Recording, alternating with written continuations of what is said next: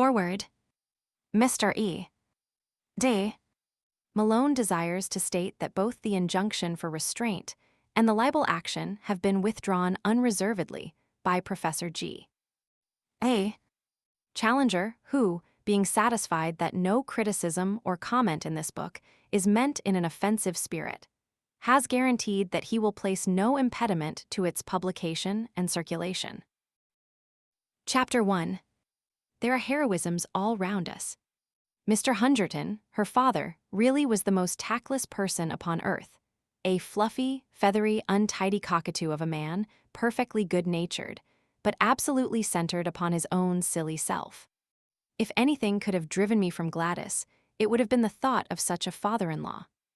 I am convinced that he really believed in his heart that I came round to the Chestnuts 3 days a week for the pleasure of his company, and very especially to hear his views upon bimetallism, a subject upon which he was by way of being an authority. For an hour or more that evening I listened to his monotonous cheer-up about bad money driving out good, the token value of silver, the depreciation of the rupee, and the true standards of exchange. Suppose, he cried with feeble violence, that all the debts in the world were called up simultaneously, and immediate payment insisted upon, what under our present conditions would happen then? I gave the self-evident answer that I should be a ruined man, upon which he jumped from his chair, reproved me for my habitual levity, which made it impossible for him to discuss any reasonable subject in my presence, and bounced off out of the room to dress for a Masonic meeting. At last I was alone with Gladys, and the moment of fate had come. All that evening I had felt like the soldier who awaits the signal, which will send him on a forlorn hope of victory and fear of repulse alternating in his mind. She sat with that proud, delicate profile of hers outlined against the red curtain. How beautiful she was, and yet how aloof. We had been friends, quite good friends, but never could I get beyond the same comradeship which I might have established with one of my fellow reporters upon the Gazette, perfectly frank, perfectly kindly, and perfectly unsexual. My instincts are all against a woman being too frank and at her ease with me. It is no compliment to a man. Where the real sex feeling begins, timidity and distrust are its companions, heritage from old wicked days when love and violence went often hand in hand. The bent head, the averted eye, the faltering voice, the wincing figure, these, and not the unshrinking gaze and frank reply, are the true signals of passion. Even in my short life I had learned as much as that, or had inherited it in that race memory, which we call instinct. Gladys was full of every womanly quality. Some judged her to be cold and hard, but such a thought was treason. That delicately bronzed skin, almost oriental in its coloring, that raven hair, the large liquid eyes, the full but exquisite lips, all the stigmata of passion were there. But I was sadly conscious that up to now I had never found the secret of drawing it forth. However, come what might, I should have done with suspense and bring matters to a head tonight. She could but refuse me, and better be a repulsed lover than an accepted brother. So far my thoughts had carried me, and I was about to break the long and uneasy silence, when 2 critical, dark eyes looked round at me, and the proud head was shaken in smiling reproof. I have a presentiment that you are going to propose, Ned. I do wish you wouldn't, for things are so much nicer as they are. I drew my chair a little nearer. Now, how did you know that I was going to propose? I asked in genuine wonder. Don't women always know? Do you suppose any woman in the world was ever taken unawares? But oh, Ned, our friendship has been so good and so pleasant. What a pity to spoil it. Don't you feel how splendid it is that a young man and a young woman should be able to talk face to face, as we have talked? I don't know, Gladys. You see, I can talk face to face with the station master. I can't imagine how that official came into the matter, but in he trotted and set us both laughing. That does not satisfy me in the least. I want my arms round you, and your head on my breast, and oh, Gladys, I want. She had sprung from her chair, as she saw signs that I proposed to demonstrate some of my wants. You've spoiled everything, Ned, she said. It's all so beautiful and natural until this kind of thing comes in. It is such a pity. Why can't you control yourself? I didn't invent it, I pleaded. It's nature. It's love. Well, perhaps if both love, it may be different. I have never felt it. But you must with your beauty, with your soul. Oh, Gladys, you were made for love. You must love. One must wait till it comes. But why can't you love me, Gladys? Is it my appearance or what? She did unbend a little. She put forward a hand, such a gracious, stooping attitude it was, and she pressed back my head. Then she looked into my upturned face with a very wistful smile. No, it isn't that, she said at last. You're not a conceited boy by nature, and so I can safely tell you it is not that. It's deeper. My character. She nodded severely. What can I do to mend it? Do sit down and talk it over. No, really, I won't if you'll only sit down. She looked at me with a wondering distrust, which was much more to my mind than her wholehearted confidence. How primitive and bestial it looks when you put it down in black and white, and perhaps, after all, it is only a feeling peculiar to myself. Anyhow, she sat down. Now tell me what's amiss with me. I'm in love with somebody else, said she. It was my turn to jump out of my chair. It's nobody in particular, she explained, laughing at the expression of my face. Only an ideal. I've never met the kind of man I mean. Tell me about him. What does he look like? Oh, he might look very much like you. How dear of you to say that. Well, what is it that he does that I don't do? Just say the word: teetotal, vegetarian, aeronaut, theosophist, superman. I'll have a try at it, Gladys, if you will only give me an idea what would please you. She laughed at the elasticity of my character. Well, in the first place, I don't think my ideal would speak like that, said she. He would be a harder, sterner man, not so ready to adapt himself to a silly girl's whim. But above all, he must be a man who could do, who could act, who could look death in the face and have no fear of him, a man of great deeds and strange experiences. It is never a man that I should love, but always the glories he had won, for they would be reflected upon me. Think of Richard Burton. When I read his wife's life of him, I could so understand her love. And Lady Stanley. Did you ever read the wonderful last chapter of that book about her husband? These are the sort of men that a woman could worship with all her soul, and yet be the greater, not the less, on account of her love, honored by all the world as the inspirer of noble deeds. She looked so beautiful in her enthusiasm that I nearly brought down the whole level of the interview. I gripped myself hard and went on with the argument. We can't all be Stanleys and Burtons, said I. Besides, we don't get the chance, at least, I never had the chance. If I did, I should try to take it.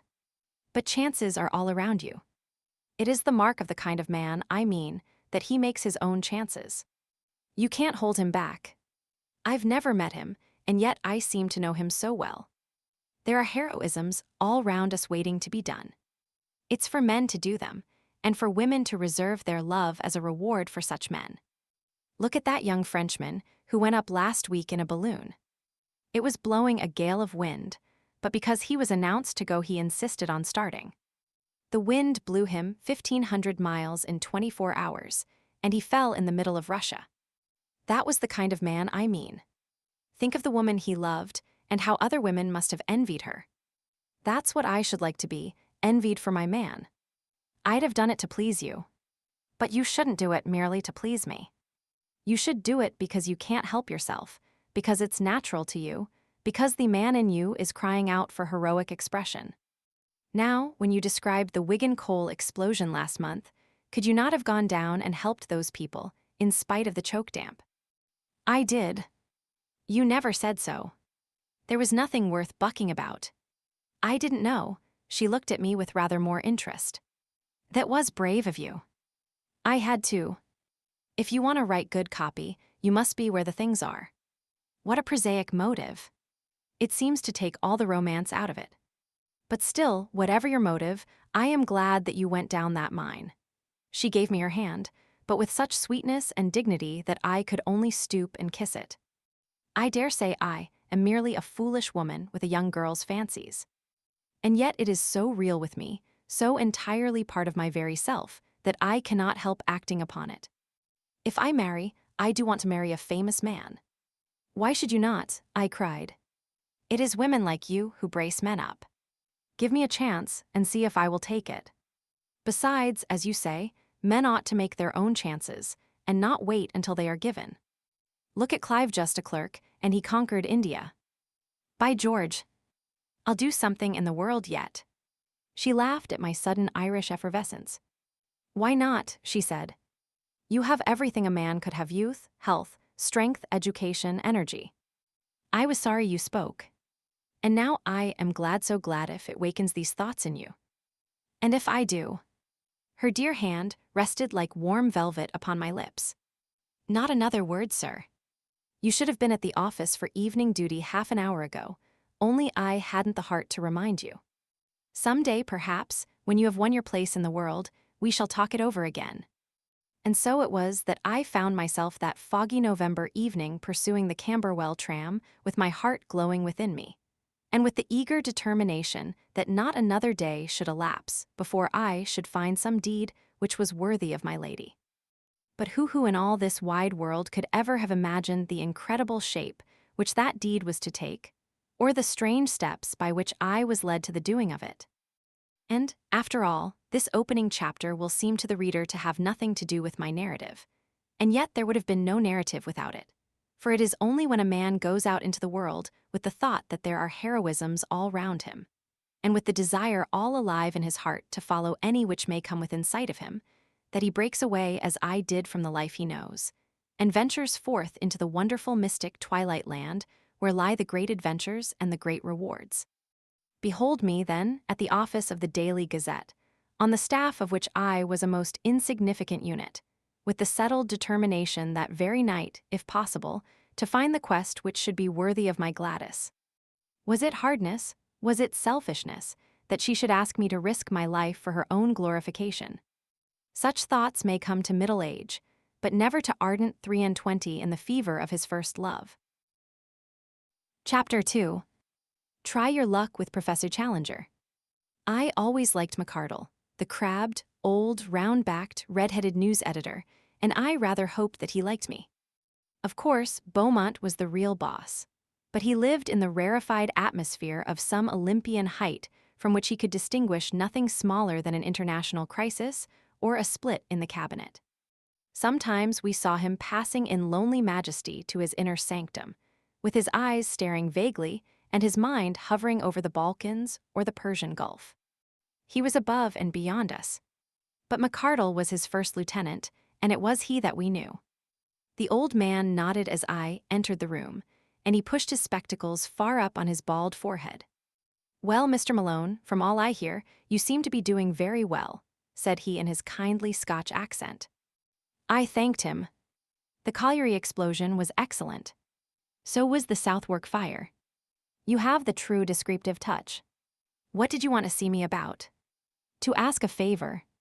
He looked alarmed, and his eyes shunned mine. Tut tut. What is it? Do you think, sir, that you could possibly send me on some mission for the paper? I would do my best to put it through and get you some good copy. What sort of mission had you in your mind, Mr. Malone? Well, sir, anything that had adventure and danger in it. I really would do my very best.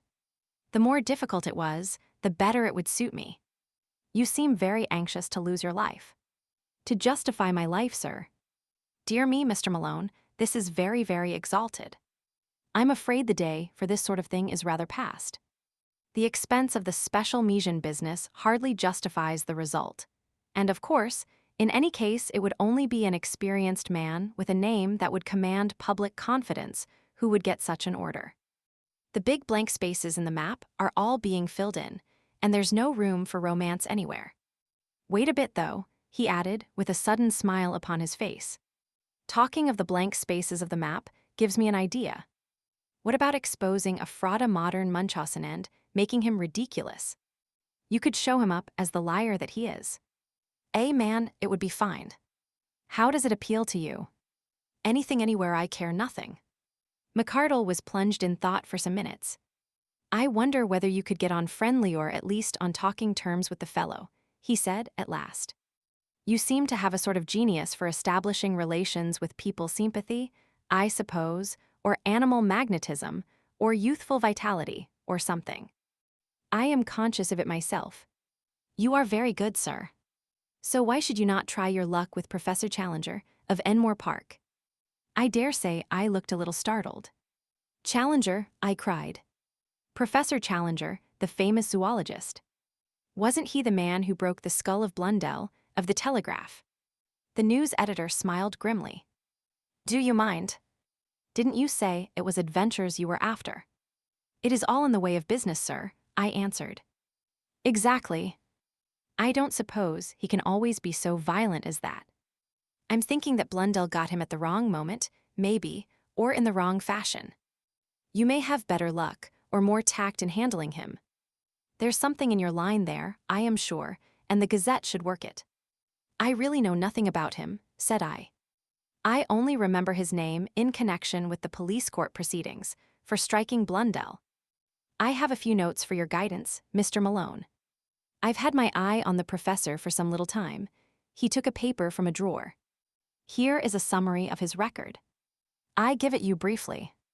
Challenger George Edward. Born Largs N. B. 1863. Eduk, Largs Academy, Edinburgh University. British Museum Assistant, 1892. Assistant Keeper of Comparative Anthropology Department, 1893. Resigned after acrimonious correspondence same year. Winner of Crayston Medal for Zoological Research. Foreign member of quite a lot of things, about 2 inches of small type Societe Belge, American Academy of Sciences, La Plata, etc., ex-president Paleontological Society. Section H, British Association so on publications. Some observations upon a series of Kalmuck skulls, outlines of vertebrate evolution, and numerous papers, including the underlying fallacy of Weismannism, which caused heated discussion at the Zoological Congress of Vienna. Recreations, walking, alpine climbing. Address, Enmore Park, Kensington, W. There, take it with you. I've nothing more for you tonight. I pocketed the slip of paper. One moment, sir, I said, as I realized that it was a pink, bald head and not a red face which was fronting me. I am not very clear yet why I am to interview this gentleman. What has he done? The face flashed back again. Went to South America on a solitary expedition 2 years ago. Came back last year. Had undoubtedly been to South America, but refused to say exactly where. Began to tell his adventures in a vague way, but somebody started to pick holes, and he just shut up like an oyster. Something wonderful happened the man's a champion liar, which is the more probable supposition. Had some damaged photographs, said to be fakes. Got so touchy that he assaults anyone who asks questions, and heaves reporters down the stairs. In my opinion, he's just a homicidal megalomaniac with a turn for science. That's your man, Mr. Malone. Now off you run and see what you can make of him. You're big enough to look after yourself. Anyway, you're all safe. Employers' Liability Act, you know. A grinning red face turned once more into a pink oval, fringed with gingery fluff. The interview was at an end. I walked across to the Savage Club, but instead of turning into it, I leaned upon the railings of Adelphi Terrace and gazed thoughtfully for a long time at the brown, oily river. I can always think most sanely and clearly in the open air. I took out the list of Professor Challenger's exploits, and I read it over under the electric lamp. Then I had what I can only regard as an inspiration. As a pressman, I felt sure from what I had been told that I could never hope to get into touch with this cantankerous professor. But these recriminations, twice mentioned in his skeleton biography, could only mean that he was a fanatic in science. Was there not an exposed margin there upon which he might be accessible? I would try. I entered the club. It was just after 11, and the big room was fairly full, though the rush had not yet set in.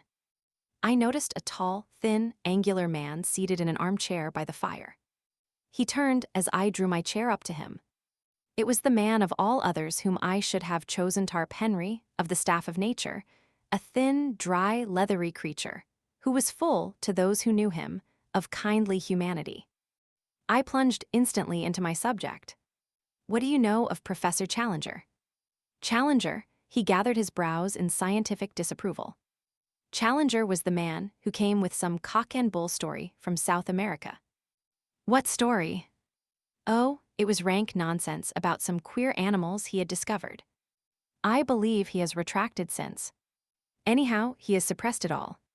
He gave an interview to Reuters, and there was such a howl that he saw it wouldn't do. It was a discreditable business.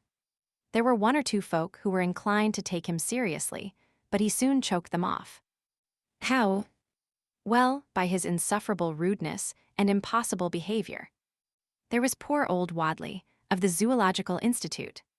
Wadley sent a message. The president of the Zoological Institute presents his compliments to Professor Challenger and would take it as a personal favor if he would do them the honor to come to their next meeting. The answer was unprintable. You don't say. Well, a Bowdlerized version of it would run. Professor Challenger presents his compliments to the president of the Zoological Institute and would take it as a personal favor if he would go to the devil. Good Lord. Yes, I expect that's what old Wadley said. I remember his wail at the meeting, which began. In 50 years' experience of scientific intercourse, it quite broke the old man up. Anything more about Challenger? Well, I'm a bacteriologist, you know. I live in a 900-diameter microscope. I can hardly claim to take serious notice of anything that I can see with my naked eye. I'm a frontiersman from the extreme edge of the knowable, and I feel quite out of place when I leave my study and come into touch with all you great, rough, hulking creatures. I'm too detached to talk scandal, and yet at scientific conversaziones, I have heard something of Challenger, for he is one of those men whom nobody can ignore. He's as clever as they make him a full-charged battery of force and vitality, but a quarrelsome, ill-conditioned faddist and unscrupulous at that. He had gone the length of faking some photographs over the South American business. You say he is a faddist. What is his particular fad? He has 1,000, but the latest is something about Weissman and evolution. He had a fearful row about it in Vienna, I believe. Can't you tell me the point?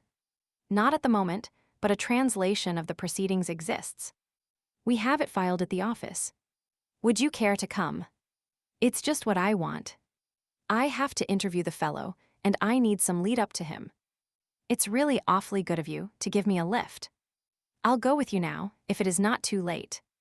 Half an hour later I was seated in the newspaper office with a huge tome in front of me, which had been opened at the article Weissman versus Darwin, with the subheading, Spirited Protest at Vienna. Lively proceedings.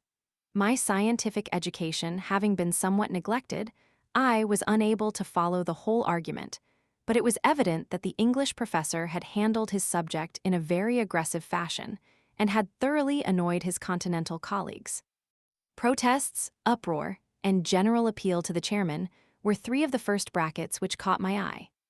Most of the matter might have been written in Chinese for any definite meaning that it conveyed to my brain. I wish you could translate it into English for me, I said pathetically to my helpmate. Well, it is a translation. Then I'd better try my luck with the original. It is certainly rather deep for a layman. If I could only get a single good, meaty sentence which seemed to convey some sort of definite human idea, it would serve my turn. Ah yes, this one will do. I seem in a vague way almost to understand it. I'll copy it out. This shall be my link with the terrible professor. Nothing else I can do. Well, yes, I propose to write to him. If I could frame the letter here and use your address, it would give atmosphere. We'll have the fellow round here making a row and breaking the furniture. No, you'll see the letter nothing contentious, I assure you. Well, that's my chair and desk. You'll find paper there. I'd like to censor it before it goes. It took some doing, but I flatter myself that it wasn't such a bad job when it was finished. I read it aloud to the critical bacteriologist with some pride in my handiwork. Dear Professor Challenger, it said, as a humble student of nature, I have always taken the most profound interest in your speculations as to the differences between Darwin and Weissman. I have recently had occasion to refresh my memory by rereading. You infernal liar, murmured Tarp Henry. By rereading your masterly address at Vienna. That lucid and admirable statement seems to be the last word in the matter. There is one sentence in it, however, namely, I protest strongly against the insufferable and entirely dogmatic assertion that each separate id is a microcosm possessed of an historical architecture, elaborated slowly through the series of generations. Have you no desire, in view of later research, to modify this statement? Do you not think that it is over-accentuated? With your permission, I would ask the favor of an interview, as I feel strongly upon the subject, and have certain suggestions which I could only elaborate in a personal conversation. With your consent, I trust to have the honor of calling at 11 o'clock the day after tomorrow, Wednesday morning. I remain, sir, with assurances of profound respect, yours very truly. Edward D. Malone. How's that? I asked triumphantly. Well, if your conscience can stand it. It has never failed me yet. But what do you mean to do? To get there. Once I am in his room, I may see some opening. I may even go the length of open confession. If he is a sportsman, he will be tickled. Tickled indeed. He's much more likely to do the tickling. Chain mail or an American football suit, that's what you'll want. Well, goodbye. I'll have the answer for you here on Wednesday morning if he ever deigns to answer you. He is a violent, dangerous, cantankerous character, hated by everyone who comes across him, and the butt of the students so far as they dare take a liberty with him. Perhaps it would be best for you if you never heard from the fellow at all. Chapter 3. He is a perfectly impossible person.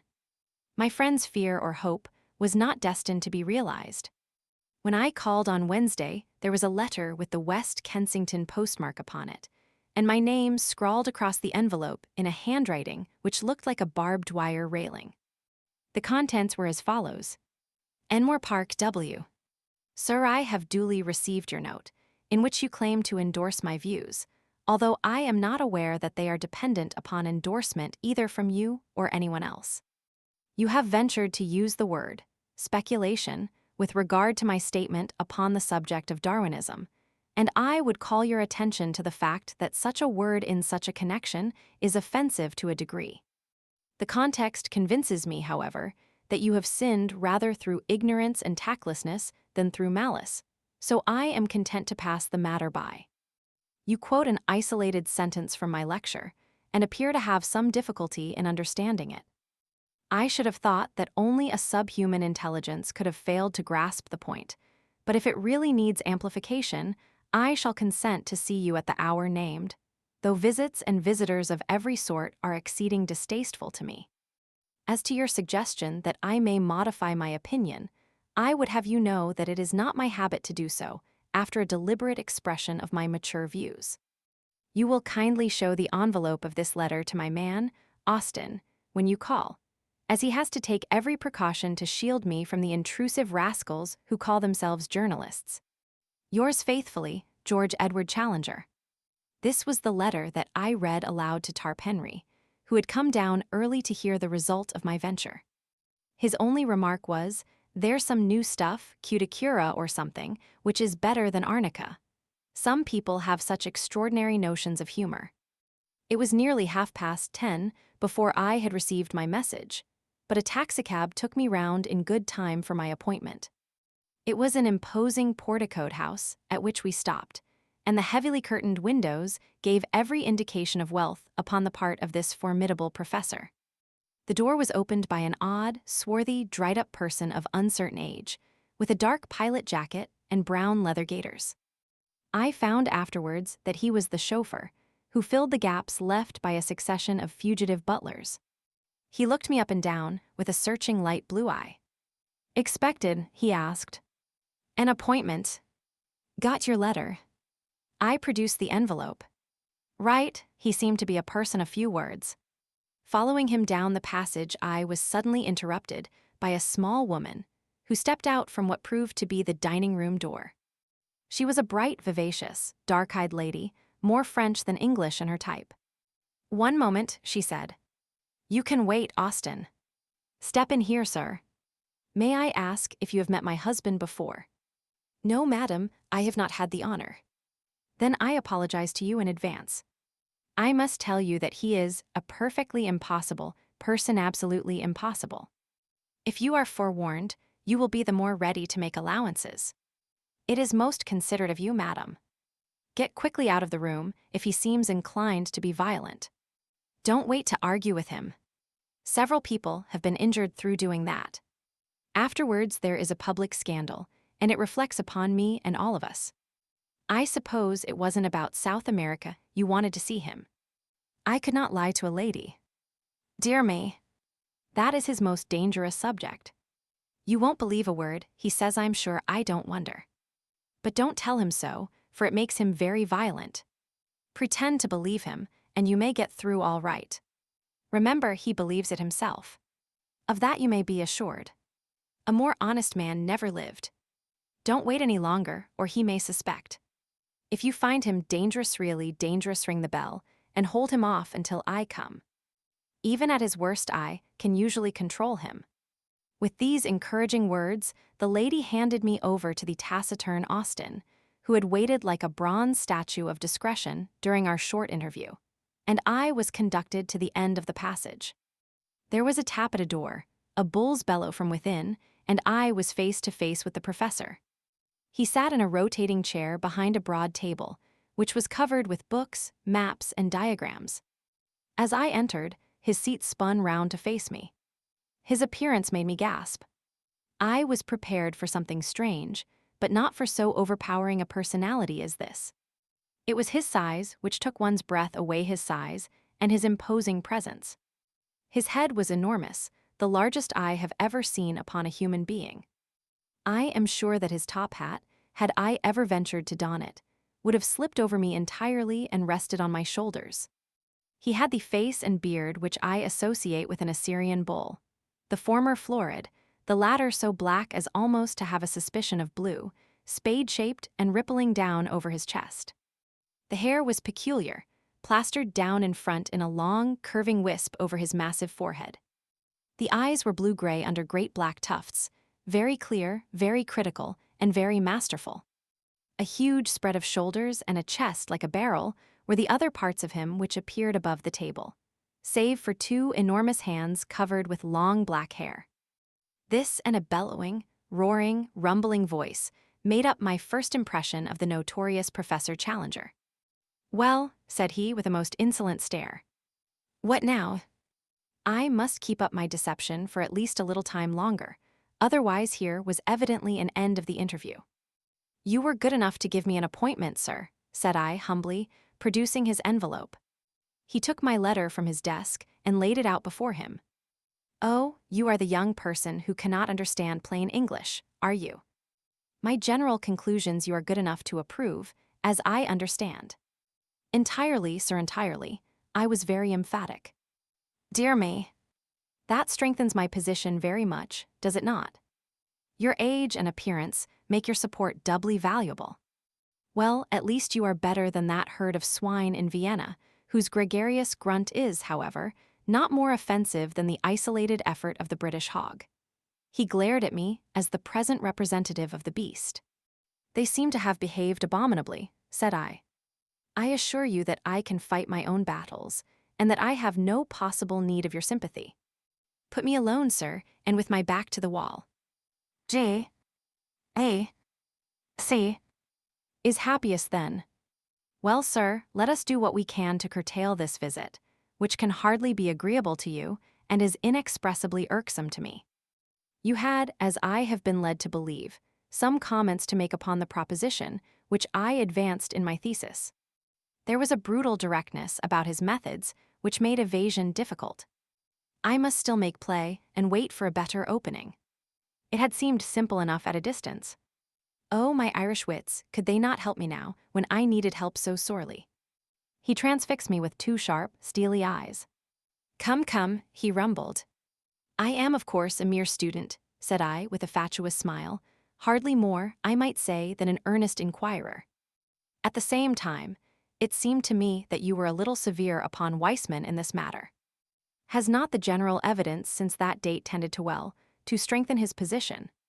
What evidence? He spoke with a menacing calm. Well, of course, I am aware that there is not any what you might call definite evidence.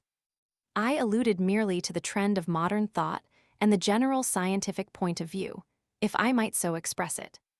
He leaned forward with great earnestness. I suppose you are aware, said he, checking off points upon his fingers, that the cranial index is a constant factor. Naturally, said I. And that telegony is still sub judice. Undoubtedly. And that the germ plasm is different from the parthenogenetic egg. Why surely, I cried and gloried in my own audacity. But what does that prove? He asked in a gentle, persuasive voice. Ah, what indeed, I murmured. What does it prove? Shall I tell you? He cooed. Pray do. It proves, he roared with a sudden blast of fury, that you are the damnedest impostor in London a vile, crawling journalist, who has no more science than he has decency in his composition. He had sprung to his feet with a mad rage in his eyes. Even at that moment of tension, I found time for amazement at the discovery that he was quite a short man, his head not higher than my shoulder-a-stunted Hercules, whose tremendous vitality had all run to depth, breadth, and brain. Gibberish, he cried, leaning forward with his fingers on the table and his face projecting. That's what I have been talking to you, Sir Scientific Gibberish. Did you think you could match cunning with me, you, with your walnut of a brain? You think you are omnipotent, you infernal scribblers, don't you? That your praise can make a man, and your blame can break him. We must all bow to you, and try to get a favorable word, must we? This man shall have a leg up, and this man shall have a dressing down. Creeping vermin, I know you. You've got out of your station. Time was when your ears were clipped. You've lost your sense of proportion. Swollen gas bags. I'll keep you in your proper place. Yes, sir, you haven't got over G. A. C. There's one man who is still your master. He warned you off, but if you will come, by the Lord you do it at your own risk. Forfeit, my good Mr. Malone, I claim forfeit. You have played a rather dangerous game, and it strikes me that you have lost it. Look here, sir, said I, backing to the door and opening it. You can be as abusive as you like. But there is a limit. You shall not assault me. Shall I not? He was slowly advancing in a peculiarly menacing way, but he stopped now and put his big hands into the side pockets of a rather boyish short jacket which he wore. I have thrown several of you out of the house. You will be the fourth or fifth. £3.15 each, that is how it averaged. Expensive, but very necessary. Now, sir, why should you not follow your brethren? I rather think you must. He resumed his unpleasant and stealthy advance, pointing his toes as he walked, like a dancing master. I could have bolted for the hall door, but it would have been too ignominious.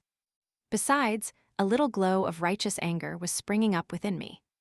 I had been hopelessly in the wrong before, but this man's menaces were putting me in the right. I'll trouble you to keep your hands off, sir. I'll not stand it. Dear me, his black mustache lifted, and a white fang twinkled in a sneer. You won't stand it, eh? Don't be such a fool, Professor, I cried. What can you hope for? I'm 15 stone, as hard as nails, and play centre 3/4 every Saturday for the London Irish. I'm not the man. It was at that moment that he rushed me. It was lucky that I had opened the door, or we should have gone through it. We did a Catharine wheel together down the passage.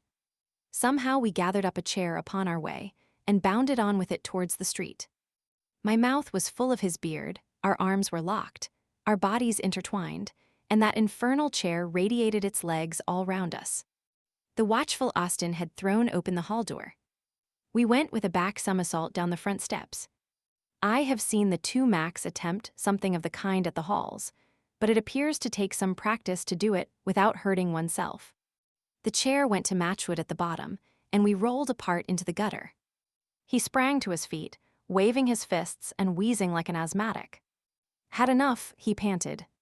You infernal bully, I cried as I gathered myself together. Then and there we should have tried the thing out, for he was effervescing with fight, but fortunately I was rescued from an odious situation. A policeman was beside us, his notebook in his hand. What's all this? You ought to be ashamed, said the policeman. It was the most rational remark, which I had heard in Enmore Park. Well, he insisted, turning to me, what is it then? This man attacked me, said I. Did you attack him? Asked the policeman. The professor breathed hard and said nothing. It's not the first time either, said the policeman, severely shaking his head. You were in trouble last month for the same thing. You've blackened this young man's eye. Do you give him in charge, sir? I relented. No, said I do not. What's that? Said the policeman. I was to blame myself. I intruded upon him. He gave me fair warning. The policeman snapped up his notebook. Don't let us have any more such goings-on, said he. Now then. Move on there, move on. This to a butcher's boy, a maid, and one or two loafers who had collected. He clumped heavily down the street, driving this little flock before him. The professor looked at me, and there was something humorous at the back of his eyes. Come in, said he. I've not done with you yet. The speech had a sinister sound, but I followed him none the less into the house. The manservant, Austin, like a wooden image, closed the door behind us. Chapter 4. It's just the very biggest thing in the world. Hardly was it shut when Mrs. Challenger darted out from the dining room. The small woman was in a furious temper. She barred her husband's way like an enraged chicken in front of a bulldog. It was evident that she had seen my exit, but had not observed my return. You brute, George, she screamed. You've hurt that nice young man. He jerked backwards with his thumb. Here he is, safe and sound behind me. She was confused, but not unduly so. I am so sorry, I didn't see you. I assure you, madam, that it is all right. He has marked your poor face. Oh, George, what a brute you are. Nothing but scandals from one end of the week to the other. Everyone hating and making fun of you. You've finished my patience. This ends it. Dirty linen, he rumbled. It's not a secret, she cried. Do you suppose that the whole street, the whole of London, for that matter, get away, Austin, we don't want you here. Do you suppose they don't all talk about you? Where is your dignity? You, a man who should have been Regius Professor at a great university, with 1,000 students all revering you. Where is your dignity, George? How about yours, my dear? You try me too much. A ruffian, a common brawling ruffian, that's what you have become. Be good, Jessie. A roaring, raging bully. That's done it. Stool of penance, said he. To my amazement, he stooped, picked her up, and placed her sitting upon a high pedestal of black marble in the angle of the hall. It was at least 7 feet high, and so thin that she could hardly balance upon it. A more absurd object than she presented cocked up there with her face convulsed with anger, her feet dangling, and her body rigid for fear of an upset, I could not imagine. Let me down, she wailed. Say please. You brute, George. Let me down this instant. Come into the study, Mr. Malone. Really, sir, said I, looking at the lady. Here's Mr. Malone pleading for you, Jessie. Say please, and down you come. Oh, you brute. Please. Please. He took her down as if she had been a canary. You must behave yourself, dear. Mr. Malone is a pressman. He will have it all in his rag tomorrow, and sell an extra dozen among our neighbors. Strange story of high life, you felt fairly high on that pedestal, did you not? Then a subtitle, Glimpse of a Singular Menage. He's a fowl feeder, is Mr. Malone, a carrion eater, like all of his kind porcus ex grege diabolia swine from the devil's herd. That's it, Malone, what? You are really intolerable, said I hotly. He bellowed with laughter. We shall have a coalition presently, he boomed, looking from his wife to me and puffing out his enormous chest. Then, suddenly altering his tone, excuse this frivolous family badinage, Mr. Malone. I called you back for some more serious purpose than to mix you up with our little domestic pleasantries. Run away, little woman, and don't fret. He placed a huge hand upon each of her shoulders. All that you say is perfectly true. I should be a better man if I did what you advise, but I shouldn't be quite George Edward Challenger. There are plenty of better men, my dear, but only one G. A. C. so make the best of him. He suddenly gave her a resounding kiss, which embarrassed me even more than his violence had done. Now, Mr. Malone, he continued with a great accession of dignity, this way, if you please. We re-entered the room which we had left so tumultuously 10 minutes before. The professor closed the door carefully behind us, motioned me into an armchair, and pushed a cigar box under my nose. Real San Juan, Colorado, he said. Excitable people like you are the better for narcotics. Heavens! Don't bite it. Cut and cut with reverence. Now lean back and listen attentively to whatever I may care to say to you. If any remark should occur to you, you can reserve it for some more opportune time. First of all, as to your return to my house after your most justifiable expulsion, he protruded his beard and stared at me as one who challenges and invites contradiction. After, as I say, your well-merited expulsion.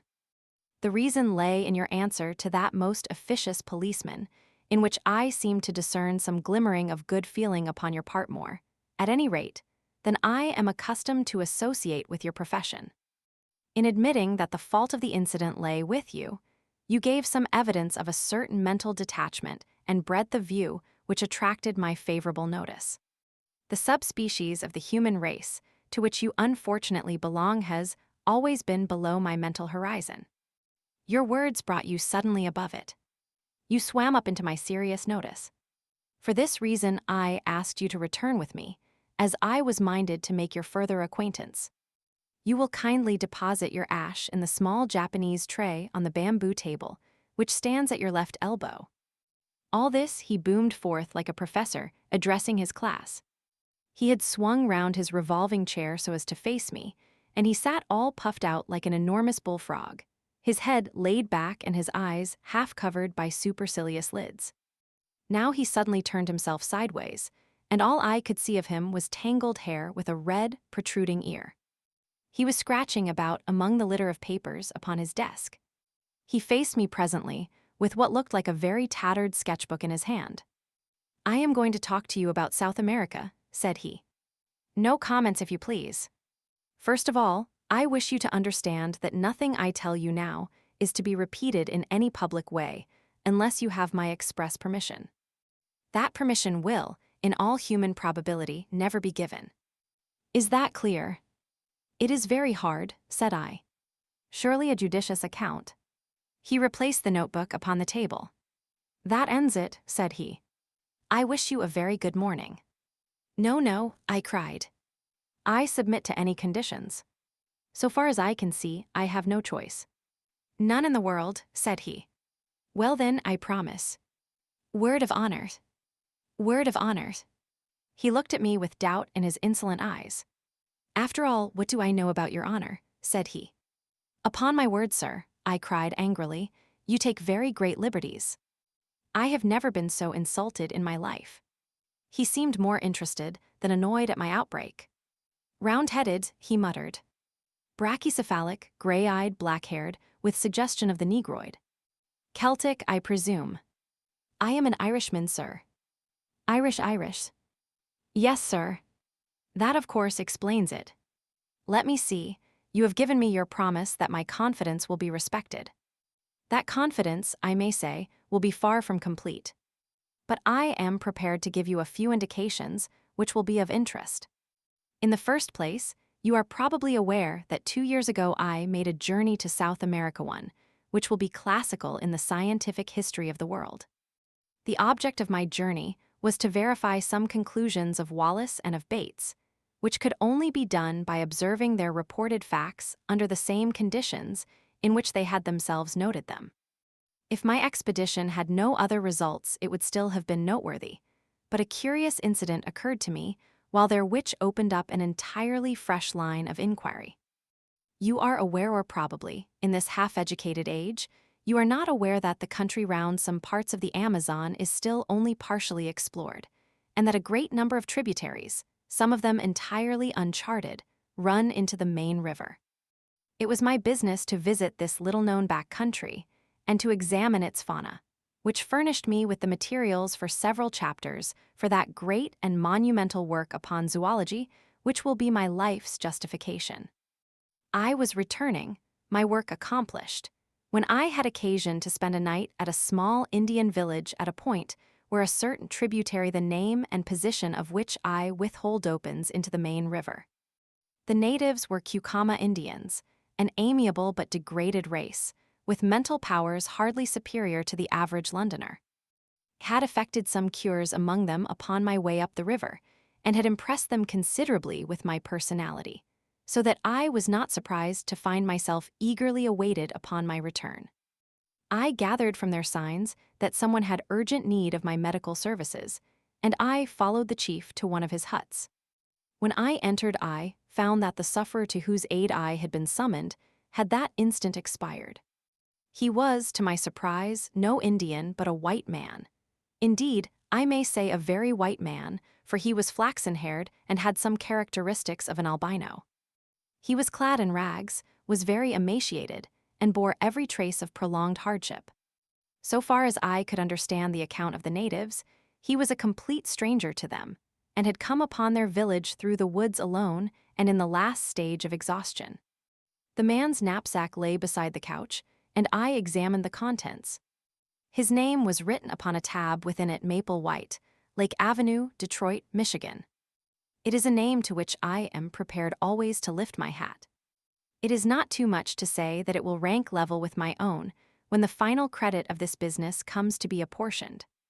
From the contents of the knapsack, it was evident that this man had been an artist and poet in search of effects. There were scraps of verse. I do not profess to be a judge of such things, but they appeared to me to be singularly wanting in merit. There were also some rather commonplace pictures of river scenery, a paint box, a box of colored chalks, some brushes, that curved bone which lies upon my inkstand, a volume of Baxter's Moths and Butterflies, a cheap revolver, and a few cartridges. Of personal equipment, he either had none or he had lost it in his journey. Such were the total effects of this strange American bohemian.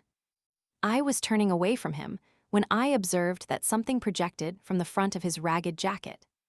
It was this sketchbook, which was as dilapidated then as you see it now. Indeed, I can assure you that a first folio of Shakespeare could not be treated with greater reverence than this relic has been since it came into my possession. I hand it to you now, and I ask you to take it page by page and to examine the contents. He helped himself to a cigar and leaned back with a fiercely critical pair of eyes, taking note of the effect which this document would produce. I had opened the volume with some expectation of a revelation, though of what nature I could not imagine.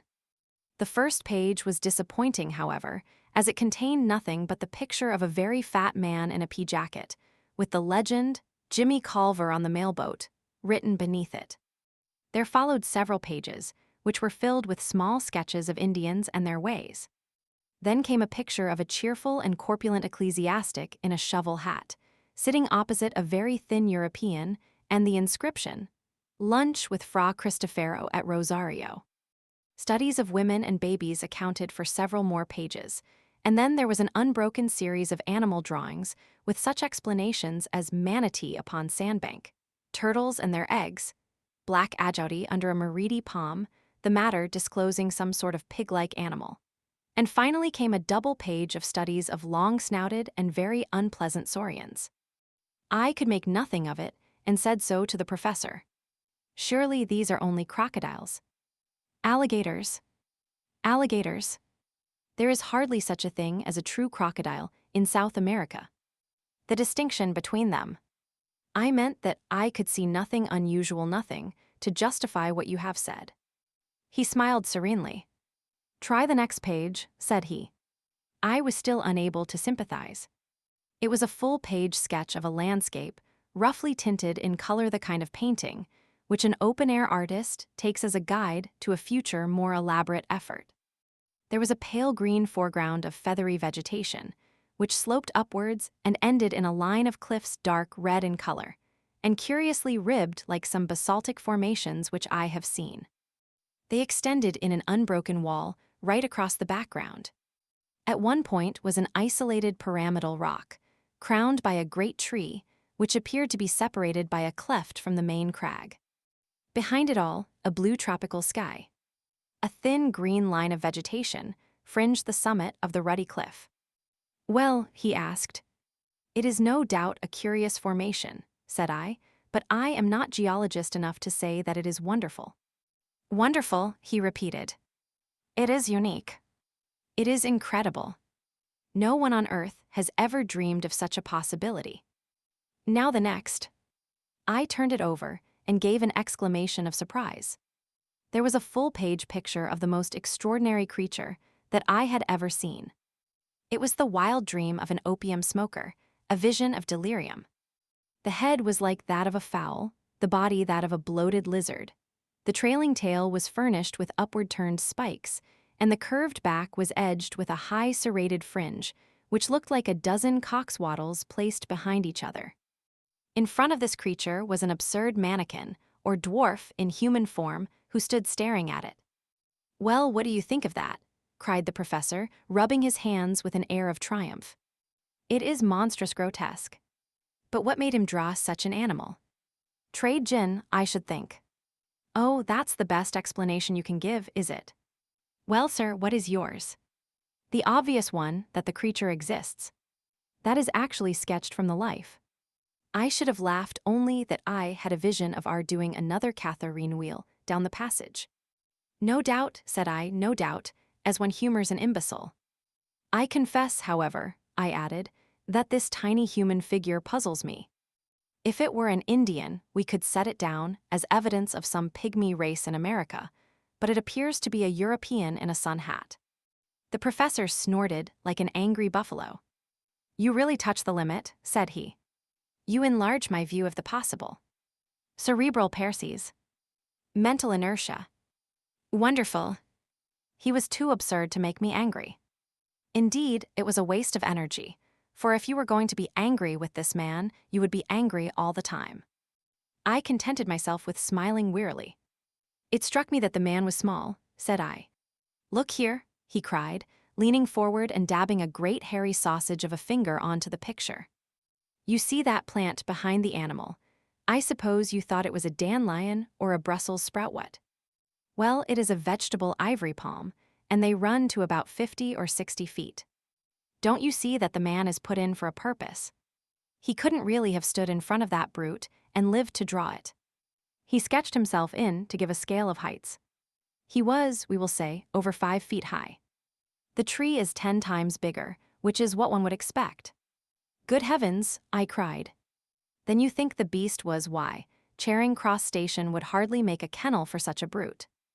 "Apart from exaggeration, he is certainly a well-grown specimen," said the professor complacently.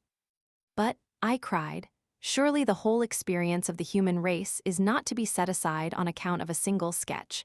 I had turned over the leaves and ascertained that there was nothing more in the book. A single sketch by a wandering American artist who may have done it under hashish, or in the delirium of fever, or simply in order to gratify a freakish imagination. You can't, as a man of science, defend such a position as that. For answer, the professor took a book down from a shelf. "This is an excellent monograph by my gifted friend, Ray Lancaster," said he. "There is an illustration here which would interest you." "Ah, yes, here it is." The inscription beneath it runs, "Probable appearance in life of the Jurassic dinosaur Stegosaurus. The hind leg alone is twice as tall as a full-grown man. Well, what do you make of that?" He handed me the open book. I started as I looked at the picture. In this reconstructed animal of a dead world, there was certainly a very great resemblance to the sketch of the unknown artist.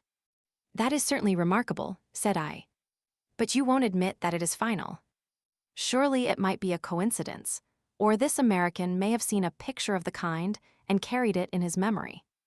It would be likely to recur to man in a delirium." "Very good," said the professor indulgently. "We leave it at that. I will now ask you to look at this bone."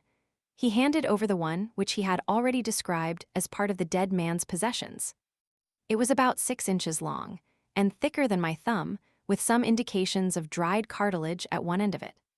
"To what known creature does that bone belong?" asked the professor. I examined it with care and tried to recall some half-forgotten knowledge. "It might be a very thick human collarbone," I said. My companion waved his hand in contemptuous deprecation. The human collarbone is curved. This is straight. There is a groove upon its surface showing that a great tendon played across it, which could not be the case with a clavicle. Then I must confess that I don't know what it is.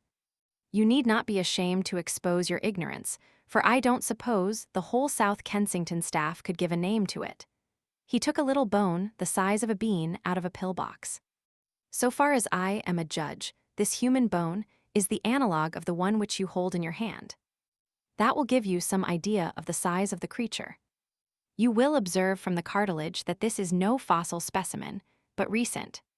What do you say to that? Surely in an elephant. He winced as if in pain. Don't talk of elephants in South America. Even in these days of board schools.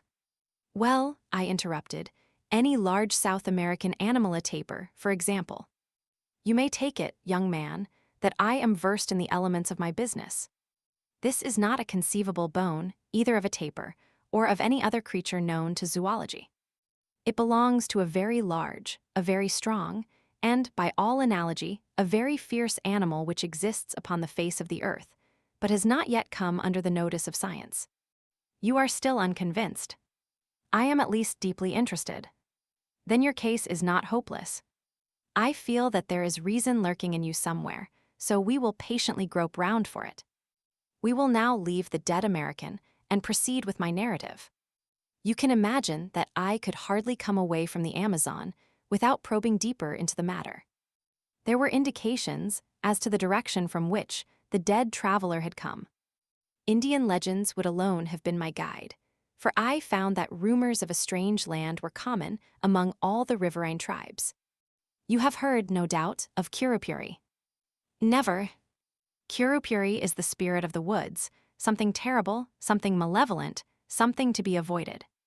None can describe its shape or nature, but it is a word of terror along the Amazon. Now all tribes agree as to the direction in which Curupuri lives. It was the same direction from which the American had come. Something terrible lay that way. It was my business to find out what it was. What did you do? My flippancy was all gone. This massive man compelled one's attention and respect.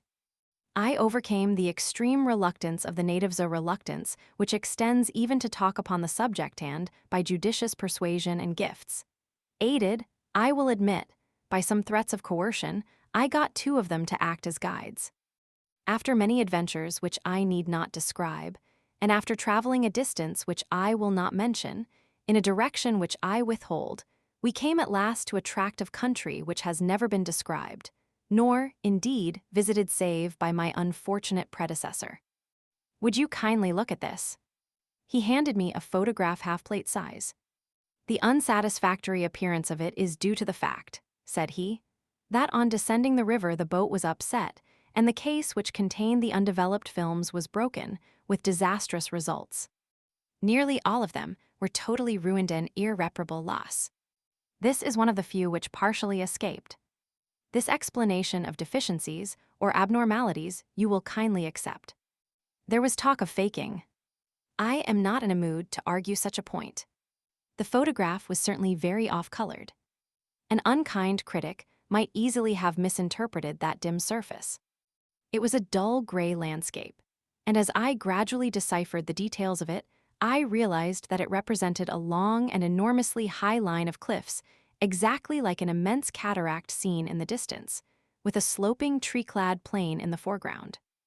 I believe it is the same place as the painted picture, said I. It is the same place, the professor answered. I found traces of the fellow's camp. Now look at this. It was a nearer view of the same scene, though the photograph was extremely defective. I could distinctly see the isolated, tree-crowned pinnacle of rock, which was detached from the crag. I have no doubt of it at all, said I. Well, that is something gained, said he. We progress, do we not? Now, will you please look at the top of that rocky pinnacle? Do you observe something there? An enormous tree. But on the tree. A large bird, said I. He handed me a lens. Yes, I said, peering through it, a large bird stands on the tree. It appears to have a considerable beak. I should say it was a pelican. I cannot congratulate you upon your eyesight, said the professor. "It is not a pelican, nor indeed is it a bird. It may interest you to know that I succeeded in shooting that particular specimen. It was the only absolute proof of my experiences which I was able to bring away with me. You have it then, here at last was tangible corroboration. I had it. It was unfortunately lost, with so much else in the same boat accident which ruined my photographs. I clutched at it as it disappeared in the swirl of the rapids, and part of its wing was left in my hand. I was insensible when washed ashore, but the miserable remnant of my superb specimen was still intact. I now lay it before you." From a drawer, he produced what seemed to me to be the upper portion of the wing of a large bat. It was at least 2 feet in length, a curved bone with a membranous veil beneath it. "A monstrous bat," I suggested. "Nothing of the sort," said the professor severely. "Living, as I do, in an educated and scientific atmosphere, I could not have conceived that the first principles of zoology were so little known. Is it possible that you do not know the elementary fact in comparative anatomy, that the wing of a bird is really the forearm, while the wing of a bat consists of 3 elongated fingers with membranes between? Now, in this case, the bone is certainly not the forearm, and you can see for yourself that this is a single membrane hanging upon a single bone, and therefore that it cannot belong to a bat. But if it is neither bird nor bat, what is it?"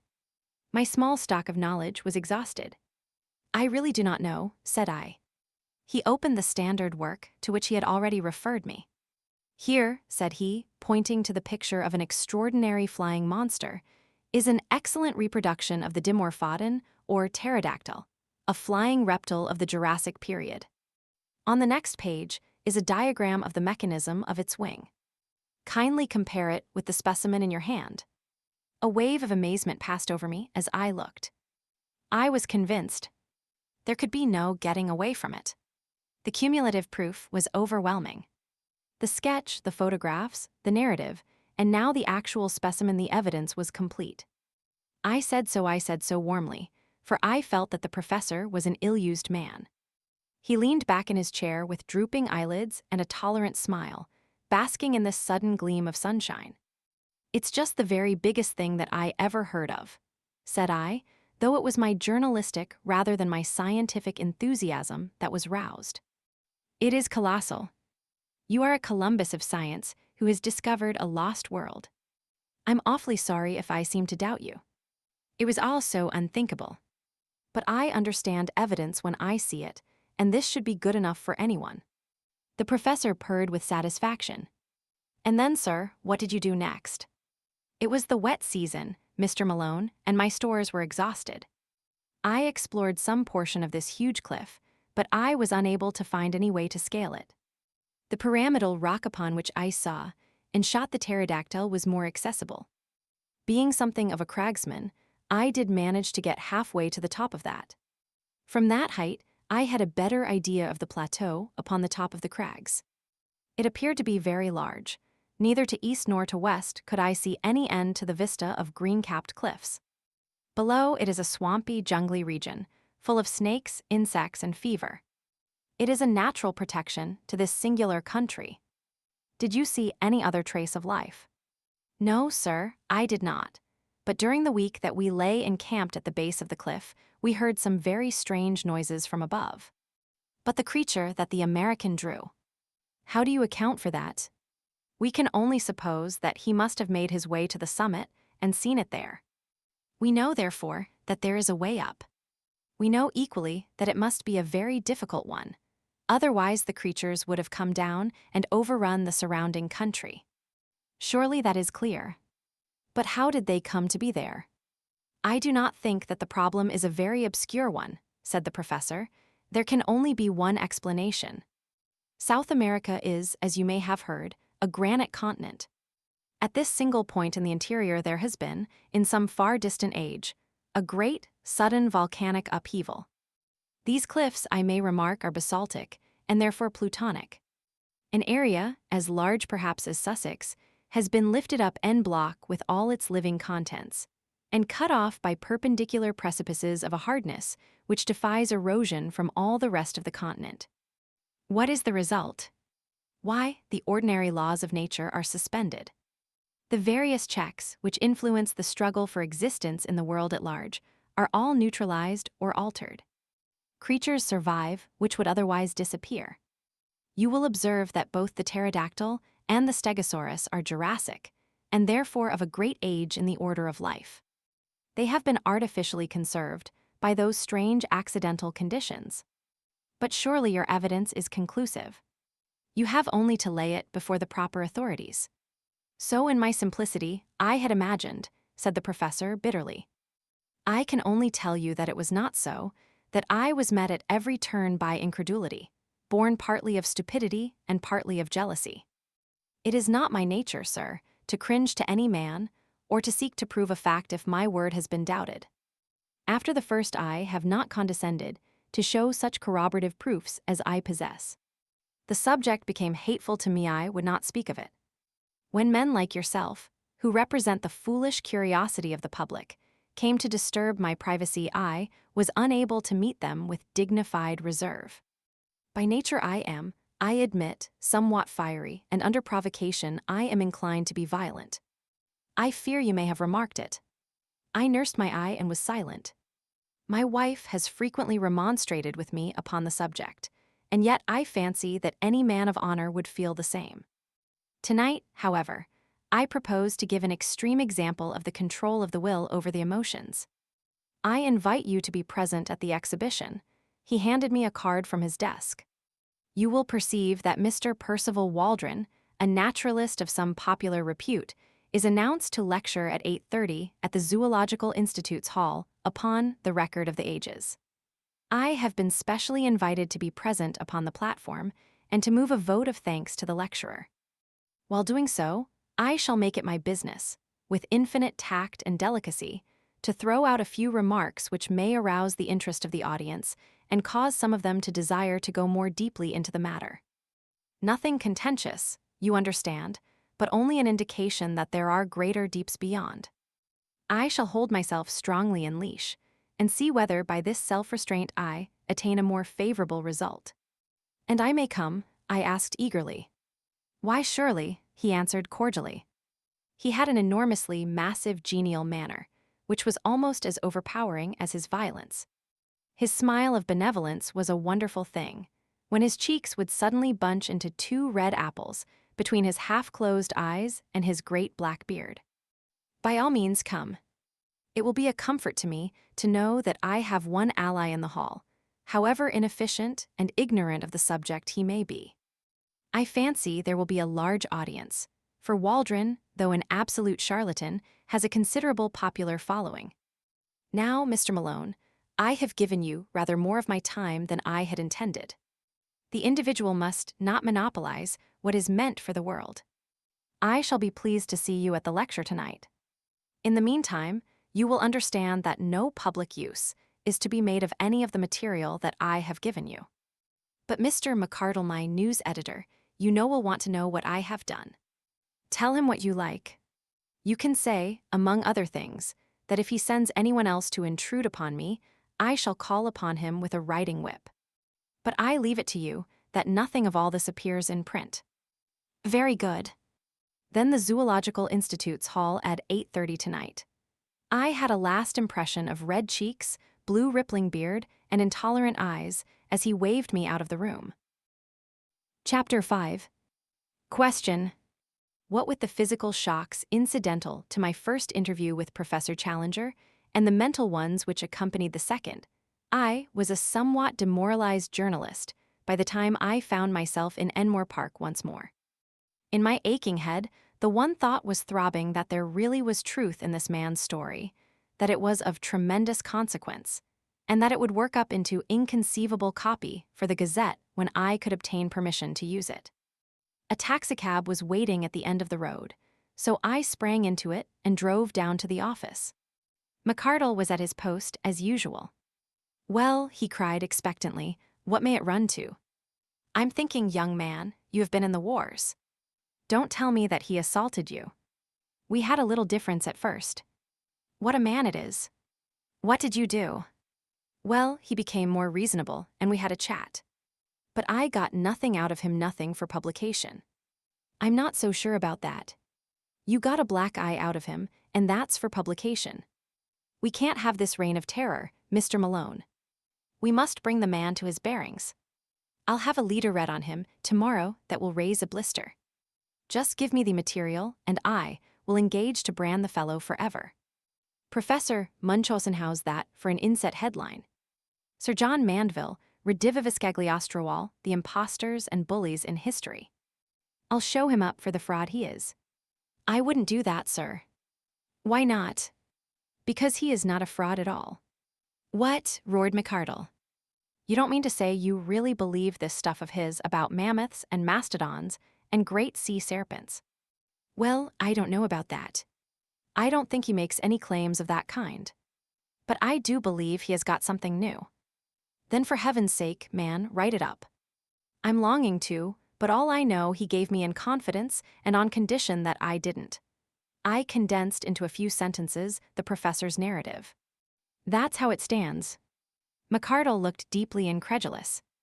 Well, Mr. Malone, he said at last, about this scientific meeting tonight, there can be no privacy about that anyhow. I don't suppose any paper will want to report it, for Waldron has been reported already a dozen times, and no one is aware that Challenger will speak. We may get a scoop if we are lucky. You'll be there in any case, so you'll just give us a pretty full report. I'll keep space up to midnight. My day was a busy one, and I had an early dinner at the Savage Club with Tarp Henry, to whom I gave some account of my adventures. He listened with a skeptical smile on his gaunt face, and roared with laughter on hearing that the professor had convinced me. My dear chap, things don't happen like that in real life. People don't stumble upon enormous discoveries and then lose their evidence. Leave that to the novelists. The fellow is as full of tricks as the monkey house at the zoo. It's all bosh. But the American poet. He never existed. I saw his sketchbook. Challenger's sketchbook. You think he drew that animal? Of course he did. Who else? Well then, the photographs. There was nothing in the photographs. By your own admission, you only saw a bird. A pterodactyl. That's what he says. He put the pterodactyl into your head. Well then, the bones. First one out of an Irish stew. Second one, vamped up for the occasion. If you are clever and know your business, you can fake a bone as easily as you can a photograph. I began to feel uneasy.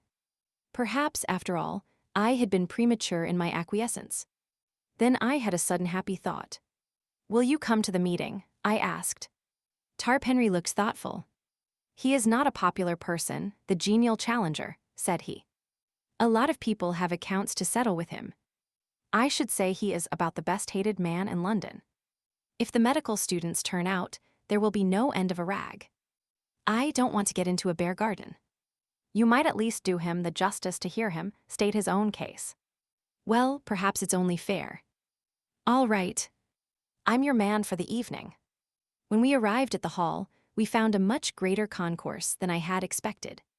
A line of electric broughams discharged their little cargoes of white-bearded professors, while the dark stream of humbler pedestrians, who crowded through the arched doorway, showed that the audience would be popular as well as scientific. Indeed, it became evident to us as soon as we had taken our seats that a youthful and even boyish spirit was abroad in the gallery and the back portions of the hall. Looking behind me, I could see rows of faces of the familiar medical student type. Apparently, the great hospitals had each sent down their contingent. The behavior of the audience at present was good-humored, but mischievous. Scraps of popular songs were chorused with an enthusiasm which was a strange prelude to a scientific lecture. And there was already a tendency to personal chaff which promised a jovial evening to others, however embarrassing it might be to the recipients of these dubious honors. Thus, when old Dr. Meldrum, with his well-known curly-brimmed opera hat, appeared upon the platform, there was such a universal query of "Where did you get that tile?" that he hurriedly removed it and concealed it furtively under his chair. When gouty Professor Wadley limped down to his seat, there were general affectionate inquiries from all parts of the hall as to the exact state of his poor toe, which caused him obvious embarrassment. The greatest demonstration of all, however, was at the entrance of my new acquaintance, Professor Challenger, when he passed down to take his place at the extreme end of the front row of the platform. Such a yell of welcome broke forth when his black beard first protruded round the corner that I began to suspect Tarp Henry was right in his surmise, and that this assemblage was there not merely for the sake of the lecture, but because it had got rumored abroad that the famous professor would take part in the proceedings. There was some sympathetic laughter on his entrance among the front benches of well-dressed spectators, as though the demonstration of the students in this instance was not unwelcome to them. That greeting was, indeed, a frightful outburst of sound, the uproar of the carnivora cage when the step of the bucket-bearing keeper is heard in the distance. There was an offensive tone in it, perhaps, and yet in the main it struck me as mere riotous outcry, the noisy reception of one who amused and interested them, rather than of one they disliked or despised. Challenger smiled with weary and tolerant contempt, as a kindly man would meet the yapping of a litter of puppies. He sat slowly down, blew out his chest, passed his hand caressingly down his beard, and looked with drooping eyelids and supercilious eyes at the crowded hall before him. The uproar of his advent had not yet died away when Professor Ronald Murray, the chairman, and Mr. Waldron, the lecturer, threaded their way to the front, and the proceedings began. Professor Murray will, I am sure, excuse me if I say that he has the common fault of most Englishmen of being inaudible. Why on earth people who have something to say which is worth hearing should not take the slight trouble to learn how to make it heard is one of the strange mysteries of modern life.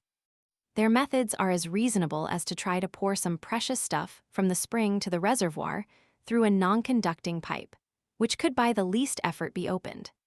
Professor Murray made several profound remarks to his white tie and to the water carafe upon the table, with a humorous, twinkling aside to the silver candlestick upon his right. Then he sat down, and Mr. Waldron, the famous popular lecturer, rose amid a general murmur of applause. He was a stern, gaunt man, with a harsh voice and an aggressive manner, but he had the merit of knowing how to assimilate the ideas of other men, and to pass them on in a way which was intelligible and even interesting to the lay public, with a happy knack of being funny about the most unlikely objects, so that the precession of the equinox or the formation of a vertebrate became a highly humorous process as treated by him. It was a bird's-eye view of creation, as interpreted by science, which in language always clear and sometimes picturesque, he unfolded before us. He told us of the globe, a huge mass of flaming gas flaring through the heavens. Then he pictured the solidification, the cooling, the wrinkling which formed the mountains, the steam which turned to water, the slow preparation of the stage upon which was to be played the inexplicable drama of life. On the origin of life itself, he was discreetly vague. That the germs of it could hardly have survived the original roasting was, he declared, fairly certain. Therefore it had come later. Had it built itself out of the cooling, inorganic elements of the globe? Very likely. Had the germs of it arrived from outside upon a meteor? It was hardly conceivable. On the whole, the wisest man was the least dogmatic upon the point. We could not, or at least, we had not succeeded up to date in making organic life in our laboratories out of inorganic materials. The gulf between the dead and the living was something which our chemistry could not as yet bridge. But there was a higher and subtler chemistry of nature, which, working with great forces over long epochs, might well produce results which were impossible for us. There the matter must be left. This brought the lecturer to the great ladder of animal life, beginning low down in mollusks and feeble sea creatures, then up rung by rung through reptiles and fishes, till at last we came to a kangaroo rat, a creature which brought forth its young alive, the direct ancestor of all mammals, and presumably, therefore, of everyone in the audience. No, no, from a skeptical student in the back row. If the young gentleman in the red tie who cried, no, no, and who presumably claimed to have been hatched out of an egg, would wait upon him after the lecture, he would be glad to see such a curiosity. Laughter. It was strange to think that the climax of all the age-long process of nature had been the creation of that gentleman in the red tie. But had the process stopped? Was this gentleman to be taken as the final type, the be-all and end, all of development. He hoped that he would not hurt the feelings of the gentleman in the red tie if he maintained that, whatever virtues that gentleman might possess in private life, still the vast processes of the universe were not fully justified if they were to end entirely in his production. Evolution was not a spent force, but one still working, and even greater achievements were in store. Having thus, amid a general titter, played very prettily with his interrupter, the lecturer went back to his picture of the past: the drying of the seas, the emergence of the sandbank, the sluggish, viscous life which lay upon their margins, the overcrowded lagoons, the tendency of the sea creatures to take refuge upon the mud flats, the abundance of food awaiting them, their consequent enormous growth. Hence, ladies and gentlemen, he added, that frightful brood of saurians which still affright our eyes when seen in the Wealden or in the Solenhofen slates, but which were fortunately extinct long before the first appearance of mankind upon this planet. Question, boomed a voice from the platform. Mr. Waldron was a strict disciplinarian with a gift of acid humor, as exemplified upon the gentleman with the red tie, which made it perilous to interrupt him. But this interjection appeared to him so absurd that he was at a loss how to deal with it. So looks the Shakespearean who is confronted by a rancid Baconian, or the astronomer who is assailed by a flat-earth fanatic. He paused for a moment, and then, raising his voice, repeated slowly the words, which were extinct before the coming of man. Question, boomed the voice once more. Waldron looked with amazement along the line of professors upon the platform until his eyes fell upon the figure of Challenger, who leaned back in his chair with closed eyes and an amused expression, as if he were smiling in his sleep. I see, said Waldron with a shrug. It is my friend Professor Challenger. And amid laughter, he renewed his lecture as if this was a final explanation and no more need be said. But the incident was far from being closed. Whatever path the lecturer took amid the wilds of the past seemed invariably to lead him to some assertion as to extinct or prehistoric life, which instantly brought the same bull's bellow from the professor. The audience began to anticipate it and to roar with delight when it came. The packed benches of students joined in, and every time Challenger's beard opened, before any sound could come forth, there was a yell of question, from 100 voices, and an answering counter-cry of order, and shame from as many more. Waldron, though a hardened lecturer and a strong man, became rattled. He hesitated, stammered, repeated himself, got snarled in a long sentence, and finally turned furiously upon the cause of his troubles. This is really intolerable, he cried, glaring across the platform. I must ask you, Professor Challenger, to cease these ignorant and unmannerly interruptions. There was a hush over the hall, the students rigid with delight at seeing the high gods on Olympus quarreling among themselves. Challenger levered his bulky figure slowly out of his chair. I must in turn ask you, Mr. Waldron, he said, to cease to make assertions which are not in strict accordance with scientific fact. The words unloosed a tempest. Shame. Shame, give him a hearing, put him out, shove him off the platform, fair play, emerged from a general roar of amusement or execration. The chairman was on his feet, flapping both his hands and bleating excitedly. Professor Challenger personal views later were the solid peaks above his clouds of inaudible mutter. The interrupter bowed, smiled, stroked his beard, and relapsed into his chair. Waldron, very flushed and warlike, continued his observations. Now and then, as he made an assertion, he shot a venomous glance at his opponent, who seemed to be slumbering deeply, with the same broad, happy smile upon his face. At last the lecture came to an end. I am inclined to think that it was a premature one, as the peroration was hurried and disconnected. The thread of the argument had been rudely broken, and the audience was restless and expectant. Waldron sat down, and, after a cheer-up from the chairman, Professor Challenger rose and advanced to the edge of the platform. In the interests of my paper, I took down his speech verbatim. Ladies and gentlemen, he began, amid a sustained interruption from the back. I beg pardon, ladies, gentlemen, and children. I must apologize. I had inadvertently omitted a considerable section of this audience. Tumult, during which the professor stood with one hand raised and his enormous head nodding sympathetically, as if he were bestowing a pontifical blessing upon the crowd. I have been selected to move a vote of thanks to Mr. Waldron for the very picturesque and imaginative address to which we have just listened. There are points in it with which I disagree, and it has been my duty to indicate them as they arose. But, nonetheless, Mr. Waldron has accomplished his object well, that object being to give a simple and interesting account of what he conceives to have been the history of our planet. Popular lectures are the easiest to listen to, but Mr. Waldron, here he beamed and blinked at the lecturer, will excuse me when I say that they are necessarily both superficial and misleading, since they have to be graded to the comprehension of an ignorant audience. Ironical cheering. Popular lecturers are in their nature parasitic. Angry gesture of protest from Mr. Waldron. They exploit for fame or cash the work which has been done by their indigent and unknown brethren. One smallest new fact obtained in the laboratory, one brick built into the temple of science, far outweighs any second-hand exposition which passes an idle hour, but can leave no useful result behind it. I put forward this obvious reflection, not out of any desire to disparage Mr. Waldron in particular, but that you may not lose your sense of proportion and mistake the acolyte for the high priest.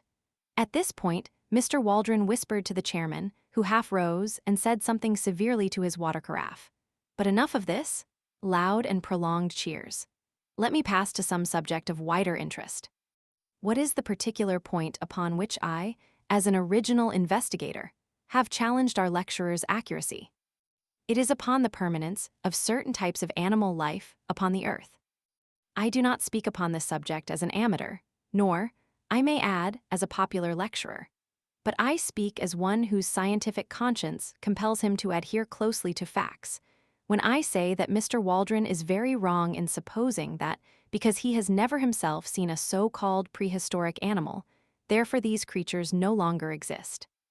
They are indeed, as he has said, our ancestors, but they are, if I may use the expression, our contemporary ancestors, who can still be found with all their hideous and formidable characteristics if one has but the energy and hardihood to seek their haunts.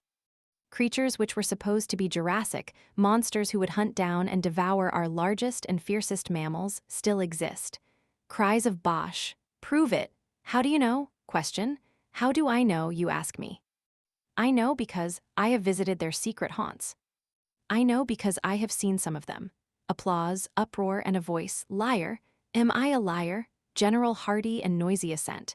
Did I hear someone say that I was a liar? Will the person who called me a liar kindly stand up that I may know him? A voice, here he is, sir, and an inoffensive little person in spectacles, struggling violently, was held up among a group of students. Did you venture to call me a liar? No, sir, no, shouted the accused and disappeared like a jack-in-the-box. If any person in this hall dares to doubt my veracity, I shall be glad to have a few words with him after the lecture. Liar? Who said that? Again the inoffensive one, plunging desperately, was elevated high into the air. If I come down among you, general chorus of come, love, come, which interrupted the proceedings for some moments, while the chairman, standing up and waving both his arms, seemed to be conducting the music. The professor, with his face flushed, his nostrils dilated, and his beard bristling, was now in a proper berserk mood. Every great discoverer has been met with the same incredulity, the sure brand of a generation of fools. When great facts are laid before you, you have not the intuition, the imagination which would help you to understand them. You can only throw mud at the men who have risked their lives to open new fields to science. You persecute the prophets. Galileo, Darwin, and I. Prolonged cheering and complete interruption. All this is from my hurried notes taken at the time, which give little notion of the absolute chaos to which the assembly had by this time been reduced. So terrific was the uproar that several ladies had already beaten a hurried retreat. Grave and reverend seniors seemed to have caught the prevailing spirit as badly as the students, and I saw white-bearded men rising and shaking their fists at the obdurate professor. The whole great audience seethed and simmered like a boiling pot. The professor took a step forward and raised both his hands. There was something so big and arresting and virile in the man that the clatter and shouting died gradually away before his commanding gesture and his masterful eyes. He seemed to have a definite message. They hushed to hear it. "I will not detain you," he said. "It is not worth it.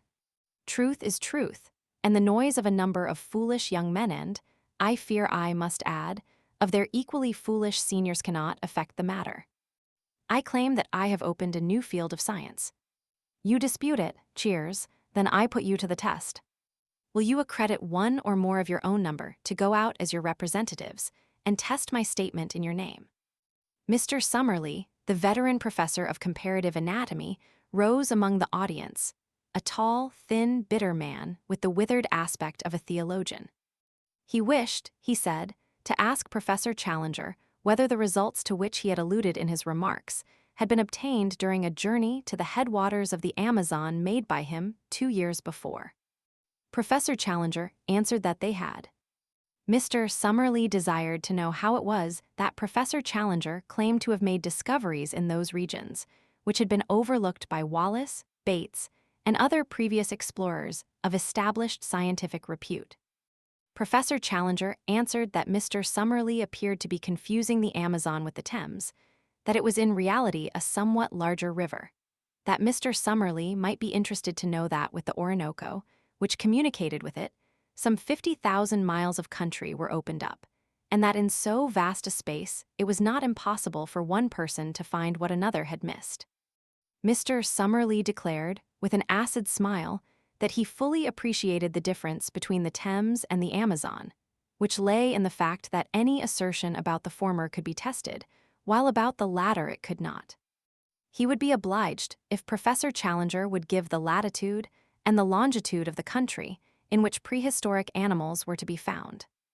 Professor Challenger replied that he reserved such information for good reasons of his own, but would be prepared to give it with proper precautions to a committee chosen from the audience. Would Mr. Summerlee serve on such a committee and test his story in person? Mr. Summerlee, "Yes, I will." Great cheering. Professor Challenger, "Then I guarantee that I will place in your hands such material as will enable you to find your way. It is only right, however, since Mr. Summerlee goes to check my statement, that I should have one or more with him who may check his. I will not disguise from you that there are difficulties and dangers. Mr. Summerlee will need a younger colleague. May I ask for volunteers? It is thus that the great crisis of a man's life springs out at him. Could I have imagined, when I entered that hall, that I was about to pledge myself to a wilder adventure than had ever come to me in my dreams? But Gladys was it not the very opportunity of which she spoke? Gladys would have told me to go. I had sprung to my feet. I was speaking, and yet I had prepared no words. Tarp Henry, my companion, was plucking at my skirts, and I heard him whispering, "Sit down, Malone. Don't make a public ass of yourself." At the same time, I was aware that a tall, thin man, with dark gingery hair, a few seats in front of me, was also upon his feet. He glared back at me with hard, angry eyes, but I refused to give way. "I will go, Mr. Chairman," I kept repeating over and over again. "Name." "Name," cried the audience. "My name is Edward Malone. I am the reporter of the Daily Gazette. I claim to be an absolutely unprejudiced witness." "What is your name, sir?" the chairman asked of my tall rival. "I am Lord John Roxton.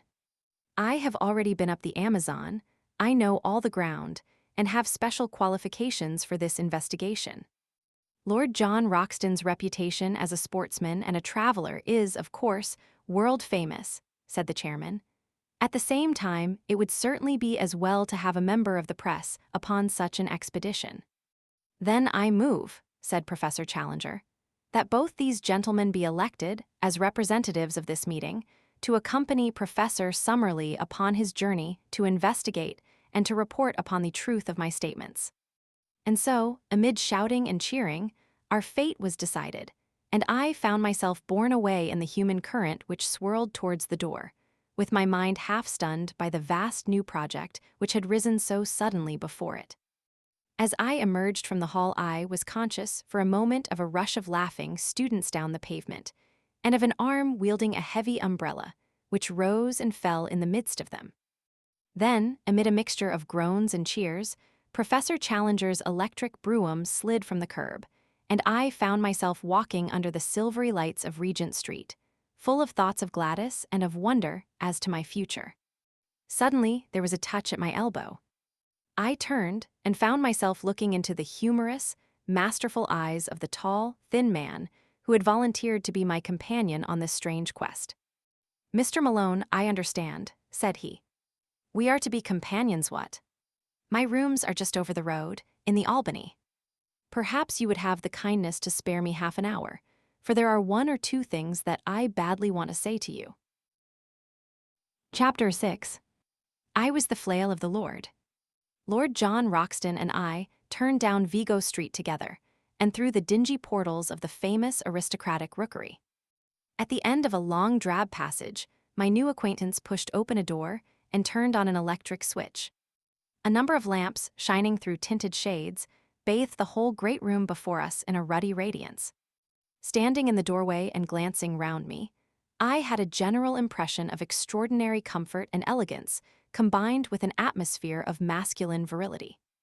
Everywhere there were mingled the luxury of the wealthy man of taste and the careless untidiness of the bachelor. Rich furs and strange iridescent mats from some oriental bazaar were scattered upon the floor. Pictures and prints, which even my unpracticed eyes could recognize as being of great price and rarity, hung thick upon the walls. Sketches of boxers, of ballet girls, and of racehorses alternated with a sensuous Fragonard, a Marshal Gerardot, and a dreamy Turner. But amid these varied ornaments, there were scattered the trophies which brought back strongly to my recollection the fact that Lord John Roxton was one of the great all-round sportsmen and athletes of his day. A dark blue oar crossed with a cherry pink, one above his mantelpiece spoke of the old Oxonian and Leander man, while the foils and boxing gloves above and below them were the tools of a man who had won supremacy with each. Like a dado round the room was the jutting line of splendid heavy game heads, the best of their sort from every quarter of the world, with the rare white rhinoceros of the Lotto enclave drooping its supercilious lip above them all. In the center of the rich red carpet was a black and gold Louis Quinze table, a lovely antique, now sacrilegiously desecrated with marks of glasses and the scars of cigar stumps. On it stood a silver tray of smokables and a burnished spirit stand, from which and an adjacent siphon my silent host proceeded to charge 2 high glasses. Having indicated an armchair to me and placed my refreshment near it, he handed me a long, smooth Havana. Then, seating himself opposite to me, he looked at me long and fixedly with his strange, twinkling, reckless eyes of a cold light blue, the color of a glacier lake. Through the thin haze of my cigar smoke, I noted the details of a face which was already familiar to me from many photographs: the strongly curved nose, the hollow, worn cheeks, the dark, ruddy hair, thin at the top, the crisp, virile mustaches, the small, aggressive tuft upon his projecting chin. Something there was of Napoleon Roman III, something of Don Quixote, and yet again something which was the essence of the English country gentleman, the keen, alert, open-air lover of dogs and of horses. His skin was of a rich flower-pot red from sun and wind. His eyebrows were tufted and overhanging, which gave those naturally cold eyes an almost ferocious aspect, an impression which was increased by his strong and furrowed brow. In figure he was spare, but very strongly built indeed. He had often proved that there were few men in England capable of such sustained exertions. His height was a little over 6 feet, but he seemed shorter on account of a peculiar rounding of the shoulders. Such was the famous Lord John Roxton as he sat opposite to me, biting hard upon his cigar and watching me steadily in a long and embarrassing silence. "Well," said he at last, "we've gone and done it, young fella my lad." This curious phrase he pronounced as if it were all one word, young fella me lad. "Yes, we've taken a jump, you and me. I suppose, now, when you went into that room, there was no such notion in your head, what?" "No thought of it." "The same here." "No thought of it. And here we are, up to our necks in the tureen. Why, I've only been back 3 weeks from Uganda, and taken a place in Scotland, and signed the lease and all. Pretty goin's on, what? How does it hit you?" "Well, it is all in the main line of my business. I am a journalist on the Gazette." "Of course you said so when you took it on." By the way, I've got a small job for you, if you'll help me. With pleasure. Don't mind taking a risk, do you? What is the risk? Well, it's Ballinger, he's the risk. You've heard of him? No. Why, young fella, where have you lived? Sir John Ballinger is the best gentleman jock in the North Country. I could hold him on the flat at my best, but over jumps he's my master. Well, it's an open secret that when he's out of trainin', he drinks hard-stricken and average, he calls it. He got delirium on Tuesday, and has been ragin' like a devil ever since. His room is above this. The doctors say that it is all up with the old dear unless some food is got into him, but as he lies in bed with a revolver on his coverlet, and swears he will put 6 of the best through anyone that comes near him, there's been a bit of a strike among the serving men. He's a hard nail, is Jack, and a dead shot, too, but you can't leave a grand national winner to die like that, what? What do you mean to do then? I asked. Well, my idea was that you and I could rush him. He may be dozin', and at the worst he can only wing one of us, and the other should have him. If we can get his bolster cover round his arms and then phone up a stomach pump, we'll give the old dear the supper of his life. It was a rather desperate business to come suddenly into one's day's work. I don't think that I am a particularly brave man. I have an Irish imagination, which makes the unknown and the untried more terrible than they are. On the other hand, I was brought up with a horror of cowardice and with a terror of such a stigma. I dare say that I could throw myself over a precipice, like the Hun in the history books, if my courage to do it were questioned, and yet it would surely be pride and fear, rather than courage, which would be my inspiration. Therefore, although every nerve in my body shrank from the whiskey-maddened figure which I pictured in the room above, I still answered, in as careless a voice as I could command, that I was ready to go. Some further remark of Lord Roxton's about the danger only made me irritable. Talking won't make it any better, said I. Come on. I rose from my chair and he from his. Then, with a little confidential chuckle of laughter, he patted me 2 or 3 times on the chest, finally pushing me back into my chair. All right, Sonny, my lad, you'll do, said he. I looked up in surprise. I saw after Jack Ballinger myself this mornin'. He blew a hole in the skirt of my kimono, bless his shaky old hand, but we got a jacket on him, and he's to be all right in a week. I say, young fella, I hope you don't mind what. You see, between you and me close-styled, I look on this South American business as a mighty serious thing, and if I have a pal with me, I want a man I can bank on. So I sized you down, and I'm bound to say that you came well out of it. You see, it's all up to you and me, for this old Summerlee man will want dry nursin' from the first. By the way, are you by any chance the Malone who is expected to get his rugby cap for Ireland? A reserve, perhaps. I thought I remembered your face. Why, I was there when you got that try against Richmond as fine a swervin', run as I saw the whole season. I never miss a rugby match if I can help it, for it is the manliest game we have left. Well, I didn't ask you in here just to talk sport. We've got to fix our business. Here are the sailins, on the first page of the Times. There's a booth boat for Para next Wednesday week, and if the professor and you can work it, I think we should take it what? Very good, I'll fix it with him. What about your outfit? My paper will see to that. Can you shoot? About average territorial standard. Good Lord. As bad as that.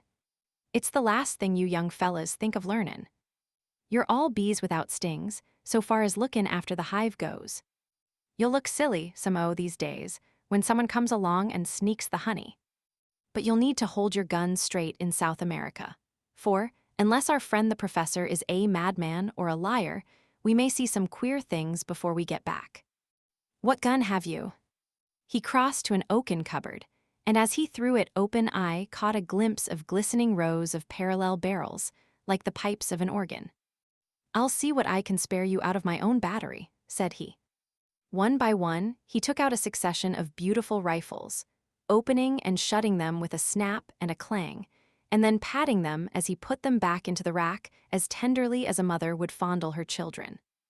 This is a Bland's .577 Axite Express, said he. I got that big fellow with it. He glanced up at the white rhinoceros. 10 more yards, and he would have added me to his collection. On that conical bullet his one chance hangs, tease the weak one's advantage fair. Hope you know your Gordon, for he's the poet of the horse and the gun and the man that handles both. Now here's a useful tool 470, telescopic sight, double ejector, point blank up to 350. That's the rifle I used against the Peruvian slave drivers 3 years ago. I was the flail of the Lord up in those parts, I may tell you, though you won't find it in any blue book. There are times, young fella, when every one of us must make a stand for human right and justice, or you never feel clean again. That's why I made a little war on my own. Declared it myself, waged it myself, ended it myself. Each of those nicks is for a slave murder, a good row of them what? That big one is for Pedro Lopez, the king of them all, that I killed in a backwater of the Putumayo River. Now, here's something that would do for you. He took out a beautiful brown and silver rifle. Well rubbered at the stock, sharply sighted, 5 cartridges to the clip. You can trust your life to that. He handed it to me and closed the door of his oak cabinet. By the way, he continued, coming back to his chair, what do you know of this Professor Challenger? I never saw him till today. Well, neither did I. It's funny we should both sail under sealed orders from a man we don't know. He seemed an uppish old bird. His brothers of science don't seem too fond of him, either. How came you to take an interest in the affair? I told him shortly my experiences of the morning, and he listened intently. Then he drew out a map of South America and laid it on the table. I believe every single word he said to you was the truth, said he earnestly, and mind you, I have something to go on when I speak like that. South America is a place I love, and I think, if you take it right through from Darien to Fuego, it's the grandest, richest, most wonderful bit of earth upon this planet. People don't know it yet, and don't realize what it may become. I've been up and down it from end to end, and had 2 dry seasons in those very parts, as I told you when I spoke of the war I made on the slave dealers. Well, when I was up there, I heard some yarns of the same kind traditions of Indians and the like, but with something behind them, no doubt. The more you knew of that country, young fella, the more you would understand that anything was possible anything. There are just some narrow water lanes along which folk travel, and outside that it is all darkness. Now, down here in the Mato Grande, he swept his cigar over a part of the map or up in this corner where 3 countries meet. Nothing would surprise me. As that chap said tonight, there are 50,000 miles of waterway runnin' through a forest that is very near the size of Europe. You and I could be as far away from each other as Scotland is from Constantinople, and yet each of us be in the same great Brazilian forest. Man has just made a track here and a scrape there in the maze. Why, the river rises and falls the best part of 40 feet, and half the country is a morass that you can't pass over. Why shouldn't something new and wonderful lie in such a country? And why shouldn't we be the men to find it out? Besides, he added, his queer gaunt face shining with delight, there's a sportin' risk in every mile of it. I'm like an old golf ball I've had all the white paint knocked off me long ago. Life can whack me about now, and it can't leave a mark. But a sportin' risk, young fella, that's the salt of existence. Then it's worth livin' again. Where I'll get a deal too soft and dull and comfy. Give me the great wastelands and the wide spaces, with a gun in my fist and somethin' to look for that's worth findin'. I've tried war and steeplechassin' and aeroplanes, but this huntin' of beasts that look like a lobster supper dream is a brand new sensation. He chuckled with glee at the prospect. Perhaps I have dwelt too long upon this new acquaintance, but he is to be my comrade for many a day, and so I have tried to set him down as I first saw him, with his quaint personality and his queer little tricks of speech and of thought. It was only the need of getting and the account of my meeting, which drew me at last from his company. I left him seated amid his pink radiance, oiling the lock of his favorite rifle, while he still chuckled to himself at the thought of the adventures which awaited us. It was very clear to me that if dangers lay before us, I could not in all England have found a cooler head or a braver spirit with which to share them. That night, wearied as I was after the wonderful happenings of the day, I sat late with McCardle, the news editor, explaining to him the whole situation, which he thought important enough to bring next morning before the notice of Sir George Beaumont, the chief. It was agreed that I should write home full accounts of my adventures in the shape of successive letters to McArdle, and that these should either be edited for the Gazette as they arrived, or held back to be published later, according to the wishes of Professor Challenger, since we could not yet know what conditions he might attach to those directions which should guide us to the unknown land. In response to a telephone inquiry, we received nothing more definite than a fulmination against the press, ending up with the remark that if we would notify our boat, he would hand us any directions which he might think it proper to give us at the moment of starting. A second question from us failed to elicit any answer at all, save a plaintive bleat from his wife to the effect that her husband was in a very violent temper already, and that she hoped we would do nothing to make it worse. A third attempt, later in the day, provoked a terrific crash, and a subsequent message from the Central Exchange that Professor Challenger's receiver had been shattered. After that, we abandoned all attempt at communication. And now, my patient readers, I can address you directly no longer. From now onwards, if, indeed, any continuation of this narrative should ever reach you, it can only be through the paper which I represent.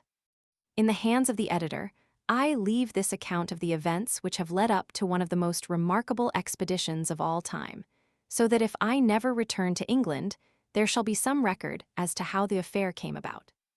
I am writing these last lines in the saloon of the Booth liner Francisca, and they will go back by the pilot to the keeping of Mr. McArdle. Let me draw one last picture before I close the notebook picture, which is the last memory of the old country which I bear away with me. It is a wet, foggy morning in the late spring. A thin, cold rain is falling. 3 shining mackintoshed figures are walking down the quay, making for the gangplank of the great liner from which the Blue Peter is flying. In front of them, a porter pushes a trolley piled high with trunks, wraps, and gun cases.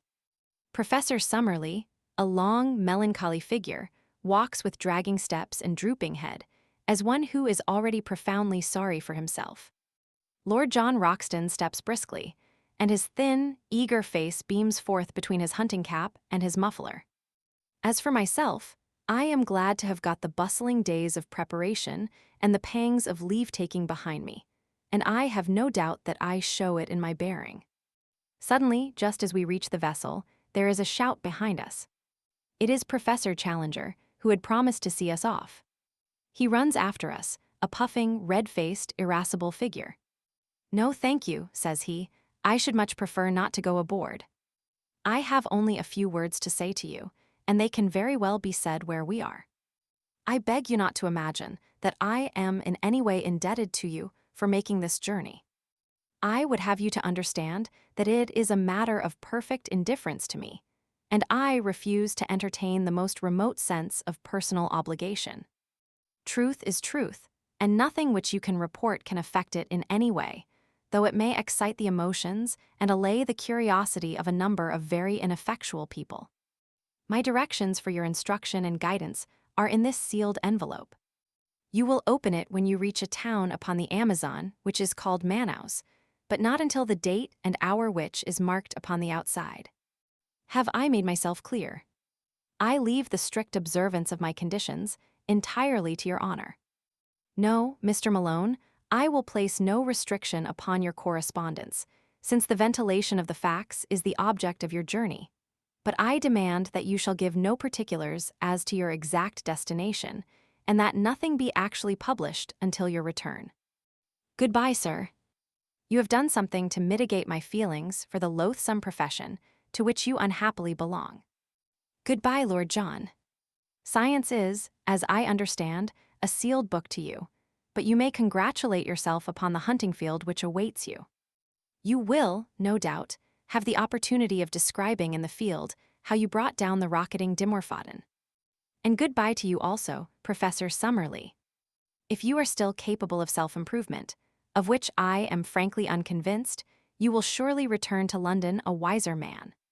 So he turned upon his heel, and a minute later from the deck I could see his short, squat figure bobbing about in the distance as he made his way back to his train. Well, we are well down channel now. There's the last bell for letters, and it's goodbye to the pilot. We'll be down, hull down, on the old trail from now on. God bless all we leave behind us, and send us safely back. Chapter 7. Tomorrow we disappear into the unknown. I will not bore those whom this narrative may reach by an account of our luxurious voyage upon the Booth liner, nor will I tell of our week's stay at Para, save that I should wish to acknowledge the great kindness of the Pereira de Pinta Company in helping us to get together our equipment. I will also allude very briefly to our river journey, up a wide, slow-moving, clay-tinted stream, in a steamer which was little smaller than that which had carried us across the Atlantic. Eventually, we found ourselves through the narrows of Abidos and reached the town of Manaus. Here we were rescued from the limited attractions of the local inn by Mr. Shortman, the representative of the British and Brazilian Trading Company. In his hospitable fazenda, we spent our time until the day when we were empowered to open the letter of instructions given to us by Professor Challenger. Before I reach the surprising events of that date, I would desire to give a clearer sketch of my comrades in this enterprise, and of the associates whom we had already gathered together in South America. I speak freely, and I leave the use of my material to your own discretion, Mr. McCardle, since it is through your hands that this report must pass before it reaches the world. The scientific attainments of Professor Summerlee are too well known for me to trouble to recapitulate them. He is better equipped for a rough expedition of this sort than one would imagine at first sight. His tall, gaunt, stringy figure is insensible to fatigue, and his dry, half-sarcastic, and often wholly unsympathetic manner is uninfluenced by any change in his surroundings. Though in his 66th year, I have never heard him express any dissatisfaction at the occasional hardships which we have had to encounter. I had regarded his presence as an encumbrance to the expedition, but, as a matter of fact, I am now well convinced that his power of endurance is as great as my own. In temper, he is naturally acid and skeptical. From the beginning, he has never concealed his belief that Professor Challenger is an absolute fraud, that we are all embarked upon an absurd wild-goose chase, and that we are likely to reap nothing but disappointment and danger in South America, and corresponding ridicule in England. Such are the views which, with much passionate distortion of his thin features and wagging of his thin, goat-like beard, he poured into our ears all the way from Southampton to Manaus. Since landing from the boat, he has obtained some consolation from the beauty and variety of the insect and bird life around him, for he is absolutely wholehearted in his devotion to science.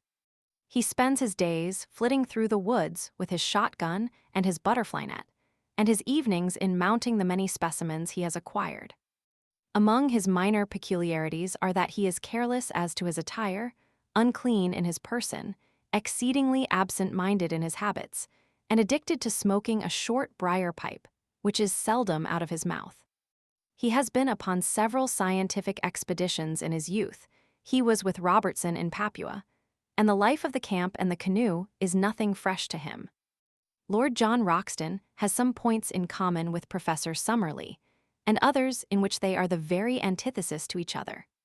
He is 20 years younger, but has something of the same spare, scraggy physique. As to his appearance, I have, as I recollect, described it in that portion of my narrative which I have left behind me in London. He is exceedingly neat and prim in his ways, dresses always with great care in white drill suits and high brown mosquito boots, and shaves at least once a day. Like most men of action, he is laconic in speech and sinks readily into his own thoughts, but he is always quick to answer a question or join in a conversation, talking in a queer, jerky, half-humorous fashion.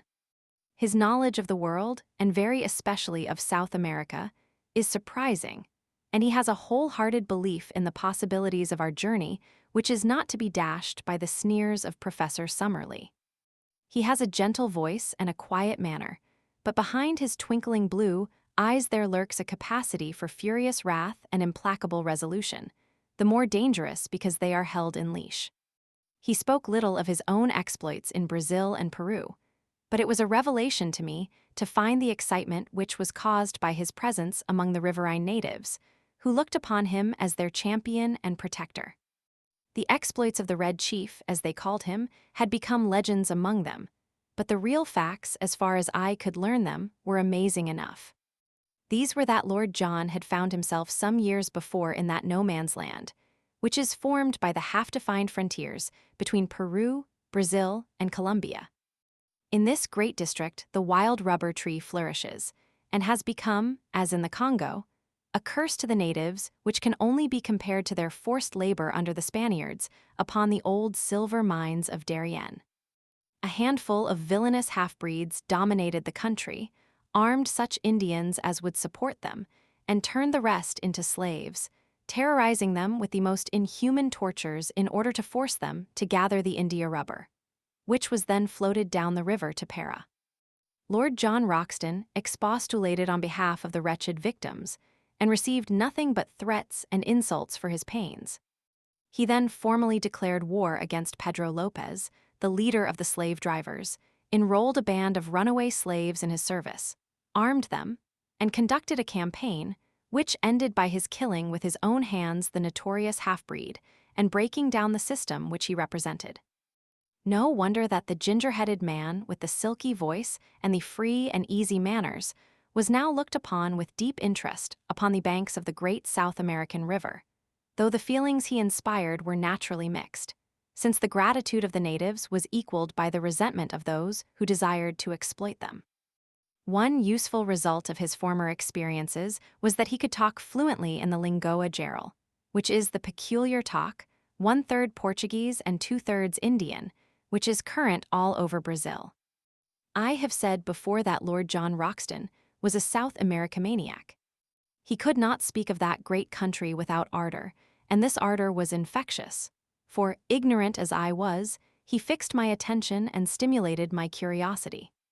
How I wish I could reproduce the glamour of his discourses, the peculiar mixture of accurate knowledge and of racy imagination which gave them their fascination, until even the professor's cynical and skeptical smile would gradually vanish from his thin face as he listened. He would tell the history of the mighty river so rapidly explored, for some of the first conquerors of Peru actually crossed the entire continent upon its waters, and yet so unknown in regard to all that lay behind its ever-changing banks. "What is there?" he would cry, pointing to the north. "Wood and marsh and unpenetrated jungle. Who knows what it may shelter? And there to the south, a wilderness of swampy forest where no white man has ever been. The unknown is up against us on every side. Outside the narrow lines of the rivers, what does anyone know? Who will say what is possible in such a country? Why should old man Challenger not be right?" At which direct defiance, the stubborn sneer would reappear upon Professor Summerlee's face, and he would sit, shaking his sardonic head in unsympathetic silence, behind the cloud of his briar-root pipe. So much, for the moment, for my two white companions, whose characters and limitations will be further exposed, as surely as my own, as this narrative proceeds. But already we have enrolled certain retainers, who may play no small part in what is to come. The first is a gigantic Negro named Zambo, who is a black Hercules, as willing as any horse, and about as intelligent. Him we enlisted at Para, on the recommendation of the steamship company, on whose vessels he had learned to speak a halting English. It was at Para also that we engaged Gomez and Manuel, two half-breeds from up the river, just come down with a cargo of redwood. They were swarthy fellows, bearded and fierce, as active and wiry as panthers. Both of them had spent their lives in those upper waters of the Amazon which we were about to explore, and it was this recommendation which had caused Lord John to engage them. One of them, Gomez, had the further advantage that he could speak excellent English. These men were willing to act as our personal servants, to cook, to row, or to make themselves useful in any way at a payment of $15 a month. Besides these, we had engaged 3 Mojo Indians from Bolivia, who are the most skillful at fishing and boat work of all the river tribes. The chief of these we called Mojo, after his tribe, and the others are known as Jose and Fernando. 3 white men, then, 2 half-breeds, 1 Negro, and 3 Indians made up the personnel of the little expedition, which lay waiting for its instructions at Manaus before starting upon its singular quest. At last, after a weary week, the day had come and the hour. I ask you to picture the shaded sitting room of the Fazenda St. Ignacio, 2 miles inland from the town of Manaus. Outside lay the yellow, brassy glare of the sunshine, with the shadows of the palm trees as black and definite as the trees themselves. The air was calm, full of the eternal hum of insects, a tropical chorus of many octaves, from the deep drone of the bee to the high, keen pipe of the mosquito. Beyond the veranda was a small cleared garden, bounded with cactus hedges and adorned with clumps of flowering shrubs, round which the great blue butterflies and the tiny hummingbirds fluttered and darted in crescents of sparkling light. Within we were seated round the cane table, on which lay a sealed envelope. Inscribed upon it, in the jagged handwriting of Professor Challenger, were the words, "Instructions to Lord John Roxton and party. To be opened at Manaus upon July 15th, at 12 o'clock precisely." Lord John had placed his watch upon the table beside him. "We have 7 more minutes," said he. "The old dear is very precise." Professor Summerlee gave an acid smile as he picked up the envelope in his gaunt hand. "What can it possibly matter whether we open it now or in 7 minutes?" said he. "It is all part and parcel of the same system of quackery and nonsense, for which I regret to say that the writer is notorious." "Oh, come, we must play the game according to rules," said Lord John. "It's old man Challenger's show, and we are here by his goodwill, so it would be rotten bad form if we didn't follow his instructions to the letter." "A pretty business it is," cried the professor bitterly. "It struck me as preposterous in London, but I'm bound to say that it seems even more so upon closer acquaintance. I don't know what is inside this envelope, but unless it is something pretty definite, I shall be much tempted to take the next downriver boat and catch the Bolivia at Para. After all, I have some more responsible work in the world than to run about disproving the assertions of a lunatic. Now, Roxton, surely it is time." "Time it is," said Lord John. "You can blow the whistle." He took up the envelope and cut it with his penknife. From it, he drew a folded sheet of paper. This he carefully opened out and flattened on the table. It was a blank sheet. He turned it over. Again it was blank. We looked at each other in a bewildered silence, which was broken by a discordant burst of derisive laughter from Professor Summerlee. "It is an open admission," he cried. "What more do you want? The fellow is a self-confessed humbug. We have only to return home and report him as the brazen impostor that he is." "Invisible ink," I suggested. "I don't think," said Lord Roxton, holding the paper to the light. "No, young fellow, my lad, there is no use deceiving yourself. I'll go bail for it that nothing has ever been written upon this paper." "May I come in?" boomed a voice from the veranda. The shadow of a squat figure had stolen across the patch of sunlight. That voice, that monstrous breadth of shoulder. We sprang to our feet with a gasp of astonishment as Challenger, in a round, boyish straw hat with a colored ribbon Challenger, with his hands in his jacket pockets and his canvas shoes daintily pointing as he walked, appeared in the open space before us. He threw back his head, and there he stood in the golden glow with all his old Assyrian luxuriance of beard, all his native insolence of drooping eyelids and intolerant eyes. "I fear," said he, taking out his watch, "that I am a few minutes too late. When I gave you this envelope, I must confess that I had never intended that you should open it, for it had been my fixed intention to be with you before the hour. The unfortunate delay can be apportioned between a blundering pilot and an intrusive sandbank. I fear that it has given my colleague, Professor Summerlee, occasion to blaspheme." "I am bound to say, sir," said Lord John, with some sternness of voice, "that your turning up is a considerable relief to us, for our mission seemed to have come to a premature end. Even now I can't for the life of me understand why you should have worked it in so extraordinary a manner."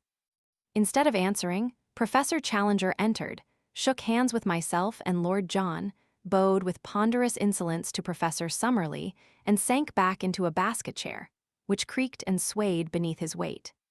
"Is all ready for your journey?" he asked. "We can start tomorrow." "Then so you shall. You need no chart of directions now, since you will have the inestimable advantage of my own guidance. From the first I had determined that I would myself preside over your investigation. The most elaborate charts would, as you will readily admit, be a poor substitute for my own intelligence and advice. As to the small ruse which I played upon you in the matter of the envelope, it is clear that, had I told you all my intentions, I should have been forced to resist unwelcome pressure to travel out with you. Not from me, sir, exclaimed Professor Summerlee heartily. So long as there was another ship upon the Atlantic. Challenger waved him away with his great hairy hand. Your common sense will, I am sure, sustain my objection and realize that it was better that I should direct my own movements and appear only at the exact moment when my presence was needed. That moment has now arrived. You are in safe hands. You will not now fail to reach your destination. From henceforth, I take command of this expedition, and I must ask you to complete your preparations tonight, so that we may be able to make an early start in the morning. My time is of value, and the same thing may be said, no doubt, in a lesser degree of your own. I propose, therefore, that we push on as rapidly as possible, until I have demonstrated what you have come to see. Lord John Roxton has chartered a large steam launch, the Esmeralda, which was to carry us up the river. So far as climate goes, it was immaterial what time we chose for our expedition, as the temperature ranges from 75 to 90 degrees both summer and winter, with no appreciable difference in heat. In moisture, however, it is otherwise. From December to May is the period of the rains, and during this time the river slowly rises until it attains a height of nearly 40 feet above its low water mark. It floods the banks, extends in great lagoons over a monstrous waste of country, and forms a huge district, called locally the Gapo, which is for the most part too marshy for foot travel and too shallow for boating. About June the waters begin to fall, and are at their lowest at October or November. Thus our expedition was at the time of the dry season, when the great river and its tributaries were more or less in a normal condition. The current of the river is a slight one, the drop being not greater than 8 inches in a mile. No stream could be more convenient for navigation, since the prevailing wind is southeast, and sailing boats may make a continuous progress to the Peruvian frontier, dropping down again with the current. In our own case, the excellent engines of the Esmeralda could disregard the sluggish flow of the stream, and we made as rapid progress as if we were navigating a stagnant lake. For 3 days we steamed northwestwards up a stream which even here, 1,000 miles from its mouth, was still so enormous that from its center the 2 banks were mere shadows upon the distant skyline. On the 4th day after leaving Manaus, we turned into a tributary, which at its mouth was little smaller than the main stream. It narrowed rapidly, however, and after 2 more days' steaming we reached an Indian village, where the professor insisted that we should land and that the Esmeralda should be sent back to Manaus. We should soon come upon rapids, he explained, which would make its further use impossible. He added privately that we were now approaching the door of the unknown country, and that the fewer whom we took into our confidence, the better it would be. To this end also he made each of us give our word of honor that we would publish or say nothing which would give any exact clue as to the whereabouts of our travels, while the servants were all solemnly sworn to the same effect. It is for this reason that I am compelled to be vague in my narrative, and I would warn my readers that in any map or diagram which I may give the relation of places to each other may be correct. But the points of the compass are carefully confused, so that in no way can it be taken as an actual guide to the country. Professor Challenger's reasons for secrecy may be valid or not, but we had no choice but to adopt them, for he was prepared to abandon the whole expedition rather than modify the conditions upon which he would guide us. It was August 2nd when we snapped our last link with the outer world by bidding farewell to the Esmeralda. Since then 4 days have passed, during which we have engaged 2 large canoes from the Indians, made of so light a material, skins over a bamboo framework, that we should be able to carry them round any obstacle. These we have loaded with all our effects, and have engaged 2 additional Indians to help us in the navigation. I understand that they are the very Tuataka and Aiptu by name who accompanied Professor Challenger upon his previous journey. They appeared to be terrified at the prospect of repeating it, But the chief has patriarchal powers in these countries, and if the bargain is good in his eyes, the clansman has little choice in the matter. So tomorrow, we disappear into the unknown. This account I am transmitting down the river by canoe, and it may be our last word to those who are interested in our fate. I have, according to our arrangement, addressed it to you, my dear Mr. McCardle, and I leave it to your discretion to delete, alter, or do what you like with it. From the assurance of Professor Challenger's manner and, in spite of the continued skepticism of Professor Summerlee, I have no doubt that our leader will make good his statement, and that we are really on the eve of some most remarkable experiences. Chapter 8. The Outlying Pickets of the New World. Our friends at home may well rejoice with us, for we are at our goal, and up to a point at least, we have shown that the statement of Professor Challenger can be verified. We have not, it is true, ascended the plateau, but it lies before us, and even Professor Summerlee is in a more chastened mood. Not that he will for an instant admit that his rival could be right, but he is less persistent in his incessant objections, and has sunk for the most part into an observant silence.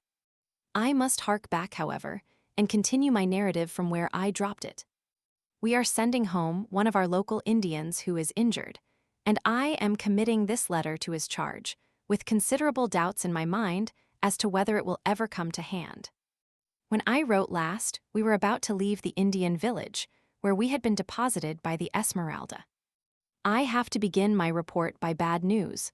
For the first serious personal trouble, I pass over the incessant bickerings between the professors, occurred this evening, and might have had a tragic ending.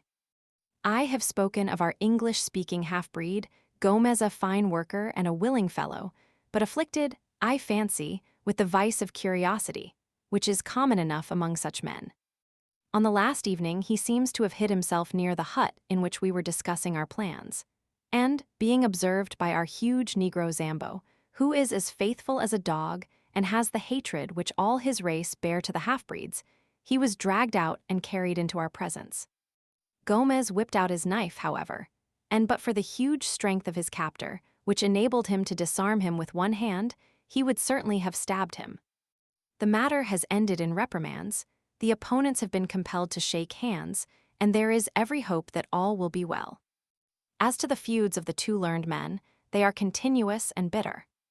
It must be admitted that Challenger is provocative in the last degree, but Summerlee has an acid tongue, which makes matters worse. Last night Challenger said that he never cared to walk on the Thames embankment and look up the river, as it was always sad to see one's own eventual goal. He is convinced, of course, that he is destined for Westminster Abbey. Summerlee rejoined, however, with a sour smile, by saying that he understood that Millbank Prison had been pulled down. Challenger's conceit is too colossal to allow him to be really annoyed. He only smiled in his beard and repeated, "Really." Really, in the pitying tone one would use to a child.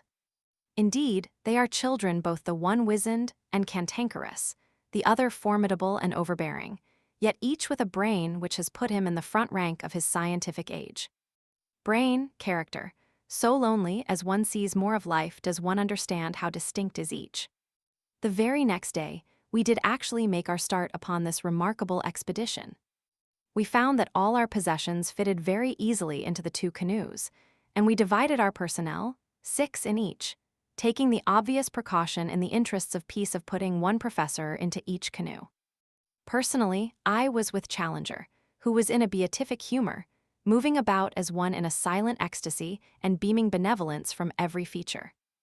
I have had some experience of him in other moods, however, and shall be the less surprised when the thunderstorms suddenly come up amidst the sunshine.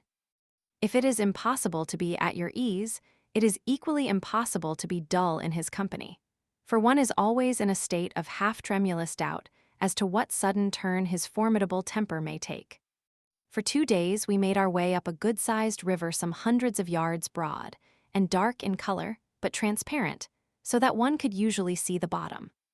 The affluents of the Amazon are, half of them of this nature, while the other half are whitish and opaque, the difference depending upon the class of country through which they have flowed. The dark indicate vegetable decay, while the others point to clayey soil. Twice we came across rapids, and in each case made a portage of half a mile or so to avoid them. The woods on either side were primeval, which are more easily penetrated than woods of the second growth, and we had no great difficulty in carrying our canoes through them. How shall I ever forget the solemn mystery of it?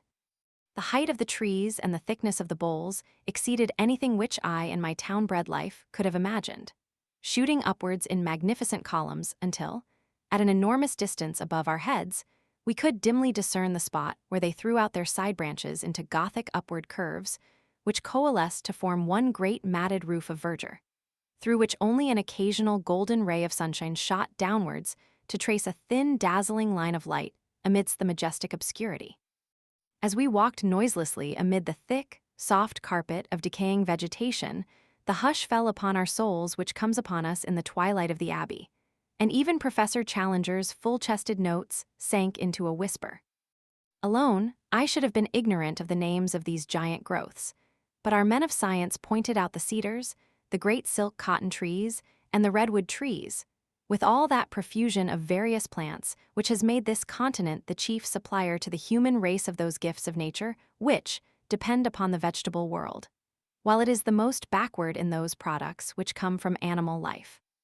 Vivid orchids and wonderful colored lichens smoldered upon the swarthy tree trunks, and where a wandering shaft of light fell full upon the golden alamanda, the scarlet star clusters of the taxonia, or the rich deep blue of Ipomoea, the effect was as a dream of fairyland. In these great wastes of forest, life, which abhors darkness, struggles ever upwards to the light. Every plant, even the smaller ones, curls and writhes to the green surface, twining itself round its stronger and taller brethren in the effort. Climbing plants are monstrous and luxuriant, but others which have never been known to climb elsewhere learn the art as an escape from that somber shadow, so that the common nettle, the jasmine, and even the jassatara palm tree can be seen circling the stems of the cedars and striving to reach their crowns. Of animal life, there was no movement amid the majestic vaulted aisles which stretched from us as we walked, but a constant movement far above our heads told of that multitudinous world of snake and monkey, bird and sloth, which lived in the sunshine, and looked down in wonder at our tiny, dark, stumbling figures in the obscure depths immeasurably below them. At dawn and at sunset, the howler monkeys screamed together and the parakeets broke into shrill chatter. But during the hot hours of the day, only the full drone of insects, like the beat of a distant surf, filled the ear, while nothing moved amid the solemn vistas of stupendous trunks, fading away into the darkness which held us in. Once some bandy-legged, lurching creature, an anteater or a bear, scuttled clumsily amid the shadows. It was the only sign of earth life, which I saw in this great Amazonian forest. And yet there were indications that even human life itself was not far from us in those mysterious recesses. On the third day out, we were aware of a singular deep throbbing in the air, rhythmic and solemn, coming and going fitfully throughout the morning. The two boats were paddling within a few yards of each other when first we heard it, and our Indians remained motionless, as if they had been turned to bronze, listening intently with expressions of terror upon their faces. "What is it then?" I asked. "Drums," said Lord John carelessly, "war drums. I have heard them before." "Yes, sir, war drums," said Gomez, the half-breed. "Wild Indians, bravos, not mansos. They watch us every mile of the way, kill us if they can." "How can they watch us?" I asked, gazing into the dark, motionless void. The half-breed shrugged his broad shoulders. "The Indians know. They have their own way. They watch us. They talk the drum talk to each other. Kill us if they can." By the afternoon of that day my pocket diary shows me that it was Tuesday, August 18th. At least 6 or 7 drums were throbbing from various points. Sometimes they beat quickly, sometimes slowly, sometimes in obvious question and answer, one far to the east breaking out in a high staccato rattle, and being followed after a pause by a deep roll from the north.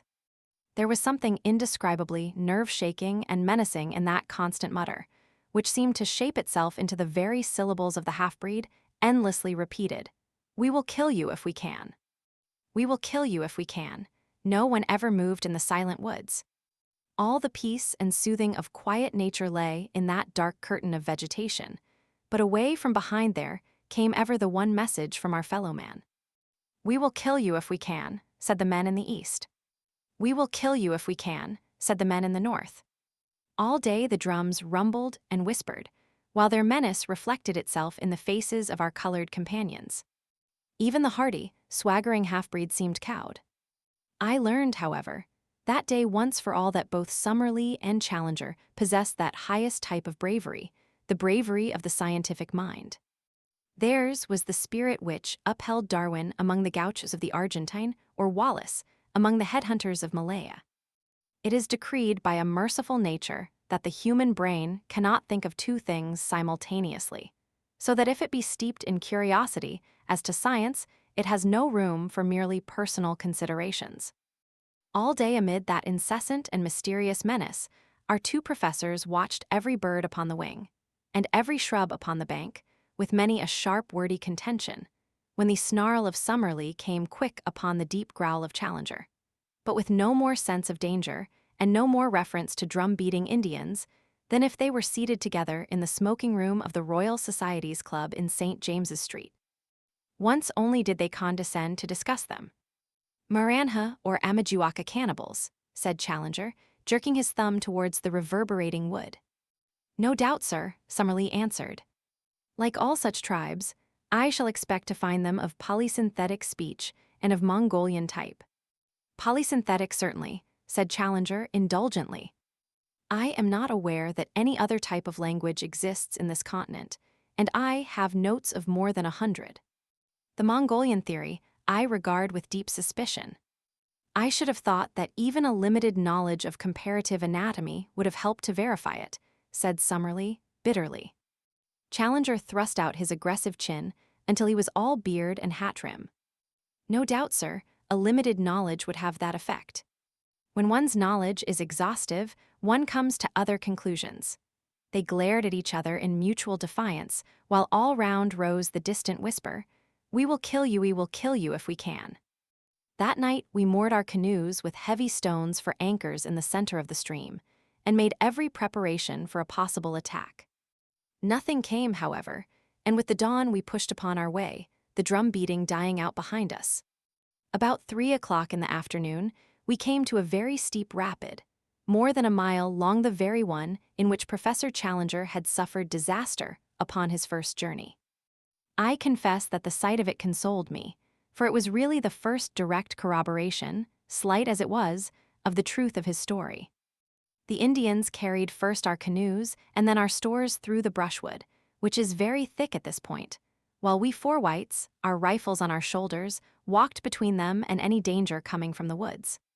Before evening, we had successfully passed the rapids and made our way some 10 miles above them, where we anchored for the night. At this point, I reckoned that we had come not less than 100 miles up the tributary from the main stream. It was in the early forenoon of the next day that we made the great departure. Since dawn, Professor Challenger had been acutely uneasy, continually scanning each bank of the river. Suddenly, he gave an exclamation of satisfaction and pointed to a single tree, which projected at a peculiar angle over the side of the stream. "What do you make of that?" he asked. "It is surely an acai palm," said Summerlee. "Exactly. It was an acai palm, which I took for my landmark.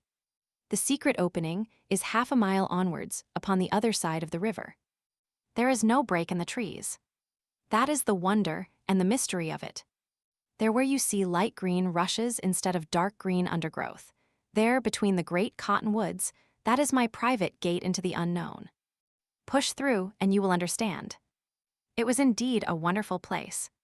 Having reached the spot marked by a line of light green rushes, we poled out 2 canoes through them for some hundreds of yards, and eventually emerged into a placid and shallow stream, running clear and transparent over a sandy bottom. It may have been 20 yards across, and was banked in on each side by most luxuriant vegetation. No one who had not observed that for a short distance reeds had taken the place of shrubs could possibly have guessed the existence of such a stream or dreamed of the fairyland beyond. For a fairyland, it was the most wonderful that the imagination of man could conceive. The thick vegetation met overhead, interlacing into a natural pergola, And through this tunnel of verdure in a golden twilight flowed the green, pellucid river, beautiful in itself, but marvelous from the strange tints thrown by the vivid light from above, filtered and tempered in its fall. Clear as crystal, motionless as a sheet of glass, green as the edge of an iceberg, it stretched in front of us under its leafy archway, every stroke of our paddles sending 1,000 ripples across its shining surface. It was a fitting avenue to a land of wonders. All sign of the Indians had passed away, but animal life was more frequent, and the tameness of the creatures showed that they knew nothing of the hunter. Fuzzy little black velvet monkeys, with snow-white teeth and gleaming, mocking eyes, chattered at us as we passed. With a dull, heavy splash, an occasional caiman plunged in from the bank. Once a dark, clumsy tapir stared at us from a gap in the bushes, and then lumbered away through the forest. Once, too, the yellow, sinuous form of a great puma whisked amid the brushwood, and its green, baleful eyes glared hatred at us over its tawny shoulder. Bird life was abundant, especially the wading birds, stork, heron, and ibis gathering in little groups, blue, scarlet, and white, upon every log which jutted from the bank, while beneath us the crystal water was alive with fish of every shape and color. For 3 days, we made our way up this tunnel of hazy green sunshine. On the longer stretches, one could hardly tell as one looked ahead, where the distant green water ended and the distant green archway began. The deep peace of this strange waterway was unbroken by any sign of man. No Indian here. Too much afraid. Curupuri, said Gomez. Curupuri is the spirit of the woods, Lord John explained. It's a name for any kind of devil. The poor beggars think that there is something fearsome in this direction, and therefore they avoid it. On the 3rd day, it became evident that our journey in the canoes could not last much longer, for the stream was rapidly growing more shallow. Twice in as many hours, we stuck upon the bottom. Finally, we pulled the boats up among the brushwood and spent the night on the bank of the river. In the morning, Lord John and I made our way for a couple of miles through the forest, keeping parallel with the stream. But as it grew ever shallower, we returned and reported what Professor Challenger had already suspected, that we had reached the highest point to which the canoes could be brought. We drew them up, therefore, and concealed them among the bushes, blazing a tree with our axes, so that we should find them again. Then we distributed the various burdens among us: guns, ammunition, food, a tent, blankets, and the rest stand, shouldering our packages. We set forth upon the more laborious stage of our journey. An unfortunate quarrel between our pepperpots marked the outset of our new stage. Challenger had from the moment of joining us issued directions to the whole party, much to the evident discontent of Summerlee. Now, upon his assigning some duty to his fellow professor, it was only the carrying of an aneroid barometer. The matter suddenly came to a head.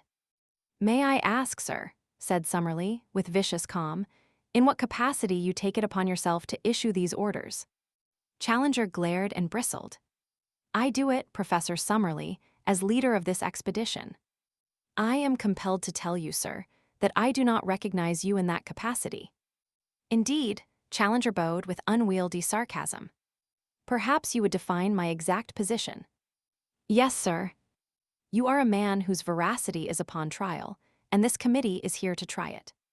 You walk, sir, with your judges." "Dear me," said Challenger, seating himself on the side of one of the canoes. "In that case you will, of course, go on your way, and I will follow at my leisure. If I am not the leader, you cannot expect me to lead. Thank heaven that there were 2 sane men, Lord John Roxton and myself, to prevent the petulance and folly of our learned professors from sending us back empty-handed to London. Such arguing and pleading and explaining before we could get them mollified. Then at last Summerlee, with his sneer and his pipe, would move forwards, and Challenger would come rolling and grumbling after. By some good fortune, we discovered about this time that both our savants had the very poorest opinion of Dr. Illingworth of Edinburgh. Thenceforward that was our one safety, and every strained situation was relieved by our introducing the name of the Scotch zoologist, when both our professors would form a temporary alliance and friendship in their detestation and abuse of this common rival. Advancing in single file along the bank of the stream, we soon found that it narrowed down to a mere brook, and finally that it lost itself in a great green morass of sponge-like mosses, into which we sank up to our knees. The place was horribly haunted by clouds of mosquitoes and every form of flying pest, so we were glad to find solid ground again and to make a circuit among the trees, which enabled us to outflank this pestilent morass, which droned like an organ in the distance, so loud was it with insect life. On the second day, after leaving our canoes, we found that the whole character of the country changed. Our road was persistently upwards, and as we ascended, the woods became thinner and lost their tropical luxuriance. The huge trees of the alluvial Amazonian plain gave place to the phoenix and cocoa palms, growing in scattered clumps, with thick brushwood between. In the damper hollows, the Mauritia palms threw out their graceful drooping fronds. We traveled entirely by compass, and once or twice there were differences of opinion between Challenger and the two Indians, when, to quote the professor's indignant words, the whole party agreed to trust the fallacious instincts of undeveloped savages rather than the highest product of modern European culture. That we were justified in doing so was shown upon the third day, when Challenger admitted that he recognized several landmarks of his former journey, and in one spot we actually came upon 4 fire-blackened stones, which must have marked a camping place. The road still ascended, and we crossed a rock-studded slope which took 2 days to traverse. The vegetation had again changed, and only the vegetable ivory tree remained, with a great profusion of wonderful orchids, among which I learned to recognize the rare Nuttinia vexillaria and the glorious pink and scarlet blossoms of Cattleya and Odontoglossum. Occasional brooks with pebbly bottoms and fern-draped banks gurgled down the shallow gorges in the hill, and offered good camping grounds every evening on the banks of some rock-studded pool, where swarms of little blue-backed fish, about the size and shape of English trout, gave us a delicious supper. On the 9th day after leaving the canoes, having done, as I reckon, about 120 miles, we began to emerge from the trees, which had grown smaller until they were mere shrubs. Their place was taken by an immense wilderness of bamboo, which grew so thickly that we could only penetrate it by cutting a pathway with the machetes and billhooks of the Indians. It took us a long day, traveling from 7 in the morning till 8 at night, with only 2 breaks of 1 hour each to get through this obstacle. Anything more monotonous and wearying could not be imagined, for, even at the most open places, I could not see more than 10 or 12 yards, while usually my vision was limited to the back of Lord John's cotton jacket in front of me, and to the yellow wall within a foot of me on either side. From above came one thin knife edge of sunshine, and 15 feet over our heads, one saw the tops of the reeds swaying against the deep blue sky. I do not know what kind of creatures inhabit such a thicket, but several times we heard the plunging of large, heavy animals quite close to us. From their sounds, Lord John judged them to be some form of wild cattle. Just as night fell, we cleared the belt of bamboos, and at once formed our camp, exhausted by the interminable day. Early next morning, we were again afoot, and found that the character of the country had changed once again. Behind us was the wall of bamboo, as definite as if it marked the course of a river. In front was an open plain, sloping slightly upwards and dotted with clumps of tree ferns, the whole curving before us until it ended in a long, whale-backed ridge. This we reached about midday, only to find a shallow valley beyond, rising once again into a gentle incline which led to a low, rounded skyline. It was here, while we crossed the first of these hills, that an incident occurred which may or may not have been important. Professor Challenger, who with the 2 local Indians was in the van of the party, stopped suddenly and pointed excitedly to the right. As he did so, we saw, at the distance of a mile or so, something which appeared to be a huge gray bird flap slowly up from the ground and skim smoothly off, flying very low and straight, until it was lost among the tree ferns. "Did you see it?" cried Challenger in exultation. "Summerlee, did you see it?" His colleague was staring at the spot where the creature had disappeared. "What do you claim that it was?" he asked. "To the best of my belief, a pterodactyl." Summerlee burst into derisive laughter. "A fiddlestick," said he. "It was a stork, if ever I saw one." Challenger was too furious to speak. He simply swung his pack upon his back and continued upon his march. Lord John came abreast of me, however, and his face was more grave than was his wont. He had his Zeiss glasses in his hand. "I focused it before it got over the trees," said he. "I won't undertake to say what it was, but I'll risk my reputation as a sportsman that it wasn't any bird that ever I clapped eyes on in my life. So there the matter stands. Are we really just at the edge of the unknown, encountering the outlying pickets of this lost world of which our leader speaks? I give you the incident as it occurred, and you will know as much as I do. It stands alone, for we saw nothing more which could be called remarkable.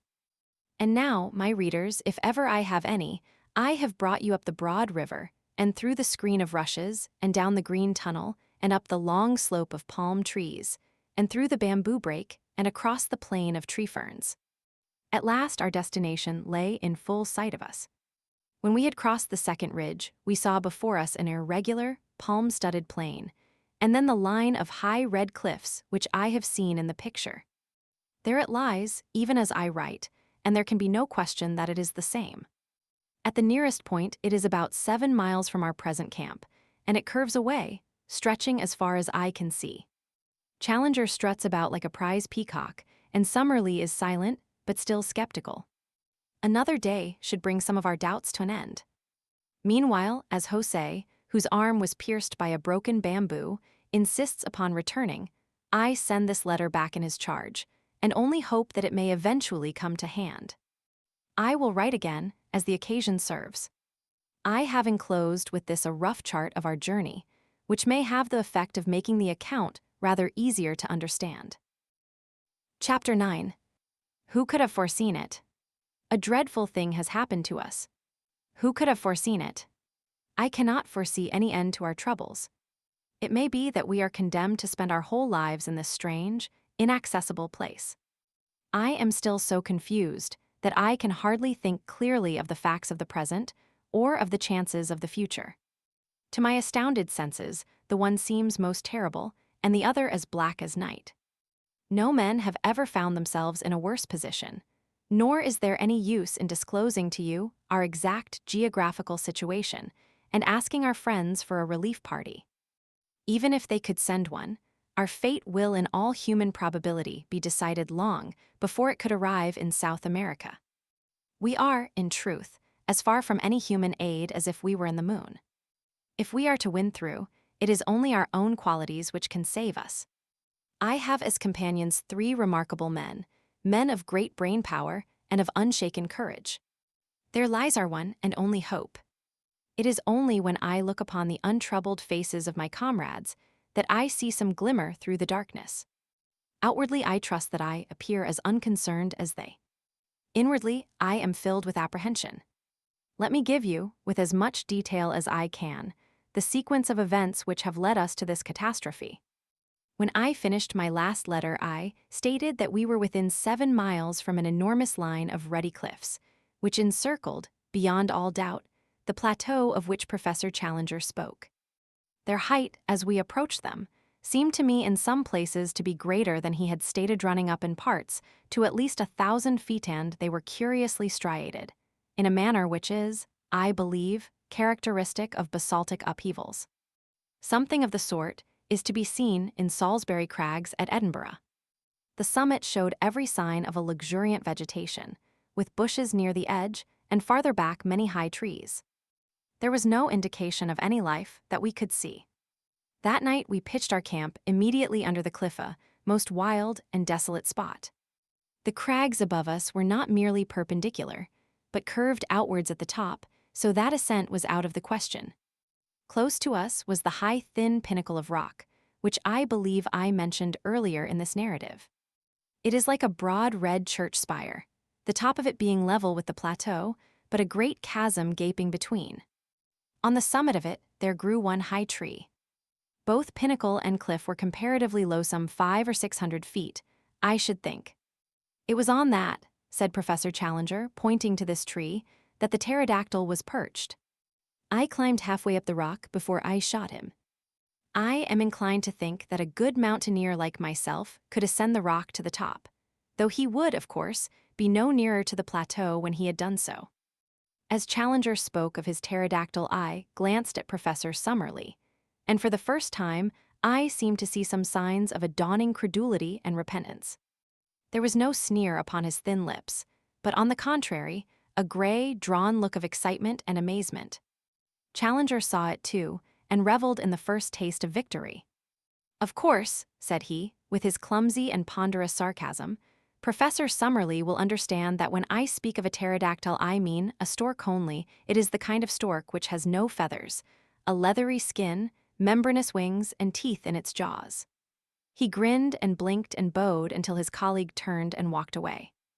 In the morning, after a frugal breakfast of coffee and manioc, we had to be economical of our stores. We held a council of war as to the best method of ascending to the plateau above us. Challenger presided with a solemnity, as if he were the Lord Chief Justice on the bench. Picture him seated upon a rock, his absurd boyish straw hat tilted on the back of his head, his supercilious eyes dominating us from under his drooping lids, his great black beard wagging as he slowly defined our present situation and our future movements. Beneath him you might have seen the three of us, myself, sunburnt, young and vigorous after our open-air tramp. Summerlee, solemn but still critical, behind his eternal pipe. Lord John, as keen as a razor edge, with his supple, alert figure leaning upon his rifle, and his eager eyes fixed eagerly upon the speaker. Behind us were grouped the two swarthy half-breeds and the little knot of Indians, while in front and above us towered those huge, ruddy ribs of rocks which kept us from our goal. "I need not say," said our leader, "that on the occasion of my last visit I exhausted every means of climbing the cliff, and where I failed I do not think that anyone else is likely to succeed, for I am something of a mountaineer. I had none of the appliances of a rock climber with me, but I have taken the precaution to bring them now. With their aid, I am positive I could climb that detached pinnacle to the summit, but so long as the main cliff overhangs, it is vain to attempt ascending that. I was hurried upon my last visit by the approach of the rainy season and by the exhaustion of my supplies. These considerations limited my time, and I can only claim that I have surveyed about 6 miles of the cliff to the east of us, finding no possible way up. What then shall we now do?" "There seems to be only one reasonable course," said Professor Summerlee. "If you have explored the east, we should travel along the base of the cliff to the west, and seek for a practicable point for our ascent." "That's it," said Lord John. "The odds are that this plateau is of no great size, and we shall travel round it until we either find an easy way up it, or come back to the point from which we started." "I have already explained to our young friend here," said Challenger. "He has a way of alluding to me as if I were a school child 10 years old, that it is quite impossible that there should be an easy way up anywhere, for the simple reason that if there were the summit would not be isolated, and those conditions would not obtain which have effected so singular an interference with the general laws of survival. Yet I admit that there may very well be places where an expert human climber may reach the summit, and yet a cumbrous and heavy animal be unable to descend. It is certain that there is a point where an ascent is possible." "How do you know that, sir?" asked Summerlee sharply. "Because my predecessor, the American Maple White, actually made such an ascent. How otherwise could he have seen the monster which he sketched in his notebook?" "There you reason somewhat ahead of the proved facts," said the stubborn Summerlee. "I admit your plateau because I have seen it, but I have not as yet satisfied myself that it contains any form of life whatever. What you admit, sir, or what you do not admit, is really of inconceivably small importance. I am glad to perceive that the plateau itself has actually obtruded itself upon your intelligence." He glanced up at it, and then, to our amazement, he sprang from his rock, and seizing Summerlee by the neck, he tilted his face into the air. "Now, sir," he shouted, hoarse with excitement, "do I help you to realize that the plateau contains some animal life? I have said that a thick fringe of green overhung the edge of the cliff. Out of this there had emerged a black, glistening object. As it came slowly forth and overhung the chasm, we saw that it was a very large snake with a peculiar flat, spade-like head. It wavered and quivered above us for a minute, the morning sun gleaming upon its sleek, sinuous coils. Then it slowly drew inwards and disappeared. Summerlee had been so interested that he had stood unresisting, while Challenger tilted his head into the air. Now he shook his colleague off and came back to his dignity. "I should be glad, Professor Challenger," said he, "if you could see your way to make any remarks which may occur to you without seizing me by the chin. Even the appearance of a very ordinary rock python does not appear to justify such a liberty." "But there is life upon the plateau all the same," his colleague replied in triumph.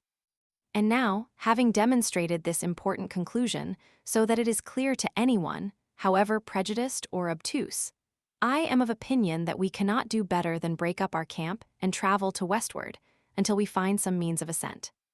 The ground at the foot of the cliff was rocky and broken so that the going was slow and difficult. Suddenly we came, however, upon something which cheered our hearts. It was the site of an old encampment, with several empty Chicago meat tins, a bottle labeled brandy, a broken tin opener, and a quantity of other travelers' debris. A crumpled, disintegrated newspaper revealed itself as the Chicago Democrat, though the date had been obliterated.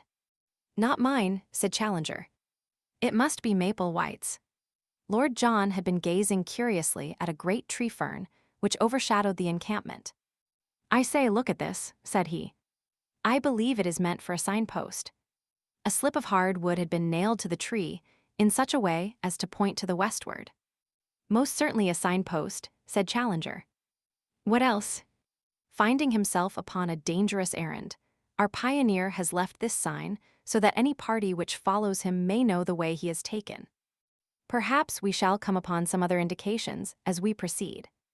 We did indeed, but they were of a terrible and most unexpected nature. Immediately beneath the cliff there grew a considerable patch of high bamboo, like that which we had traversed in our journey. Many of these stems were 20 feet high, with sharp, strong tops, so that even as they stood they made formidable spears. We were passing along the edge of this cover when my eye was caught by the gleam of something white within it. Thrusting in my head between the stems, I found myself gazing at a fleshless skull. The whole skeleton was there, but the skull had detached itself and lay some feet nearer to the open. With a few blows from the machetes of our Indians, we cleared the spot, and were able to study the details of this old tragedy. Only a few shreds of clothes could still be distinguished, but there were the remains of boots upon the bony feet, and it was very clear that the dead man was a European. A gold watch by Hudson of New York, and a chain which held a stylographic pen, lay among the bones. There was also a silver cigarette case, with J. C. from A. S. upon the lid. The state of the metal seemed to show that the catastrophe had occurred no great time before. "Who can he be?" asked Lord John. "Poor devil. Every bone in his body seems to be broken. And the bamboo grows through his smashed ribs," said Summerlee. "It is a fast-growing plant, but it is surely inconceivable that this body could have been here while the canes grew to be 20 feet in length." "As to the man's identity," said Professor Challenger, "I have no doubt whatever upon that point. As I made my way up the river, before I reached you at the fazenda, I instituted very particular inquiries about Maple White. At Para they knew nothing.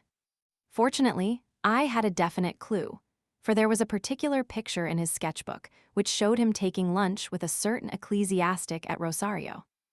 This priest I was able to find, and though he proved a very argumentative fellow, who took it absurdly amiss that I should point out to him the corrosive effect which modern science must have upon his beliefs, he nonetheless gave me some positive information.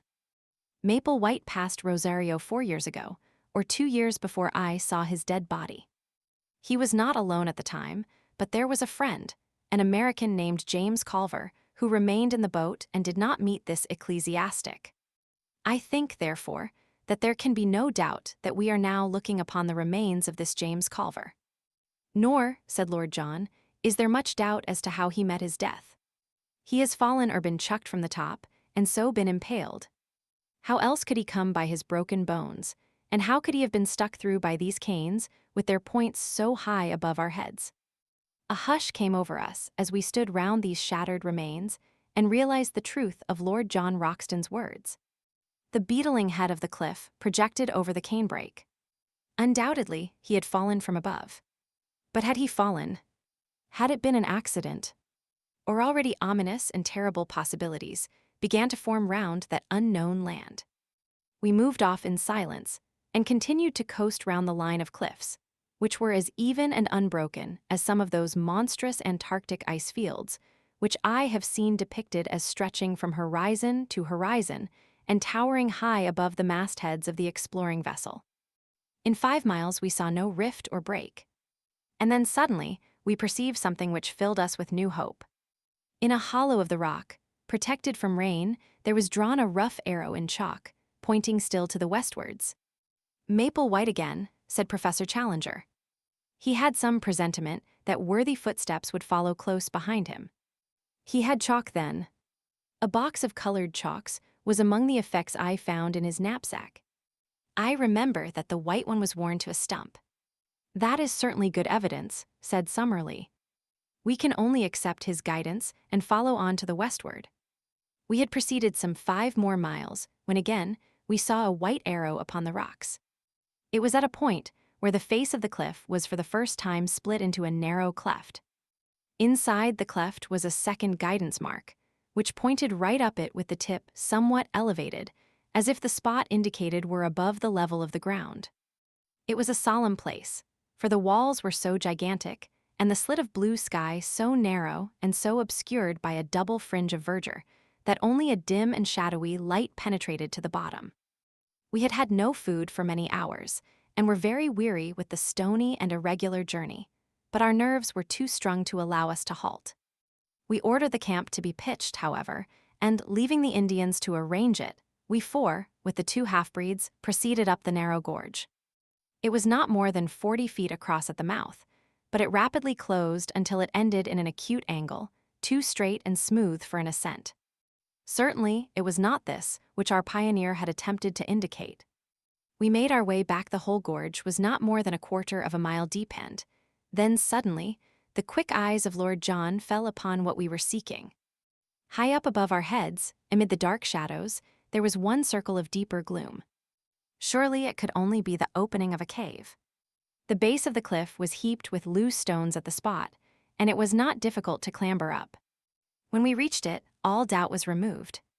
Not only was it an opening into the rock, but on the side of it there was marked once again the sign of the arrow. Here was the point, and this the means by which Maple White and his ill-fated comrade had made their ascent. We were too excited to return to the camp, but must make our first exploration at once. Lord John had an electric torch in his knapsack, and this had to serve us as light. He advanced, throwing his little clear circlet of yellow radiance before him, while in single file we followed at his heels. The cave had evidently been water-worn, the sides being smooth and the floor covered with rounded stones. It was of such a size that a single man could just fit through by stooping. For 50 yards it ran almost straight into the rock, and then it ascended at an angle of 45. Presently this incline became even steeper, and we found ourselves climbing upon hands and knees among loose rubble which slid from beneath us. Suddenly an exclamation broke from Lord Roxton. "It's blocked," said he. Clustering behind him, we saw in the yellow field of light a wall of broken basalt which extended to the ceiling. "The roof has fallen in." In vain we dragged out some of the pieces. The only effect was that the larger ones became detached and threatened to roll down the gradient and crush us. It was evident that the obstacle was far beyond any efforts which we could make to remove it. The road by which Maple White had ascended was no longer available. Too much cast down to speak, we stumbled down the dark tunnel and made our way back to the camp. One incident occurred, however, before we left the gorge, which is of importance in view of what came afterwards. We had gathered in a little group at the bottom of the chasm, some 40 feet beneath the mouth of the cave, when a huge rock rolled suddenly downwards and shot past us with tremendous force. It was the narrowest escape for one or all of us. We could not ourselves see whence the rock had come, but our half-breed servants, who were still at the opening of the cave, said that it had flown past them, and must therefore have fallen from the summit. Looking upwards, we could see no sign of movement above us amidst the green jungle which topped the cliff. There could be little doubt, however, that the stone was aimed at us. So the incident surely pointed to humanity and malevolent humanity upon the plateau. We withdrew hurriedly from the chasm, our minds full of this new development and its bearing upon our plans.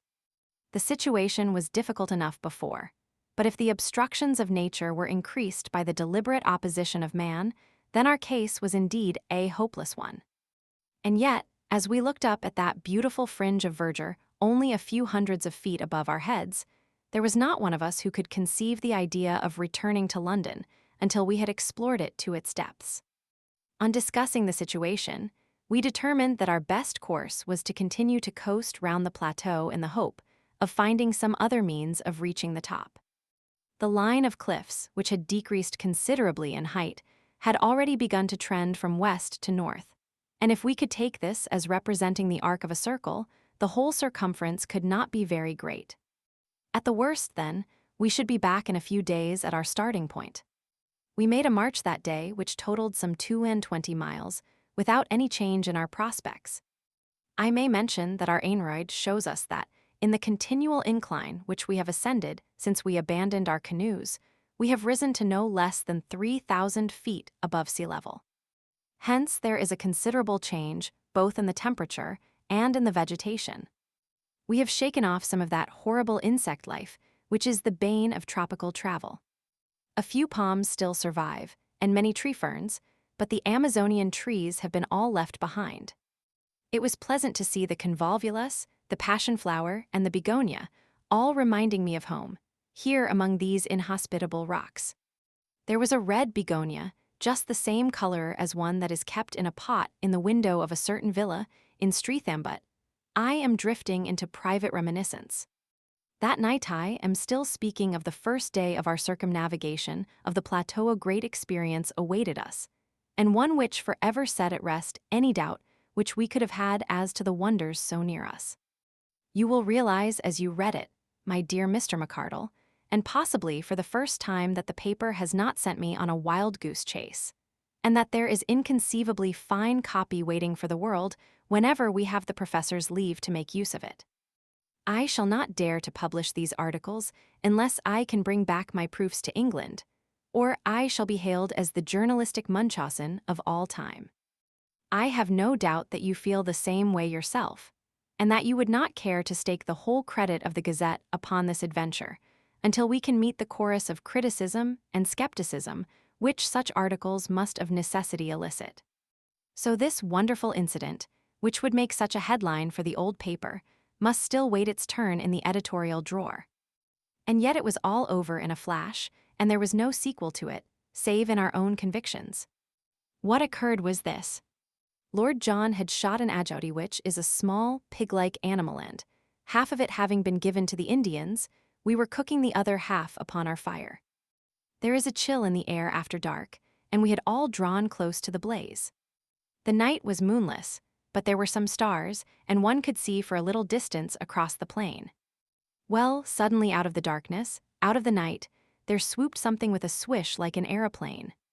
The whole group of us were covered for an instant by a canopy of leathery wings, and I had a momentary vision of a long snake-like neck, a fierce, red, greedy eye, and a great snapping beak, filled, to my amazement, with little gleaming teeth.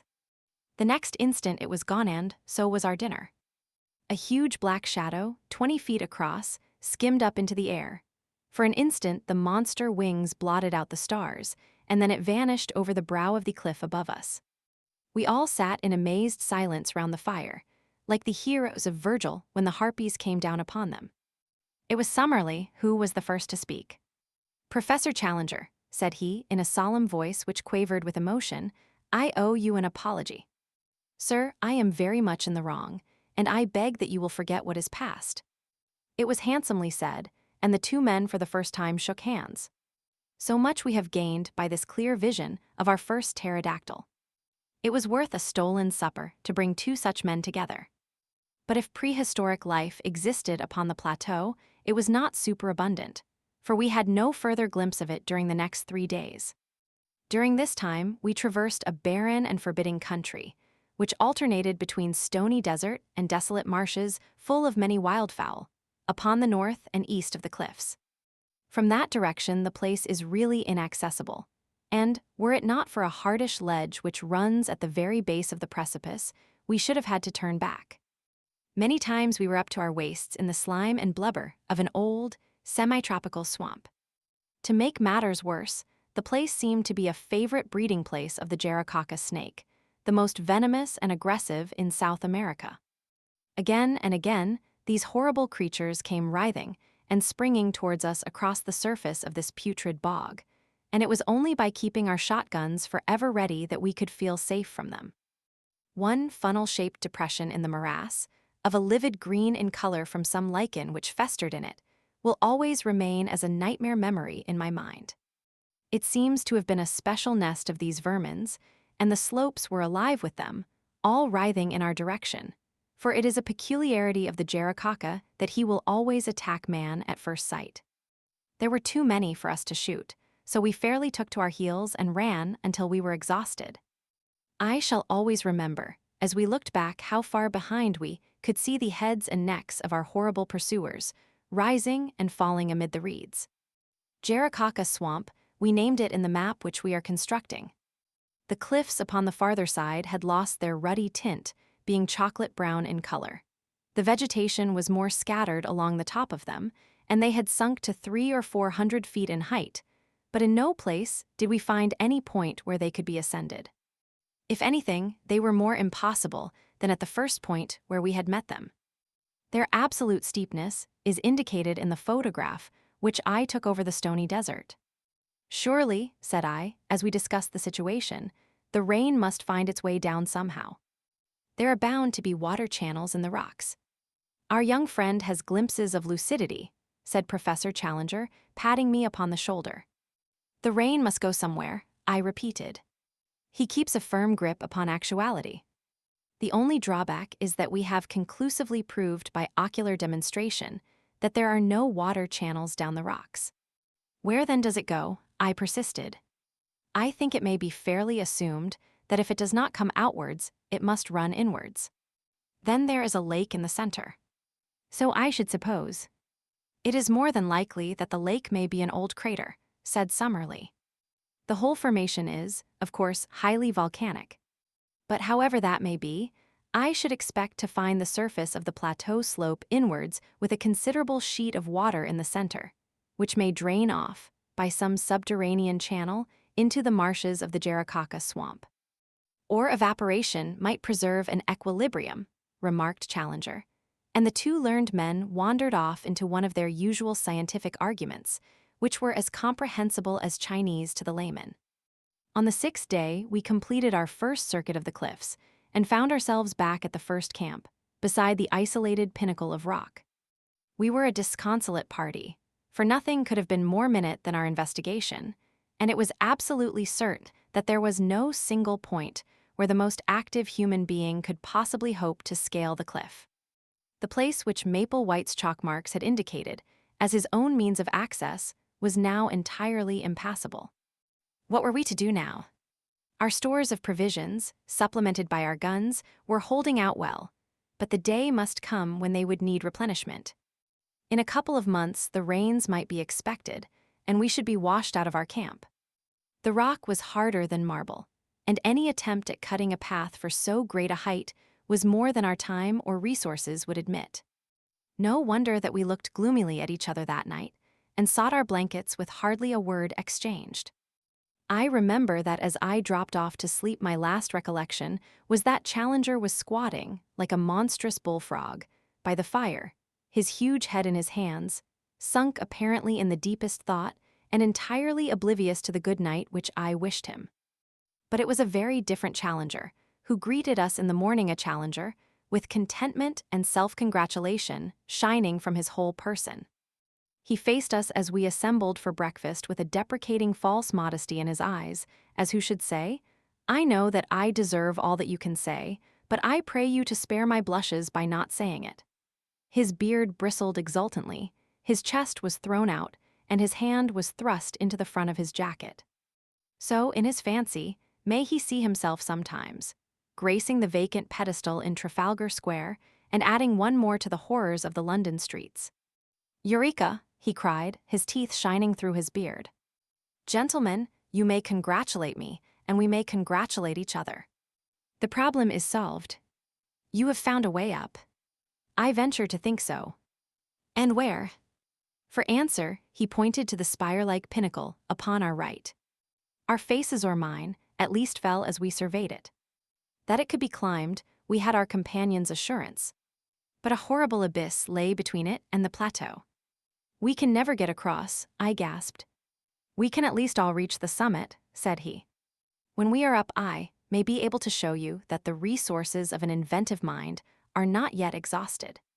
After breakfast, we unpacked the bundle in which our leader had brought his climbing accessories. From it he took a coil of the strongest and lightest rope, 150 feet in length, with climbing irons, clamps, and other devices. Lord John was an experienced mountaineer, and Summerlee had done some rough climbing at various times, so that I was really the novice at rock work of the party. But my strength and activity may have made up for my want of experience. It was not in reality a very stiff task, though there were moments which made my hair bristle upon my head. The first half was perfectly easy, but from there upwards it became continually steeper until, for the last 50 feet, we were literally clinging with our fingers and toes to tiny ledges and crevices in the rock. I could not have accomplished it, nor could Summerlee, if Challenger had not gained the summit. It was extraordinary to see such activity in so unwieldy a creature. And there fixed the rope round the trunk of the considerable tree which grew there. With this as our support, we were soon able to scramble up the jagged wall until we found ourselves upon the small grassy platform, some 25 feet each way, which formed the summit. The first impression which I received, when I had recovered my breath, was of the extraordinary view over the country which we had traversed. The whole Brazilian plain seemed to lie beneath us, extending away and away until it ended in dim blue mists upon the farthest skyline. In the foreground was the long slope, strewn with rocks and dotted with tree ferns. Farther off in the middle distance, looking over the Saddleback Hill, I could just see the yellow and green mass of bamboos through which we had passed. And then, gradually, the vegetation increased until it formed the huge forest which extended as far as the eyes could reach, and for a good 2,000 miles beyond. I was still drinking in this wonderful panorama when the heavy hand of the professor fell upon my shoulder. "This way, my young friend," said he, "vestige nulla retror sum. Never look rearwards, but always to our glorious goal." The level of the plateau, when I turned, was exactly that on which we stood, and the green bank of bushes, with occasional trees, was so near that it was difficult to realize how inaccessible it remained. At a rough guess, the gulf was 40 feet across, but so far as I could see, it might as well have been 40 miles. I placed one arm round the trunk of the tree and leaned over the abyss. Far down were the small dark figures of our servants, looking up at us. The wall was absolutely precipitous, as was that which faced me. "This is indeed curious," said the creaking voice of Professor Summerlee. I turned and found that he was examining with great interest the tree to which I clung. That smooth bark and those small ribbed leaves seemed familiar to my eyes. "Why," I cried, "it's a beech." "Exactly," said Summerlee. "A fellow countryman in a far land." "Not only a fellow countryman, my good sir," said Challenger, "but also, if I may be allowed to enlarge your simile, an ally of the first value. This beech tree will be our savior." "By George," cried Lord John, "a bridge." "Exactly, my friends, a bridge. It is not for nothing that I expended an hour last night in focusing my mind upon the situation. I have some recollection of once remarking to our young friend here that G.A. C. is at his best when his back is to the wall. Last night you will admit that all our backs were to the wall. But where willpower and intellect go together, there is always a way out. A drawbridge had to be found which could be dropped across the abyss. Behold it. It was certainly a brilliant idea. The tree was a good 60 feet in height, and if it only fell the right way, it would easily cross the chasm. Challenger had slung the camp axe over his shoulder when he ascended. Now he handed it to me. "Our young friend has the thews and sinews," said he. "I think he will be the most useful at this task. I must beg, however, that you will kindly refrain from thinking for yourself, and that you will do exactly what you are told. Under his direction, I cut such gashes in the sides of the trees as would ensure that it should fall as we desired. It had already a strong, natural tilt in the direction of the plateau, so that the matter was not difficult. Finally, I set to work in earnest upon the trunk, taking turn and turn with Lord John. In a little over an hour, there was a loud crack. The tree swayed forward and then crashed over, burying its branches among the bushes on the farther side. The severed trunk rolled to the very edge of our platform, and for one terrible second, we all thought it was over. It balanced itself, however, a few inches from the edge, and there was our bridge to the unknown. All of us, without a word, shook hands with Professor Challenger, who raised his straw hat and bowed deeply to each in turn. "I claim the honor," said he, "to be the first to cross to the unknown land, a fitting subject, no doubt, for some future historical painting." He had approached the bridge when Lord John laid his hand upon his coat. "My dear chap," said he, "I really cannot allow it." "Cannot allow it, sir?" The head went back and the beard forward. "When it is a matter of science, don't you know, I follow your lead because you are by way of bane a man of science. But it's up to you to follow me when you come into my department." "Your department, sir?" "We all have our professions, and soldierin is mine. We are accordant to my ideas, invaden a new country, which may or may not be chock full of enemies of sorts. To barge blindly into it, for want of a little common sense and patience, isn't my notion of management." The remonstrance was too reasonable to be disregarded. Challenger tossed his head and shrugged his heavy shoulders. "Well, sir, what do you propose? For all I know, there may be a tribe of cannibals waitin' for lunchtime among those very bushes," said Lord John, looking across the bridge. "It's better to learn wisdom before you get into a cookin' pot, so we will content ourselves with hoppin' that there is no trouble waitin' for us, and at the same time we will act as if there were. Malone and I will go down again, therefore, and we will fetch up the 4 rifles, together with Gomez and the other.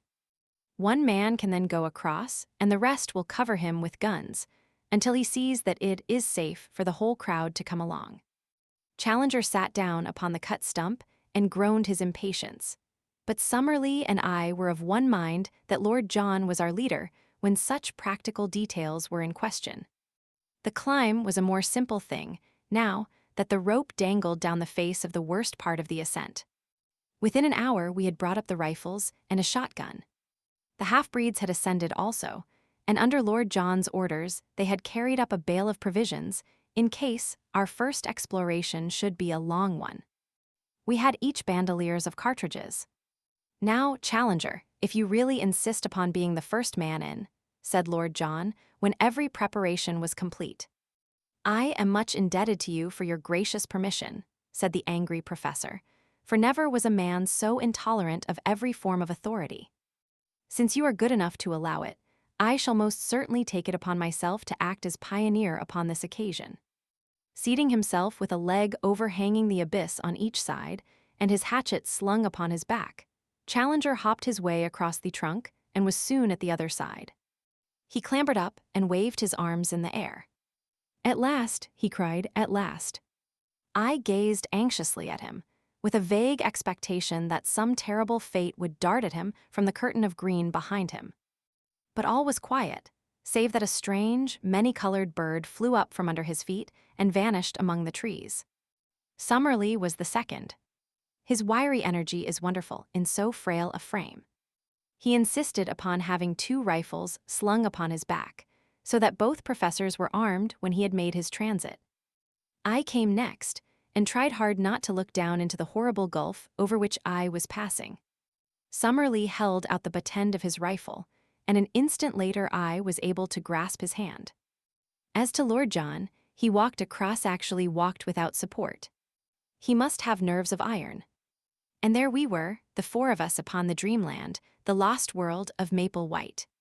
To all of us, it seemed the moment of our supreme triumph. Who could have guessed that it was the prelude to our supreme disaster?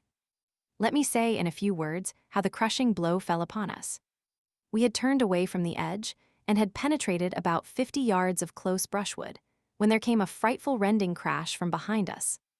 With one impulse, we rushed back the way that we had come. The bridge was gone. Far down at the base of the cliff I saw, as I looked over, a tangled mass of branches and splintered trunk. It was our beech tree. Had the edge of the platform crumbled and let it through?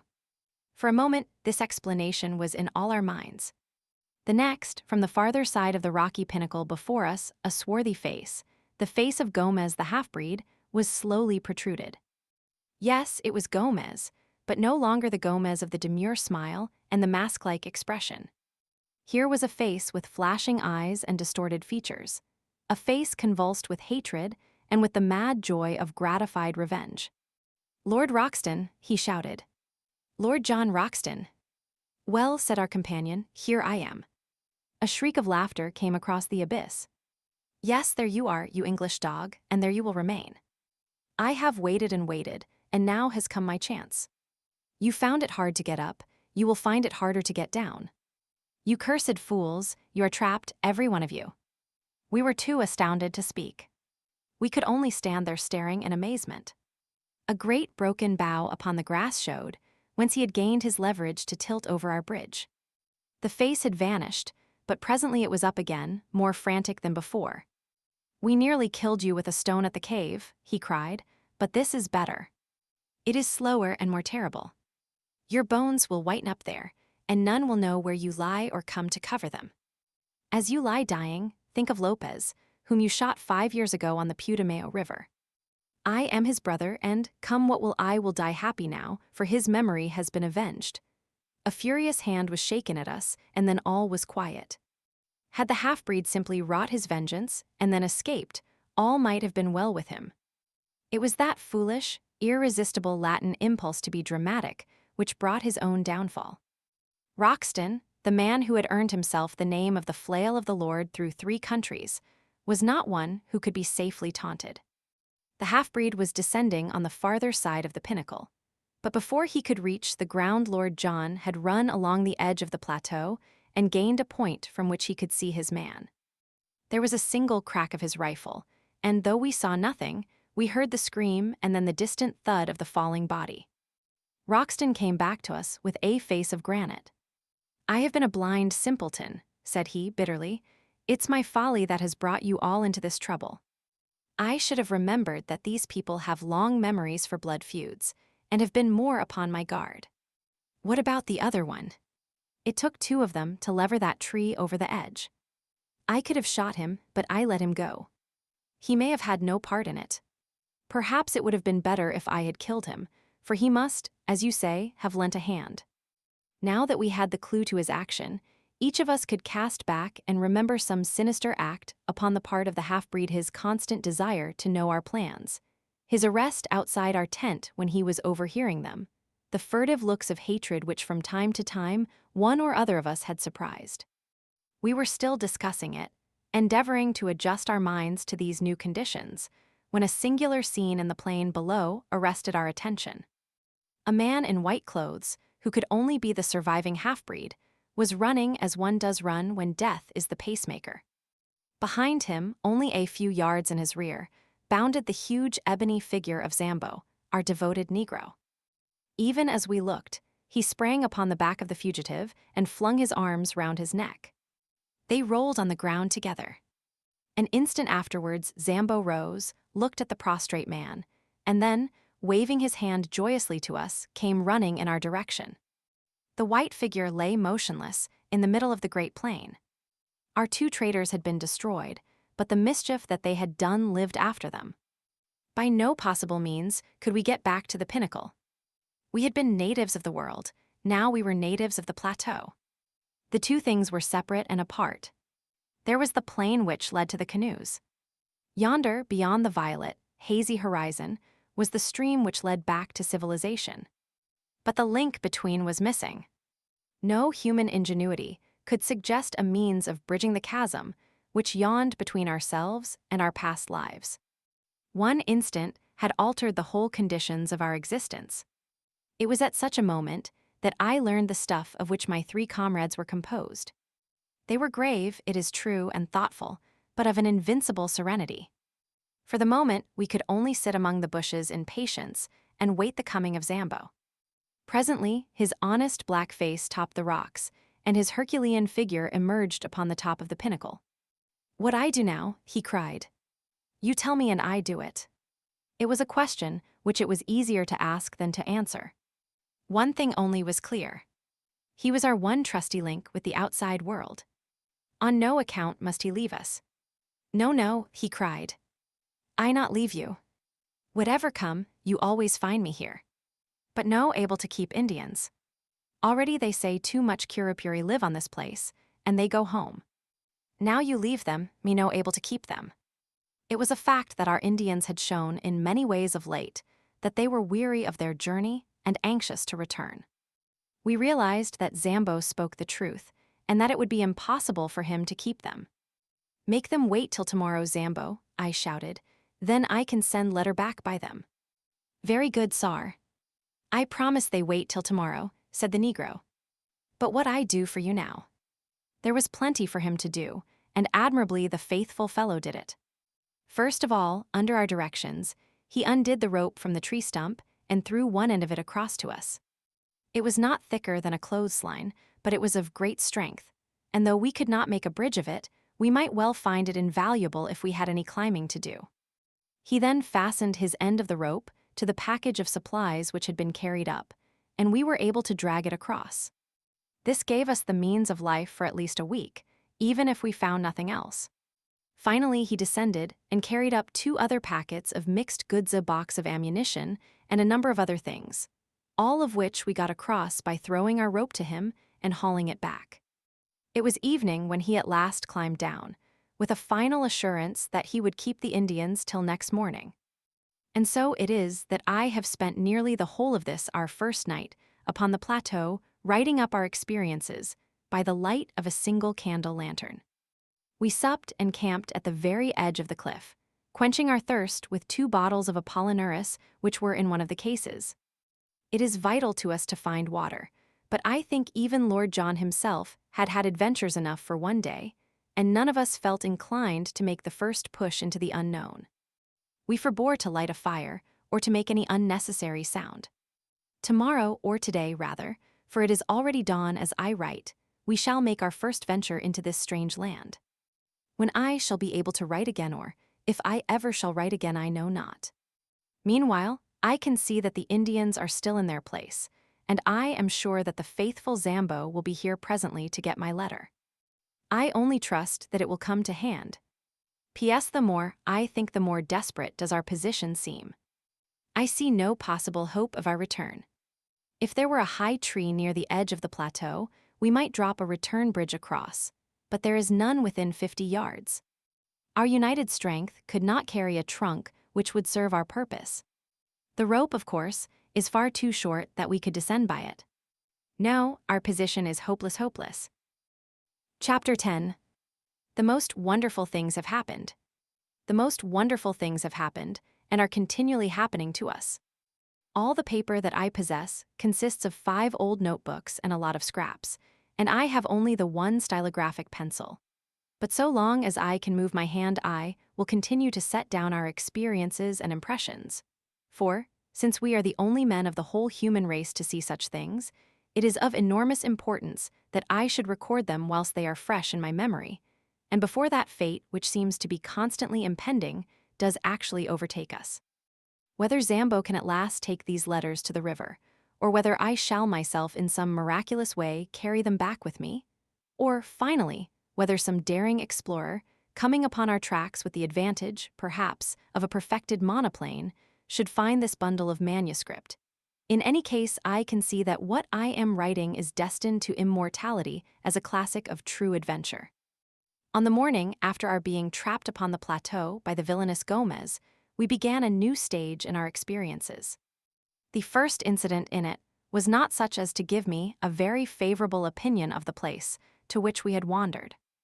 As I roused myself from a short nap after day had dawned, my eyes fell upon a most singular appearance upon my own leg. My trouser had slipped up, exposing a few inches of my skin above my sock. On this there rested a large, purplish grape. Astonished at the sight, I leaned forward to pick it off, when, to my horror, it burst between my finger and thumb, squirting blood in every direction. My cry of disgust had brought the two professors to my side. "Most interesting," said Summerlee, bending over my shin.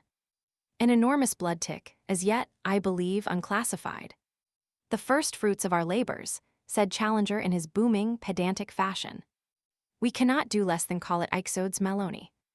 The very small inconvenience of being bitten, my young friend, cannot, I am sure, weigh with you as against the glorious privilege of having your name inscribed in the deathless roll of zoology. Unhappily, you have crushed this fine specimen at the moment of satiation." "Filthy vermin," I cried. Professor Challenger raised his great eyebrows in protest and placed a soothing paw upon my shoulder.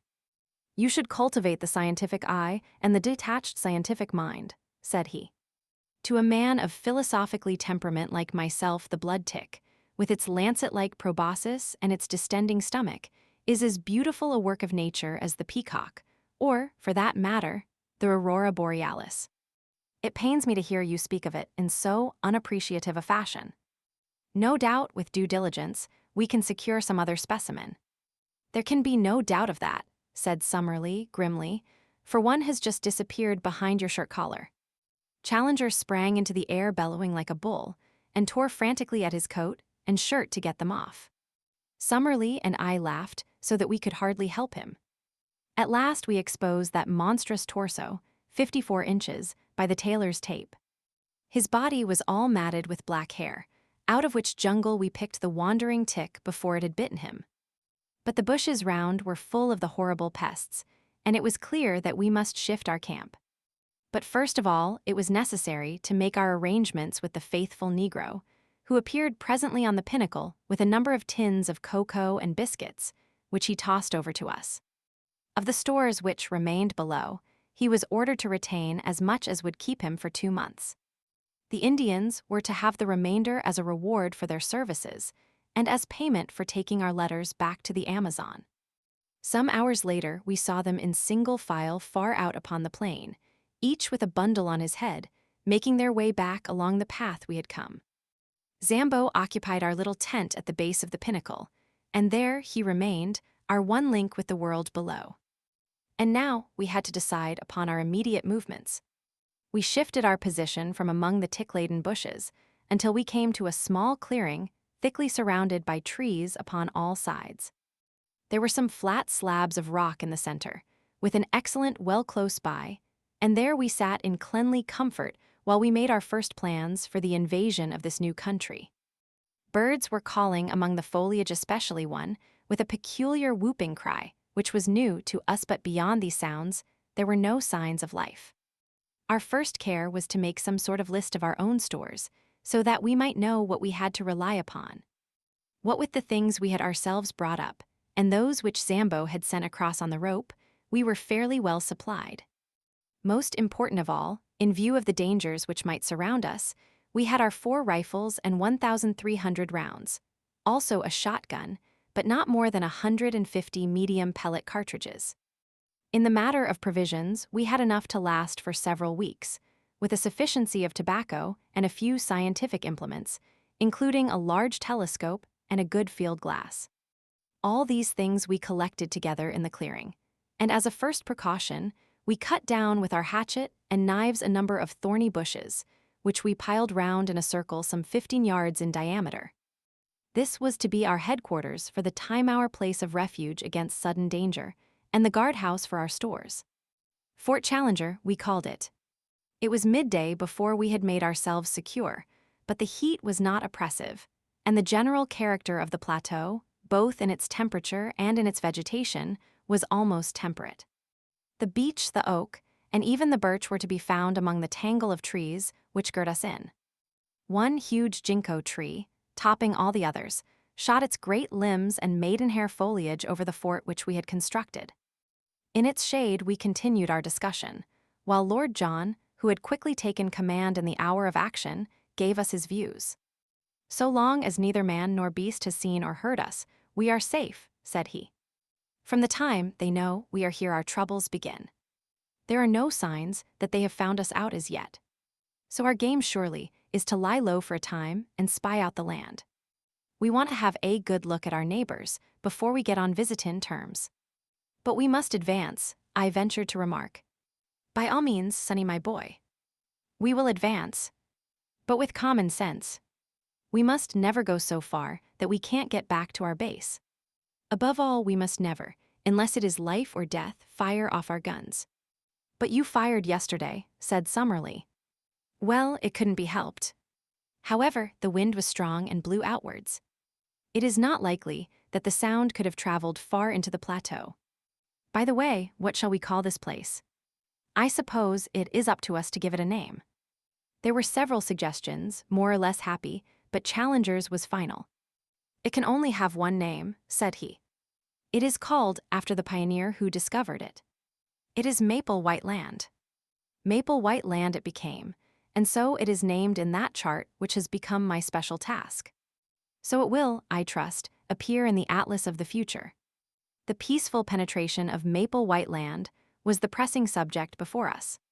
We had the evidence of our own eyes that the place was inhabited by some unknown creatures, and there was that of Maple White's sketchbook to show that more dreadful and more dangerous monsters might still appear.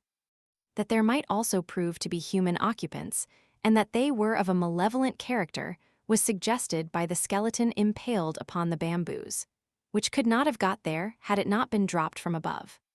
Our situation, stranded without possibility of escape in such a land, was clearly full of danger, and our reasons endorsed every measure of caution which Lord John's experience could suggest.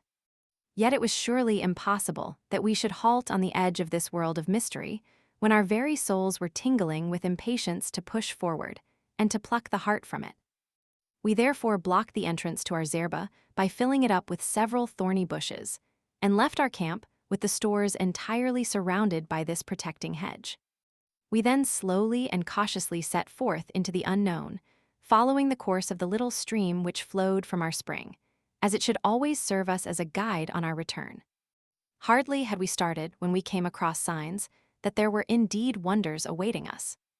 After a few hundred yards of thick forest, containing many trees which were quite unknown to me, but which Summerlee, who was the botanist of the party, recognized as forms of conifera and of cycadaceous plants which have long passed away in the world below, we entered a region where the stream widened out and formed a considerable bog.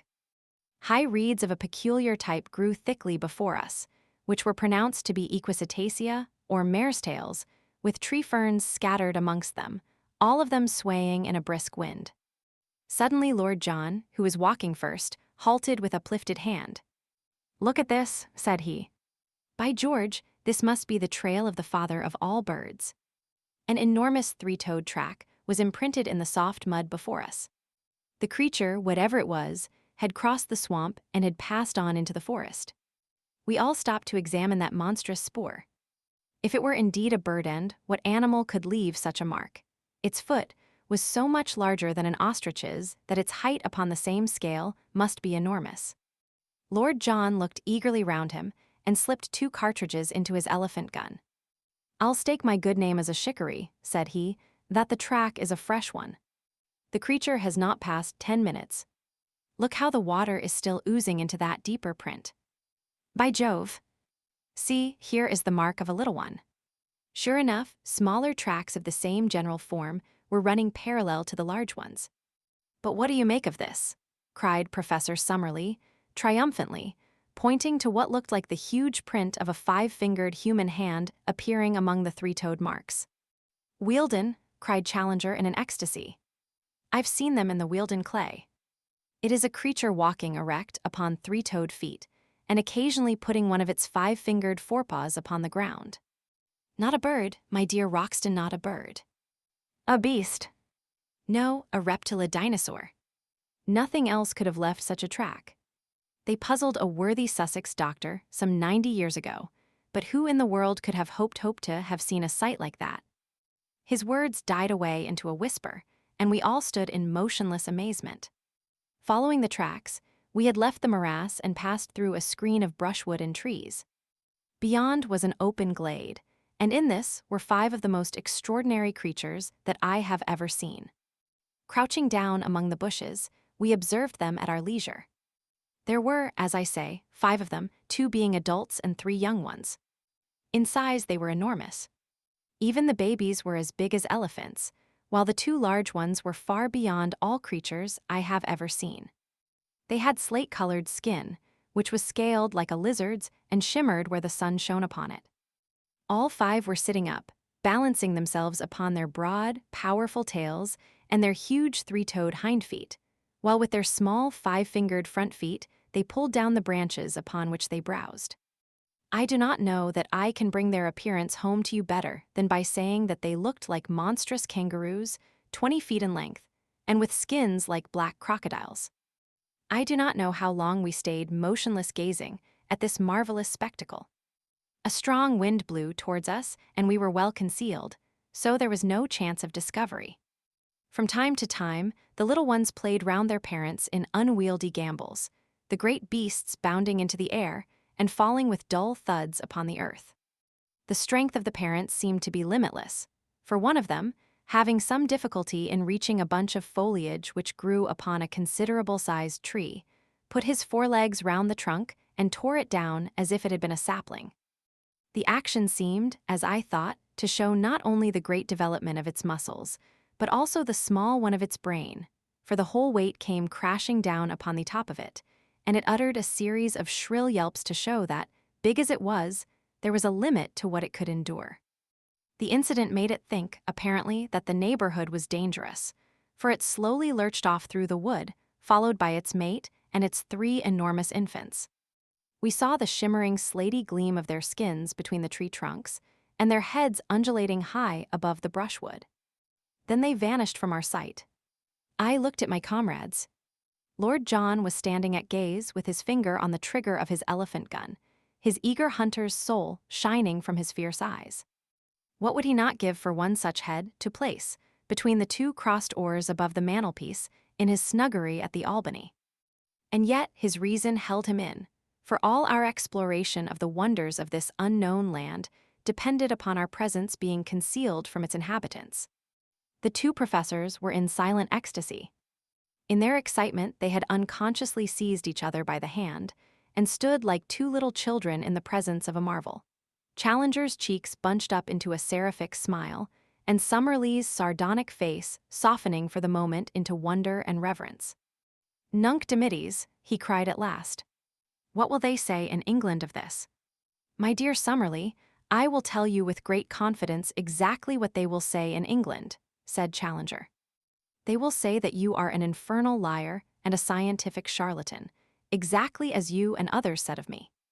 In the face of photographs. Faked Summerlee. Clumsily faked. In the face of specimens. Ah, there we may have them. Malone and his filthy Fleet Street crew may be all yelping our praises yet. August the 28th the day, we saw 5 live iguanodons in a glade of maple white land. Put it down in your diary, my young friend, and send it to your rag. And be ready to get the toe end of the editorial boot in return, said Lord John. Things look a bit different from the latitude of London, young fella my lad. There's many a man who never tells his adventures, for he can't hope to be believed. Who's to blame them? For this will seem a bit of a dream to ourselves in a month or 2. What did you say they were? Iguanodons, said Summerlee. You'll find their footmarks all over the Hastings sands, in Kent, and in Sussex. The south of England was alive with them when there was plenty of good lush green stuff to keep them going. Conditions have changed, and the beasts died. Here it seems that the conditions have not changed, and the beasts have lived. If ever we get out of this alive, I must have a head with me, said Lord John. Lord, how some of that Somaliland-Uganda crowd would turn a beautiful pea green if they saw it. I don't know what you chaps think, but it strikes me that we are on mighty thin ice all this time. I had the same feeling of mystery and danger around us. In the gloom of the trees, there seemed a constant menace, and as we looked up into their shadowy foliage, vague terrors crept into one's heart. It is true that these monstrous creatures which we had seen were lumbering, inoffensive brutes which were unlikely to hurt anyone. But in this world of wonders, what other survivals might there not be what fierce, active horrors ready to pounce upon us from their lair among the rocks or brushwood? I knew little of prehistoric life, but I had a clear remembrance of one book which I had read in which it spoke of creatures who would live upon our lions and tigers as a cat lives upon mice. What if these also were to be found in the woods of Maple White Land? It was destined that on this very morning, our first in the new country, we were to find out what strange hazards lay around us. It was a loathsome adventure, and one of which I hate to think. If, as Lord John said, the glade of the iguanodons will remain with us as a dream, then surely the swamp of the pterodactyls will forever be our nightmare. Let me set down exactly what occurred. We passed very slowly through the woods, partly because Lord Roxton acted as scout before he would let us advance, and partly because at every second step one or other of our professors would fall, with a cry of wonder, before some flower or insect which presented him with a new type. We may have traveled 2 or 3 miles in all, keeping to the right of the line of the stream, when we came upon a considerable opening in the trees. A belt of brushwood led up to a tangle of rocks. The whole plateau was strewn with boulders. We were walking slowly towards these rocks, among bushes which reached over our waists, when we became aware of a strange, low gabbling and whistling sound, which filled the air with a constant clamor and appeared to come from some spot immediately before us. Lord John held up his hand as a signal for us to stop, and he made his way swiftly, stooping and running, to the line of rocks. We saw him peep over them and give a gesture of amazement. Then he stood staring as if forgetting us, so utterly entranced was he by what he saw. Finally, he waved us to come on, holding up his hand as a signal for caution. His whole bearing made me feel that something wonderful but dangerous lay before us. Creeping to his side, we looked over the rocks. The place into which we gazed was a pit, and may, in the early days, have been one of the smaller volcanic blowholes of the plateau. It was bowl-shaped, and at the bottom, some hundreds of yards from where we lay, were pools of green-scummed, stagnant water, fringed with bulrushes. It was a weird place in itself, but its occupants made it seem like a scene from the 7 Circles of Dante. The place was a rookery of pterodactyls. There were hundreds of them congregated within view. All the bottom area round the water edge was alive with their young ones, and with hideous mothers brooding upon their leathery, yellowish eggs. From this crawling, flapping mass of obscene reptilian life came the shocking clamor which filled the air and the mephitic, horrible, musty odor which turned us sick. But above, perched each upon its own stone tall, gray, and withered, more like dead and dried specimens than actual living creatures, sat the horrible males, absolutely motionless save for the rolling of their red eyes or an occasional snap of their rat-trap beaks as a dragonfly went past them. Their huge, membranous wings were closed by folding their forearms, so that they sat like gigantic old women, wrapped in hideous web-colored shawls, and with their ferocious heads protruding above them. Large and small, not less than 1,000 of these filthy creatures lay in the hollow before us. Our professors would gladly have stayed there all day, so entranced were they by this opportunity of studying the life of a prehistoric age. They pointed out the fish and dead birds lying about among the rocks as proving the nature of the food of these creatures, and I heard them congratulating each other on having cleared up the point why the bones of this flying dragon are found in such great numbers in certain well-defined areas, as in the Cambridge greensand, since it was now seen that, like penguins, they lived in gregarious fashion. Finally, however, Challenger, bent upon proving some point which Summerlee had contested, thrust his head over the rock and nearly brought destruction upon us all. In an instant, the nearest male gave a shrill, whistling cry, and flapped its 20-foot span of leathery wings as it soared up into the air. The females and young ones huddled together beside the water, while the whole circle of sentinels rose one after the other and sailed off into the sky. It was a wonderful sight to see at least 100 creatures of such enormous size and hideous appearance all swooping like swallows with swift, shearing wing strokes above us. But soon we realized that it was not one on which we could afford to linger. At first the great brutes flew round in a huge ring, as if to make sure what the exact extent of the danger might be. Then the flight grew lower and the circle narrower, until they were whizzing round and round us, the dry, rustling flap of their huge, slate-colored wings filling the air with a volume of sound that made me think of Hendon Aerodrome upon a race day. "Make for the wood and keep together," cried Lord John, clubbing his rifle. "The brutes mean mischief." The moment we attempted to retreat, the circle closed in upon us, until the tips of the wings of those nearest to us nearly touched our faces. We beat at them with the stocks of our guns, but there was nothing solid or vulnerable to strike. Then suddenly out of the whizzing, slate-colored circle a long neck shot out, and a fierce beak made a thrust at us. Another and another followed. Summerlee gave a cry and put his hand to his face, from which the blood was streaming. I felt a prod at the back of my neck and turned dizzy with the shock. Challenger fell, and as I stooped to pick him up, I was again struck from behind and dropped on the top of him. At the same instant, I heard the crash of Lord John's elephant gun, and, looking up, saw one of the creatures with a broken wing struggling upon the ground, spitting and gurgling at us with a wide-opened beak and bloodshot, goggled eyes, like some devil in a medieval picture. Its comrades had flown higher at the sudden sound and were circling above our heads. "Now," cried Lord John, "now for our lives." We staggered through the brushwood, and even as we reached the trees, the harpies were on us again. Summerlee was knocked down, but we tore him up and rushed among the trunks. Once there, we were safe, for those huge wings had no space for their sweep beneath the branches. As we limped homewards, sadly mauled and discomfited, we saw them for a long time flying at a great height against the deep blue sky above our heads, soaring round and round, no bigger than wood pigeons, with their eyes no doubt still following our progress. At last, however, as we reached the thicker woods, they gave up the chase, and we saw them no more.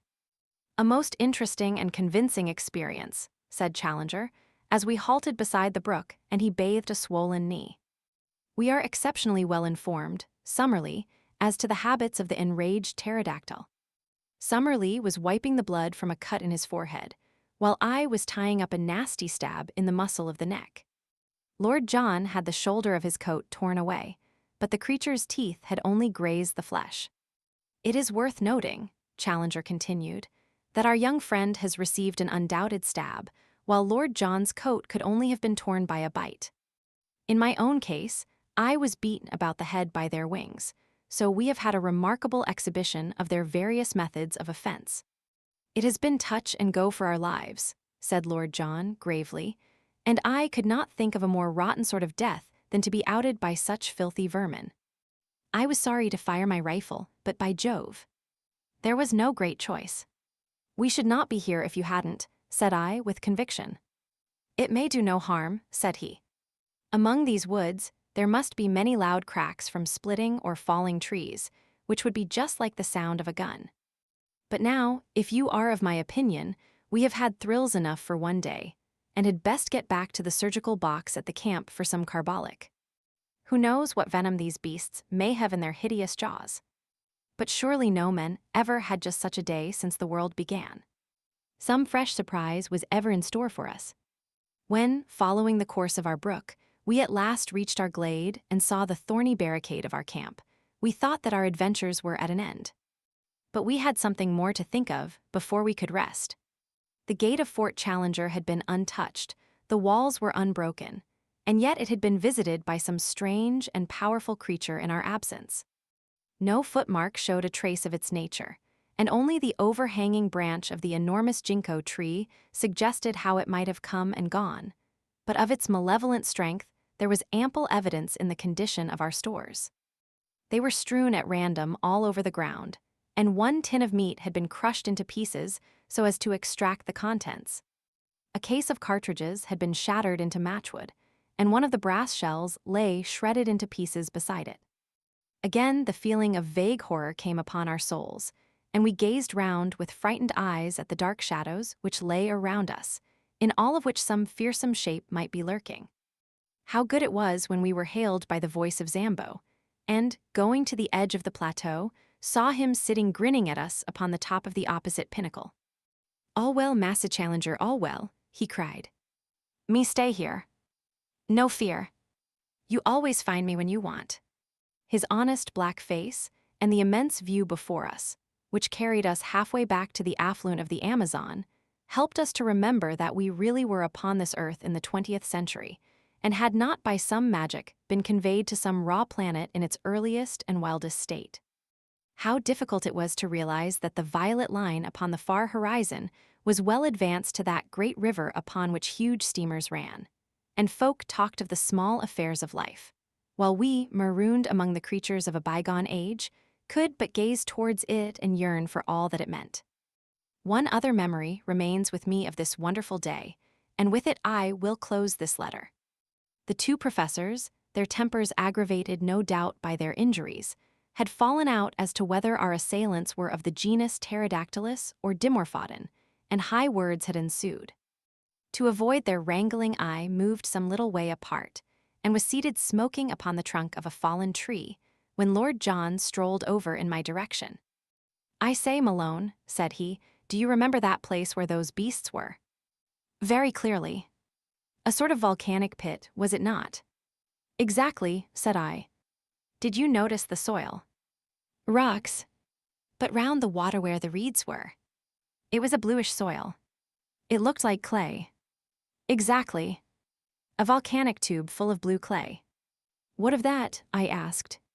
"Oh, nothing, nothing," said he, and strolled back to where the voices of the contending men of science rose in a prolonged duet, the high, strident note of Summerlee rising and falling to the sonorous bass of Challenger. I should have thought no more of Lord John's remark were it not that once again that night I heard him mutter to himself, "Blue clay in a volcanic tube." They were the last words I heard before I dropped into an exhausted sleep. Chapter 11. For once I was the hero. Lord John Roxton was right when he thought that some specially toxic quality might lie in the bite of the horrible creatures which had attacked us. On the morning after our first adventure upon the plateau, both Summerlee and I were in great pain and fever, while Challenger's knee was so bruised that he could hardly limp. We kept to our camp all day, therefore, Lord John busying himself, with such help as we could give him, in raising the height and thickness of the thorny walls which were our only defense. I remember that during the whole long day I was haunted by the feeling that we were closely observed, though by whom or whence I could give no guess. So strong was the impression that I told Professor Challenger of it, who put it down to the cerebral excitement caused by my fever. Again and again I glanced round swiftly, with the conviction that I was about to see something, but only to meet the dark tangle of our hedge or the solemn and cavernous gloom of the great trees which arched above our heads. And yet the feeling grew ever stronger in my own mind that something observant and something malevolent was at our very elbow. I thought of the Indian superstition of the Curupuri the Dreadful, lurking spirit of the wood's end. I could have imagined that his terrible presence haunted those who had invaded his most remote and sacred retreat. That night, our third in Maple White Land, we had an experience which left a fearful impression upon our minds, and made us thankful that Lord John had worked so hard in making our retreat impregnable. We were all sleeping round our dying fire when we were aroused, or, rather, I should say, shot out of our slumbers by a succession of the most frightful cries and screams to which I have ever listened. I know no sound to which I could compare this amazing tumult, which seemed to come from some spot within a few hundred yards of our camp. It was as ear-splitting as any whistle of a railway engine. But whereas the whistle is a clear, mechanical, sharp-edged sound, this was far deeper in volume and vibrant with the uttermost strain of agony and horror. We clapped our hands to our ears to shut out that nerve-shaking appeal. A cold sweat broke out over my body, and my heart turned sick at the misery of it. All the woes of tortured life, all its stupendous indictment of high heaven, its innumerable sorrows, seemed to be centered and condensed into that one dreadful, agonized cry. And then under this high-pitched, ringing sound there was another, more intermittent, a low, deep-chested laugh, a growling, throaty gurgle of merriment which formed a grotesque accompaniment to the shriek with which it was blended. For 3 or 4 minutes on end, the fearsome duet continued, while all the foliage rustled with the rising of startled birds. Then it shut off as suddenly as it began. For a long time we sat in horrified silence. Then Lord John threw a bundle of twigs upon the fire, and their red glare lit up the intent faces of my companions and flickered over the great boughs above our heads. "What was it?" I whispered. "We shall know in the morning," said Lord John. It was close to us, not farther than the glade. We have been privileged to overhear a prehistoric tragedy, the sort of drama which occurred among the reeds upon the border of some Jurassic lagoon, when the greater dragon pinned the lesser among the slime, said Challenger, with more solemnity than I had ever heard in his voice. It was surely well for man that he came late in the order of creation. There were powers abroad in earlier days which no courage and no mechanism of his could have met. What could his sling, his throwing stick, or his arrow avail him against such forces as have been loosed tonight? Even with a modern rifle, it would be all odds on the monster. "I think I should back my little friend," said Lord John, caressing his express. "But the beast would certainly have a good sporting chance." Summerlee raised his hand. "Hush," he cried. "Surely I hear something." From the utter silence, there emerged a deep, regular pat-pat. It was the tread of some animal, the rhythm of soft, but heavy pads placed cautiously upon the ground. It stole slowly round the camp, and then halted near our gateway. There was a low, sibilant rise and fall the breathing of the creature. Only our feeble hedge separated us from this horror of the night. Each of us had seized his rifle, and Lord John had pulled out a small bush to make an embrasure in the hedge. "By George," he whispered. "I think I can see it." I stooped and peered over his shoulder through the gap. Yes, I could see it too. In the deep shadow of the tree, there was a deeper shadow yet, black, inchoate, vague, a crouching form full of savage vigor and menace. It was no higher than a horse, but the dim outline suggested vast bulk and strength. That hissing pant, as regular and full-volumed as the exhaust of an engine, spoke of a monstrous organism. Once, as it moved, I thought I saw the glint of two terrible, greenish eyes. There was an uneasy rustling, as if it were crawling slowly forward. "I believe it is going to spring," said I, cocking my rifle. "Don't fire." "Don't fire," whispered Lord John. The crash of a gun in this silent night would be heard for miles. "Keep it as a last card." "If it gets over the hedge, we're done," said Summerlee, and his voice crackled into a nervous laugh as he spoke. "No, it must not get over," cried Lord John, "but hold your fire to the last. Perhaps I can make something of the fellow. I'll chance it anyhow." It was as brave an act as ever I saw a man do. He stooped to the fire, picked up a blazing branch, and slipped in an instant through a salaport which he had made in our gateway. The thing moved forward with a dreadful snarl. Lord John never hesitated, but running towards it with a quick, light step, he dashed the flaming wood into the brute's face. For one moment, I had a vision of a horrible mask like a giant toad's, of a warty, leprous skin, and of a loose mouth all beslobbered with fresh blood. The next, there was a crash in the underwood, and our dreadful visitor was gone. "I thought he wouldn't face the fire," said Lord John, laughing, as he came back and threw his branch among the faggots. "You should not have taken such a risk," we all cried. There was nothing else to be done. If he had got among us, we should have shot each other in tryin' to down him. On the other hand, if we had fired through the hedge and wounded him, he would soon have been on the top of us, to say nothing of giving ourselves away. On the whole, I think that we are jolly well out of it. What was he then? Our learned men looked at each other with some hesitation. "Personally, I am unable to classify the creature with any certainty," said Summerlee, lighting his pipe from the fire. "In refusing to commit yourself, you are but showing a proper scientific reserve," said Challenger, with massive condescension. "I am not myself prepared to go farther than to say in general terms that we have almost certainly been in contact tonight with some form of carnivorous dinosaur. I have already expressed my anticipation that something of the sort might exist upon this plateau. We have to bear in mind," remarked Summerlee, "that there are many prehistoric forms which have never come down to us. It would be rash to suppose that we can give a name to all that we are likely to meet." "Exactly. A rough classification may be the best that we can attempt. Tomorrow some further evidence may help us to an identification. Meantime, we can only renew our interrupted slumbers." "But not without a sentinel," said Lord John with decision.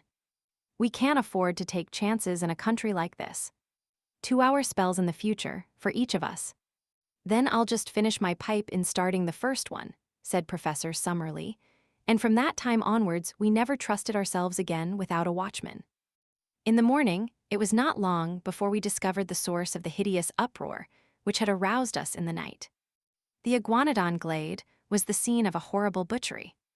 From the pools of blood and the enormous lumps of flesh scattered in every direction over the greensward, we imagined at first that a number of animals had been killed, but on examining the remains more closely, we discovered that all this carnage came from one of these unwieldy monsters, which had been literally torn to pieces by some creature not larger, perhaps, but far more ferocious than itself.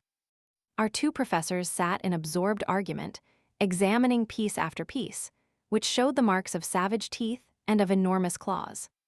Our judgment must still be in abeyance, said Professor Challenger, with a huge slab of whitish-colored flesh across his knee. The indications would be consistent with the presence of a saber-toothed tiger, such as are still found among the breccia of our caverns. But the creature actually seen was undoubtedly of a larger and more reptilian character. Personally, I should pronounce for Allosaurus. Or Megalosaurus, said Summerlee. Exactly. Any one of the larger carnivorous dinosaurs would meet the case.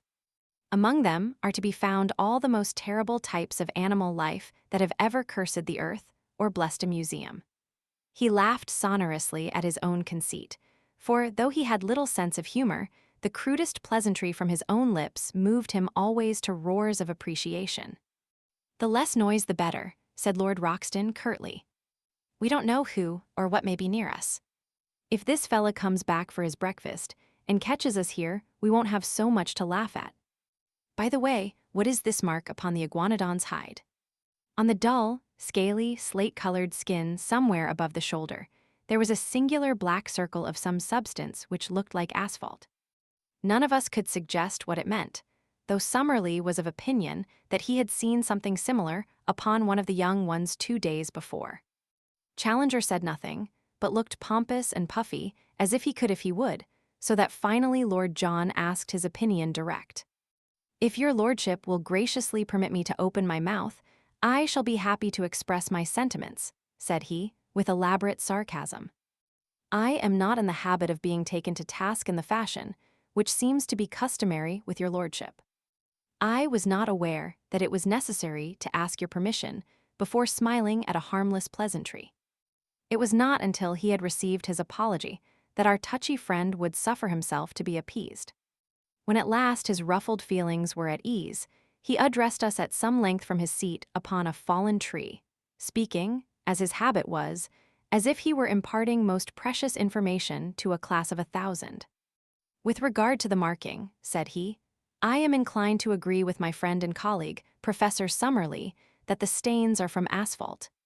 As this plateau is, in its very nature, highly volcanic, and as asphalt is a substance which one associates with plutonic forces, I cannot doubt that it exists in the free liquid state, and that the creatures may have come in contact with it. A much more important problem is the question as to the existence of the carnivorous monster which has left its traces in this glade. We know roughly that this plateau is not larger than an average English county. Within this confined space, a certain number of creatures, mostly types which have passed away in the world below, have lived together for innumerable years.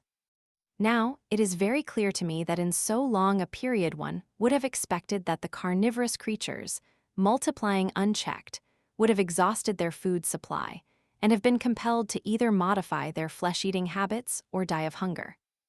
This we see has not been so. We can only imagine, therefore, that the balance of nature is preserved by some check, which limits the numbers of these ferocious creatures. One of the many interesting problems, therefore, which await our solution is to discover what that check may be and how it operates. I venture to trust that we may have some future opportunity for the closer study of the carnivorous dinosaurs. And I venture to trust we may not, I observed. The professor only raised his great eyebrows, as the schoolmaster meets the irrelevant observation of the naughty boy. Perhaps Professor Summerlee may have an observation to make, he said, and the two savants ascended together into some rarefied scientific atmosphere, where the possibilities of a modification of the birth rate were weighed against the decline of the food supply as a check in the struggle for existence. That morning, we mapped out a small portion of the plateau, avoiding the swamp of the pterodactyls and keeping to the east of our brook instead of to the west. In that direction, the country was still thickly wooded, with so much undergrowth that our progress was very slow. I have dwelt up to now upon the terrors of maple white land, but there was another side to the subject, for all that morning we wandered among lovely flowers mostly, as I observed, white or yellow in color, these being, as our professors explained, the primitive flower shades. In many places the ground was absolutely covered with them, and as we walked ankle-deep on that wonderful yielding carpet, the scent was almost intoxicating in its sweetness and intensity. The homely English bee buzzed everywhere around us. Many of the trees under which we passed had their branches bowed down with fruit, some of which were of familiar sorts, while other varieties were new. By observing which of them were pecked by the birds, we avoided all danger of poison and added a delicious variety to our food reserve. In the jungle which we traversed were numerous hard-trodden paths made by the wild beasts, and in the more marshy places we saw a profusion of strange footmarks, including many of the iguanodon. Once in a grove, we observed several of these great creatures grazing, and Lord John, with his glass, was able to report that they also were spotted with asphalt, though in a different place to the one which we had examined in the morning. What this phenomenon meant, we could not imagine. We saw many small animals, such as porcupines, a scaly anteater, and a wild pig, piebald in color and with long curved tusks. Once, through a break in the trees, we saw a clear shoulder of green hill some distance away, and across this, a large dun-colored animal was traveling at a considerable pace. It passed so swiftly that we were unable to say what it was, but if it were a deer, as was claimed by Lord John, it must have been as large as those monstrous Irish elk which are still dug up from time to time in the bogs of my native land. Ever since the mysterious visit which had been paid to our camp, we always returned to it with some misgivings. However, on this occasion, we found everything in order. That evening, we had a grand discussion upon our present situation and future plans, which I must describe at some length, as it led to a new departure by which we were enabled to gain a more complete knowledge of maple white land than might have come in many weeks of exploring. It was Summerlee who opened the debate. All day he had been querulous in manner, and now some remark of Lord John's as to what we should do on the morrow brought all his bitterness to a head. "What we ought to be doing today, tomorrow, and all the time," said he, "is finding some way out of the trap into which we have fallen. You are all turning your brains towards getting into this country. I say that we should be scheming how to get out of it." "I am surprised, sir," boomed Challenger, stroking his majestic beard, "that any man of science should commit himself to so ignoble a sentiment. You are in a land which offers such an inducement to the ambitious naturalist as none ever has since the world began, and you suggest leaving it before we have acquired more than the most superficial knowledge of it or of its contents. I expected better things of you, Professor Summerlee." "You must remember," said Summerlee sourly, "that I have a large class in London who are at present at the mercy of an extremely inefficient locum tenens. This makes my situation different from yours, Professor Challenger, since, so far as I know, you have never been entrusted with any responsible educational work." "Quite so," said Challenger. "I have felt it to be a sacrilege to divert a brain which is capable of the highest original research to any lesser object. That is why I have sternly set my face against any proffered scholastic appointment." "For example?" asked Summerlee with a sneer, but Lord John hastened to change the conversation. "I must say," said he, "that I think it would be a mighty poor thing to go back to London before I know a great deal more of this place than I do at present. I could never dare to walk into the back office of my paper and face old McArdle," said I.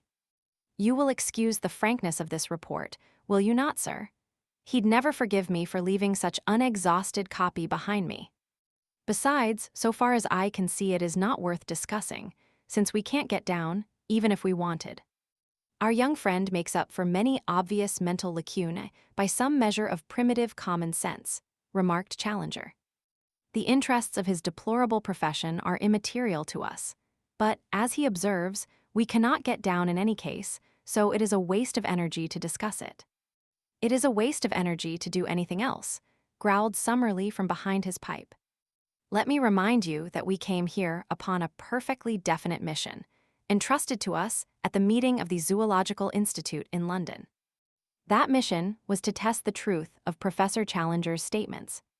Those statements, as I am bound to admit, we are now in a position to endorse. Our ostensible work is therefore done. As to the detail which remains to be worked out upon this plateau, it is so enormous that only a large expedition, with a very special equipment, could hope to cope with it.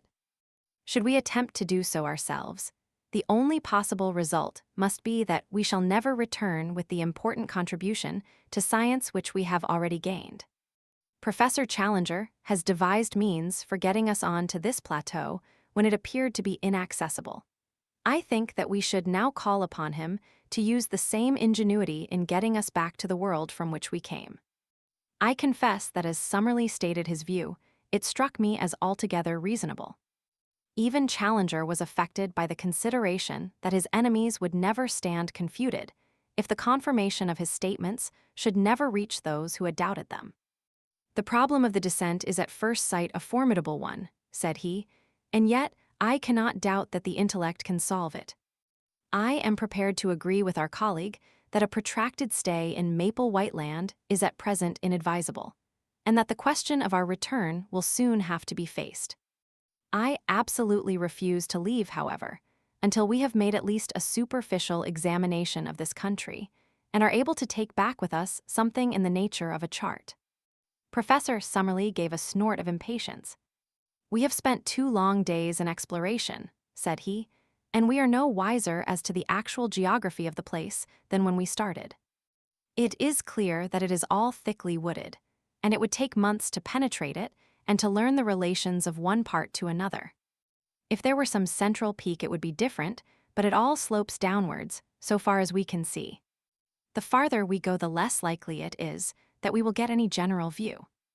It was at that moment that I had my inspiration. My eyes chanced to light upon the enormous gnarled trunk of the ginkgo tree, which cast its huge branches over us. Surely, if its bole exceeded that of all others, its height must do the same. If the rim of the plateau was indeed the highest point, then why should this mighty tree not prove to be a watchtower which commanded the whole country? Now, ever since I ran wild as a lad in Ireland, I have been a bold and skilled tree climber. My comrades might be my masters on the rocks, but I knew that I would be supreme among those branches. Could I only get my legs onto the lowest of the giant offshoots, then it would be strange indeed if I could not make my way to the top. My comrades were delighted at my idea. Our young friend, said Challenger, bunching up the red apples of his cheeks, is capable of acrobatic exertions which would be impossible to a man of a more solid, though possibly of a more commanding, appearance. I applaud his resolution. By George, young fella, you've put your hand on it, said Lord John, clapping me on the back. How we never came to think of it before I can't imagine. There's not more than an hour of daylight left, but if you take your notebook, you may be able to get some rough sketch of the place. If we put these 3 ammunition cases under the branch, I will soon hoist you onto it. He stood on the boxes while I faced the trunk, and was gently raising me when Challenger sprang forward and gave me such a thrust with his huge hand that he fairly shot me into the tree. With both arms clasping the branch, I scrambled hard with my feet until I had worked, first my body, and then my knees, onto it.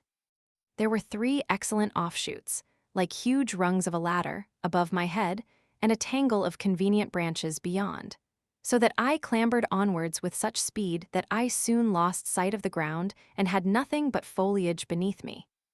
Now and then I encountered a check, and once I had to shin up a creeper for 8 or 10 feet, but I made excellent progress, and the booming of Challenger's voice seemed to be a great distance beneath me. The tree was, however, enormous, and looking upwards, I could see no thinning of the leaves above my head. There was some thick, bush-like clump, which seemed to be a parasite upon a branch up which I was swarming. I leaned my head round it in order to see what was beyond, and I nearly fell out of the tree in my surprise and horror at what I saw. A face was gazing into mine at the distance of only a foot or two. The creature that owned it had been crouching behind the parasite and had looked round it at the same instant that I did. It was a human face, or, at least, it was far more human than any monkey's that I have ever seen. It was long, whitish and blotched with pimples, the nose flattened and the lower jaw projecting, with a bristle of coarse whiskers round the chin. The eyes, which were under thick and heavy brows, were bestial and ferocious, and as it opened its mouth to snarl what sounded like a curse at me, I observed that it had curved, sharp canine teeth. For an instant I read hatred and menace in the evil eyes. Then, as quick as a flash, came an expression of overpowering fear. There was a crash of broken boughs as it dived wildly down into the tangle of green. I caught a glimpse of a hairy body like that of a reddish pig, and then it was gone amid a swirl of leaves and branches. "What's the matter?" shouted Roxton from below. "Anything wrong with you?" "Did you see it?" I cried, with my arms round the branch and all my nerves tingling. "We heard a row, as if your foot had slipped." "What was it?" I was so shocked at the sudden and strange appearance of this ape-man that I hesitated whether I should not climb down again and tell my experience to my companions. But I was already so far up the great tree that it seemed a humiliation to return without having carried out my mission. After a long pause, therefore, to recover my breath and my courage, I continued my ascent. Once I put my weight upon a rotten branch and swung for a few seconds by my hands, but in the main, it was all easy climbing. Gradually the leaves thinned around me, and I was aware, from the wind upon my face, that I had topped all the trees of the forest. I was determined, however, not to look about me before I had reached the very highest point, so I scrambled on until I had got so far that the topmost branch was bending beneath my weight. There I settled into a convenient fork, and, balancing myself securely, I found myself looking down at a most wonderful panorama of this strange country in which we found ourselves. The sun was just above the western skyline, and the evening was a particularly bright and clear one, so that the whole extent of the plateau was visible beneath me. It was, as seen from this height, of an oval contour, with a breadth of about 30 miles and a width of 20. Its general shape was that of a shallow funnel, all the sides sloping down to a considerable lake in the center. This lake may have been 10 miles in circumference, and lay very green and beautiful in the evening light, with a thick fringe of reeds at its edges, and with its surface broken by several yellow sandbanks, which gleamed golden in the mellow sunshine. A number of long dark objects, which were too large for alligators and too long for canoes, lay upon the edges of these patches of sand. With my glass, I could clearly see that they were alive, but what their nature might be I could not imagine. From the side of the plateau on which we were, slopes of woodland, with occasional glades, stretched down for 5 or 6 miles to the central lake. I could see at my very feet the glade of the iguanodons, and farther off was a round opening in the trees which marked the swamp of the pterodactyls. On the side facing me, however, the plateau presented a very different aspect. There the basalt cliffs of the outside were reproduced upon the inside, forming an escarpment about 200 feet high, with a woody slope beneath it. Along the base of these red cliffs, some distance above the ground, I could see a number of dark holes through the glass, which I conjectured to be the mouths of caves. At the opening of one of these something white was shimmering, but I was unable to make out what it was. I sat charting the country until the sun had set, and it was so dark that I could no longer distinguish details. Then I climbed down to my companions, waiting for me so eagerly at the bottom of the great tree. For once I was the hero of the expedition. Alone I had thought of it, and alone I had done it, and here was the chart which would save us a month's blind groping among unknown dangers. Each of them shook me solemnly by the hand. But before they discussed the details of my map, I had to tell them of my encounter with the ape-man among the branches. "He has been there all the time," said I. "How do you know that?" asked Lord John. Because I have never been without that feeling that something malevolent was watching us. I mentioned it to you, Professor Challenger. Our young friend certainly said something of the kind. He is also the one among us who is endowed with that Celtic temperament which would make him sensitive to such impressions. The whole theory of telepathy, began Summerlee, filling his pipe, is too vast to be now discussed, said Challenger with decision. Tell me now, he added, with the air of a bishop addressing a Sunday school, did you happen to observe whether the creature could cross its thumb over its palm? No, indeed. Had it a tail? No. Was the foot prehensile? I do not think it could have made off so fast among the branches if it could not get a grip with its feet. In South America there are, if my memory serves me you will check the observation, Professor Summerlee some 36 species of monkeys, but the anthropoid ape is unknown.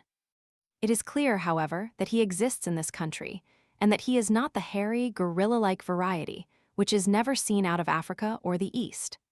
I was inclined to interpolate, as I looked at him, that I had seen his first cousin in Kensington. This is a whiskered and colorless type, the latter characteristic pointing to the fact that he spends his days in arboreal seclusion. The question which we have to face is whether he approaches more closely to the ape or the man.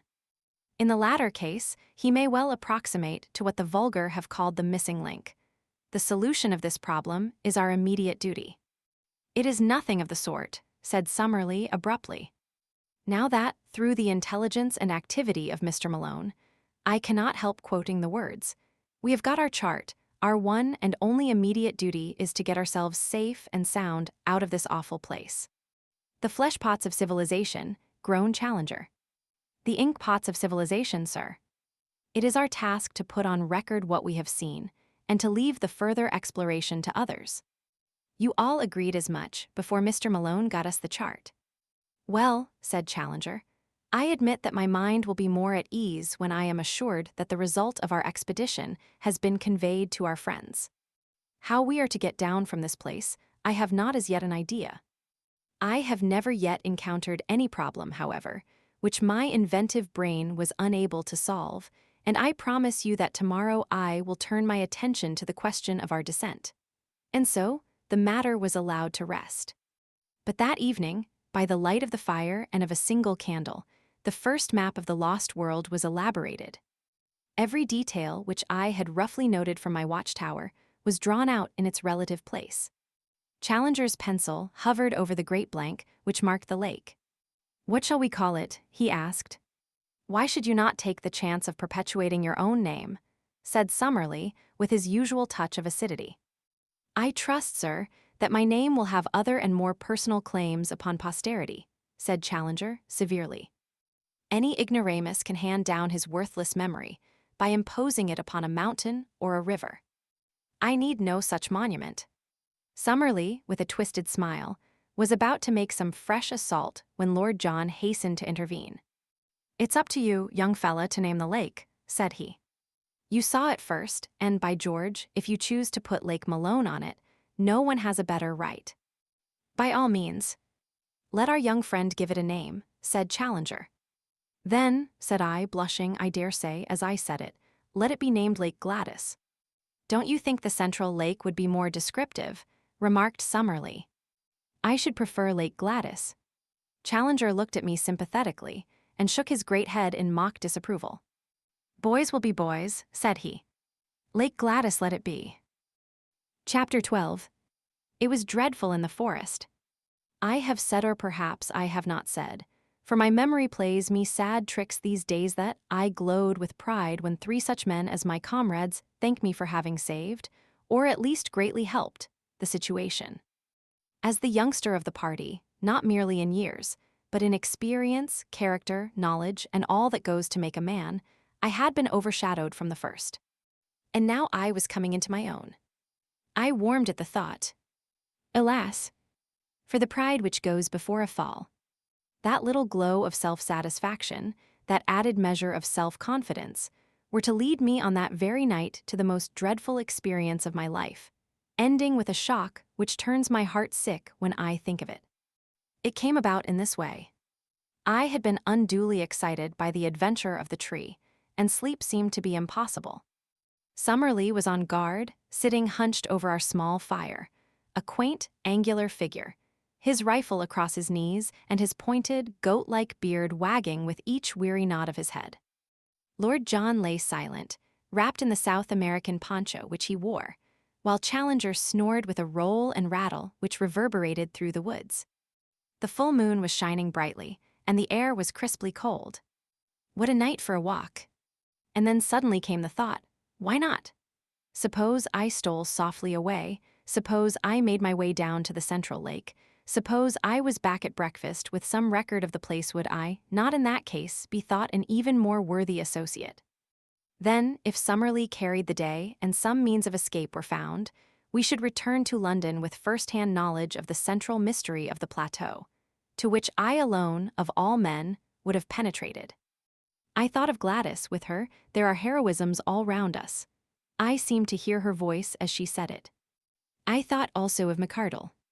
What a 3-column article for the paper! What a foundation for a career! A correspondentship in the next great war might be within my reach. I clutched at a gun. My pockets were full of cartridges and, parting the thorn bushes at the gate of our zerba, quickly slipped out. My last glance showed me the unconscious Summerlee, most futile of sentinels, still nodding away like a queer mechanical toy in front of the smoldering fire. I had not gone 100 yards before I deeply repented my rashness. I may have said somewhere in this chronicle that I am too imaginative to be a really courageous man, but that I have an overpowering fear of seeming afraid. This was the power which now carried me onwards. I simply could not slink back with nothing done. Even if my comrades should not have missed me, and should never know of my weakness, there would still remain some intolerable self-shame in my own soul. And yet I shuddered at the position in which I found myself, and would have given all I possessed at that moment to have been honorably free of the whole business. It was dreadful in the forest. The trees grew so thickly, and their foliage spread so widely, that I could see nothing of the moonlight save that here and there, the high branches made a tangled filigree against the starry sky. As the eyes became more used to the obscurity, one learned that there were different degrees of darkness among the trees, that some were dimly visible, while between and among them there were coal-black shadowed patches, like the mouths of caves, from which I shrank in horror as I passed. I thought of the despairing yell of the tortured iguanodon, that dreadful cry, which had echoed through the woods. I thought, too, of the glimpse I had in the light of Lord John's torch, of that bloated, warty, blood-slavering muzzle. Even now I was on its hunting ground. At any instant, it might spring upon me from the shadows, this nameless and horrible monster. I stopped, and picking a cartridge from my pocket, I opened the breech of my gun. As I touched the lever, my heart leaped within me. It was the shotgun, not the rifle, which I had taken. Again the impulse to return swept over me. Here, surely, was a most excellent reason for my failure, one for which no one would think the less of me. But again, the foolish pride fought against that very word. I could not, must not fail. After all, my rifle would probably have been as useless as a shotgun against such dangers as I might meet. If I were to go back to camp to change my weapon, I could hardly expect to enter and to leave again without being seen. In that case, there would be explanations, and my attempt would no longer be all my own.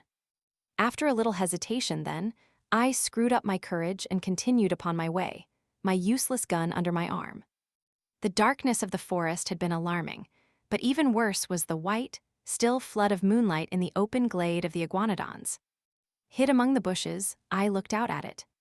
None of the great brutes were in sight. Perhaps the tragedy which had befallen one of them had driven them from their feeding ground. In the misty, silvery night I could see no sign of any living thing.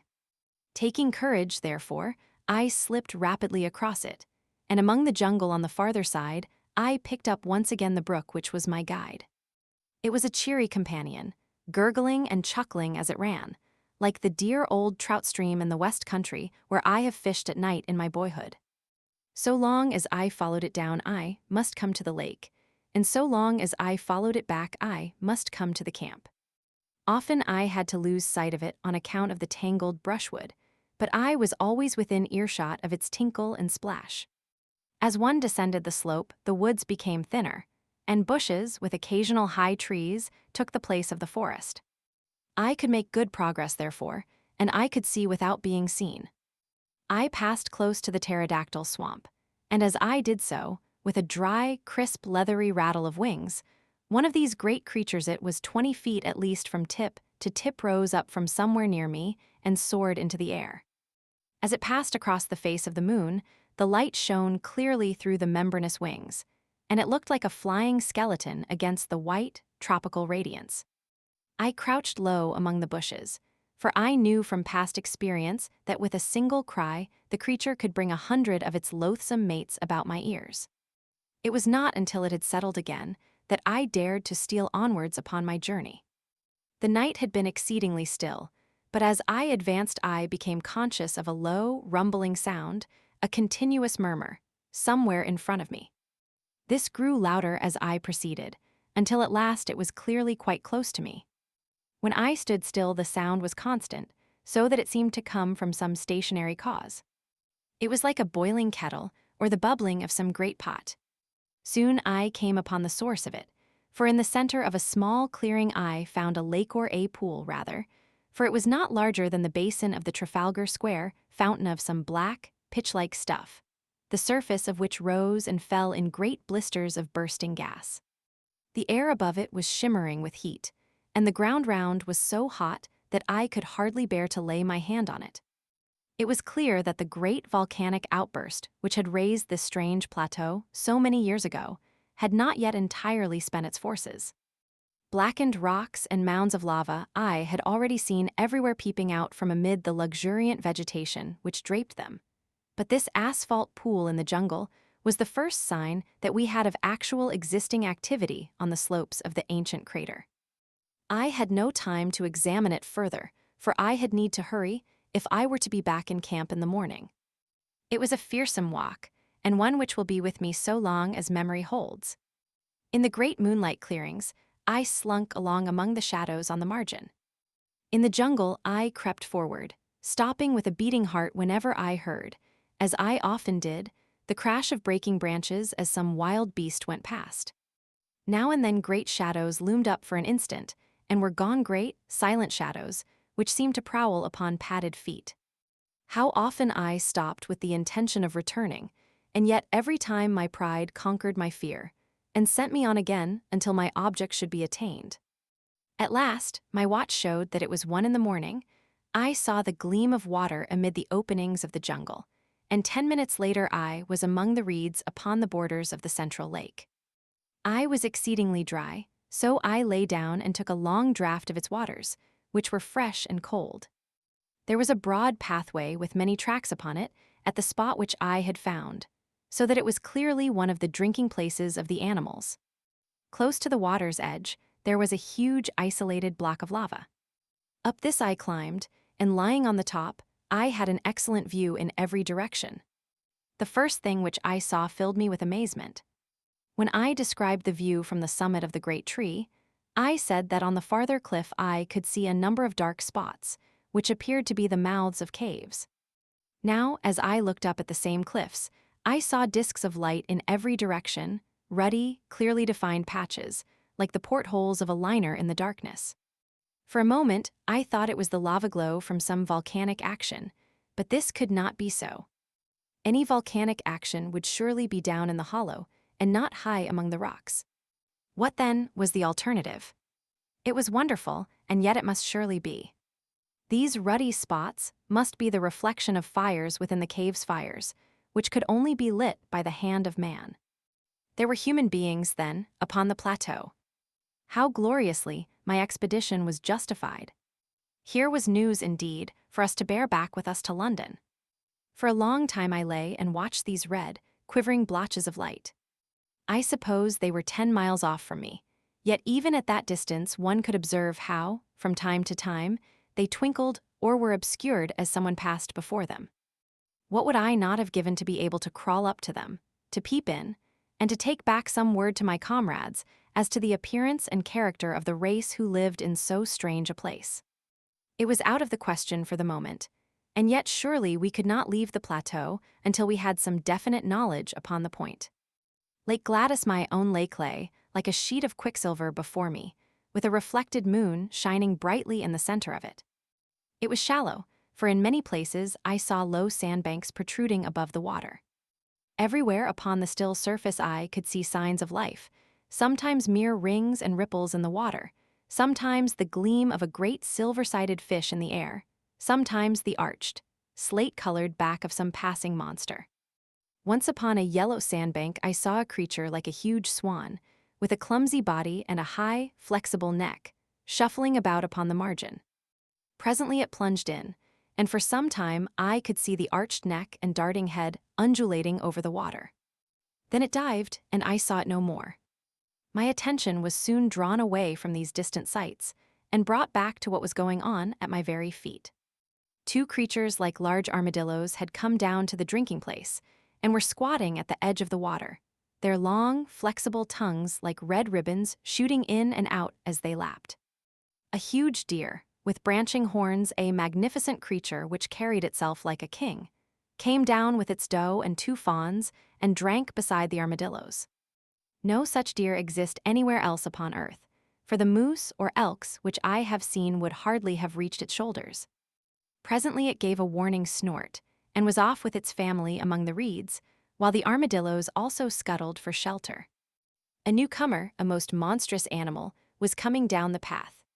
For a moment I wondered where I could have seen that ungainly shape, that arched back with triangular fringes along it, that strange bird-like head held close to the ground. Then it came back to me. It was the Stegosaurus, the very creature which Maple White had preserved in his sketchbook, and which had been the first object which arrested the attention of Challenger. There he was, perhaps the very specimen which the American artist had encountered.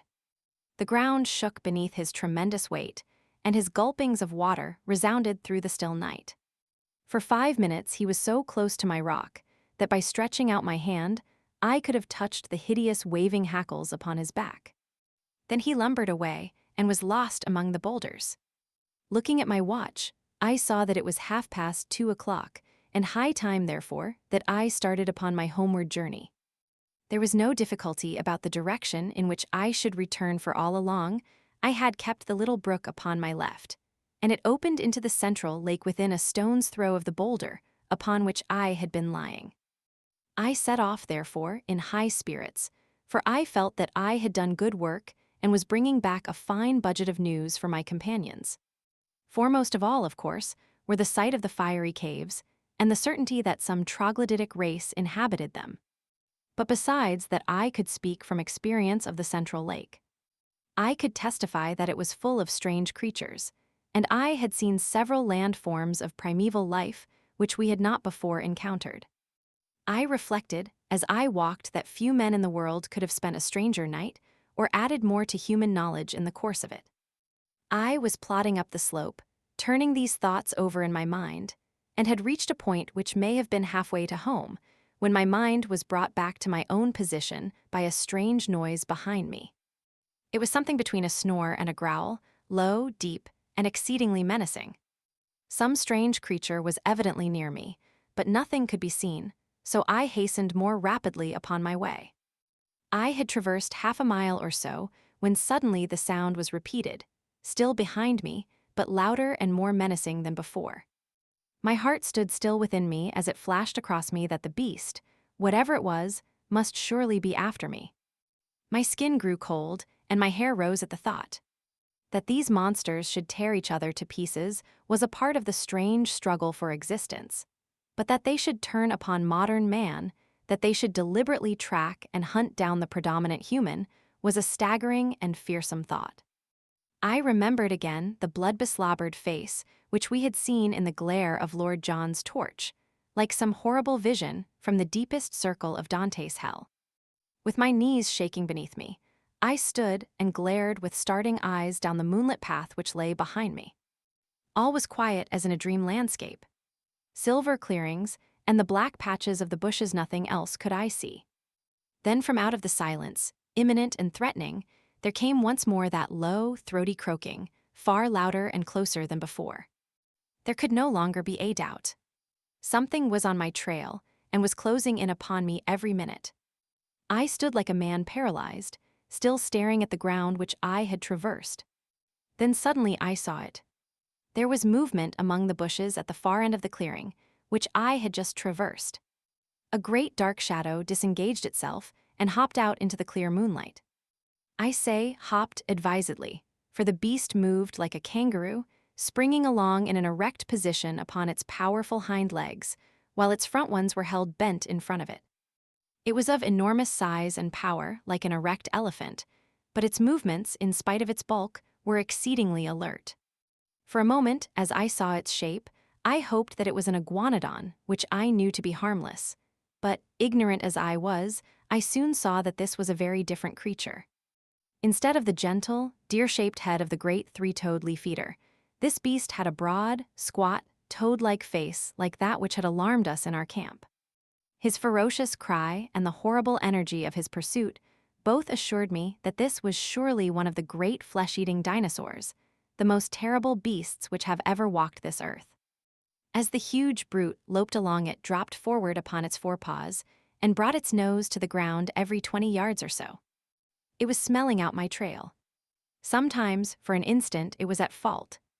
Then it would catch it up again and come bounding swiftly along the path I had taken.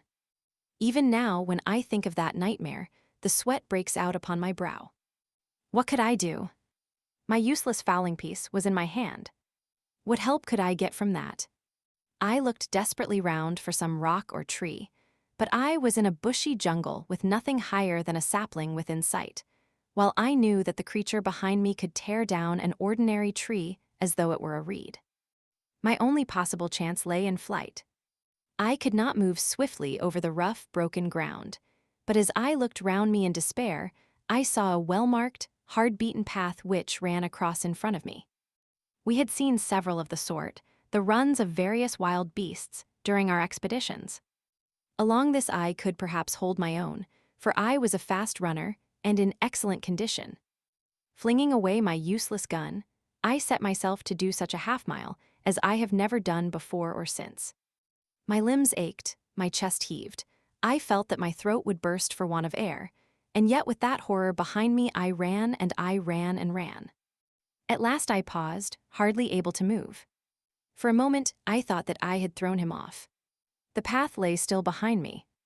And then suddenly, with a crashing and a rending, a thudding of giant feet and a panting of monster lungs, the beast was upon me once more. He was at my very heels. I was lost. Madman that I was to linger so long before I fled. Up to then he had hunted by scent, and his movement was slow. But he had actually seen me as I started to run. From then onwards he had hunted by sight, for the path showed him where I had gone. Now, as he came round the curve, he was springing in great bounds. The moonlight shone upon his huge projecting eyes, the row of enormous teeth in his open mouth, and the gleaming fringe of claws upon his short, powerful forearms. With a scream of terror I turned and rushed wildly down the path. Behind me, the thick, gasping breathing of the creature sounded louder and louder. His heavy footfall was beside me. Every instant I expected to feel his grip upon my back. And then suddenly, there came a crash. I was falling through space, and everything beyond was darkness and rest. As I emerged from my unconsciousness, which could not, I think, have lasted more than a few minutes, I was aware of a most dreadful and penetrating smell.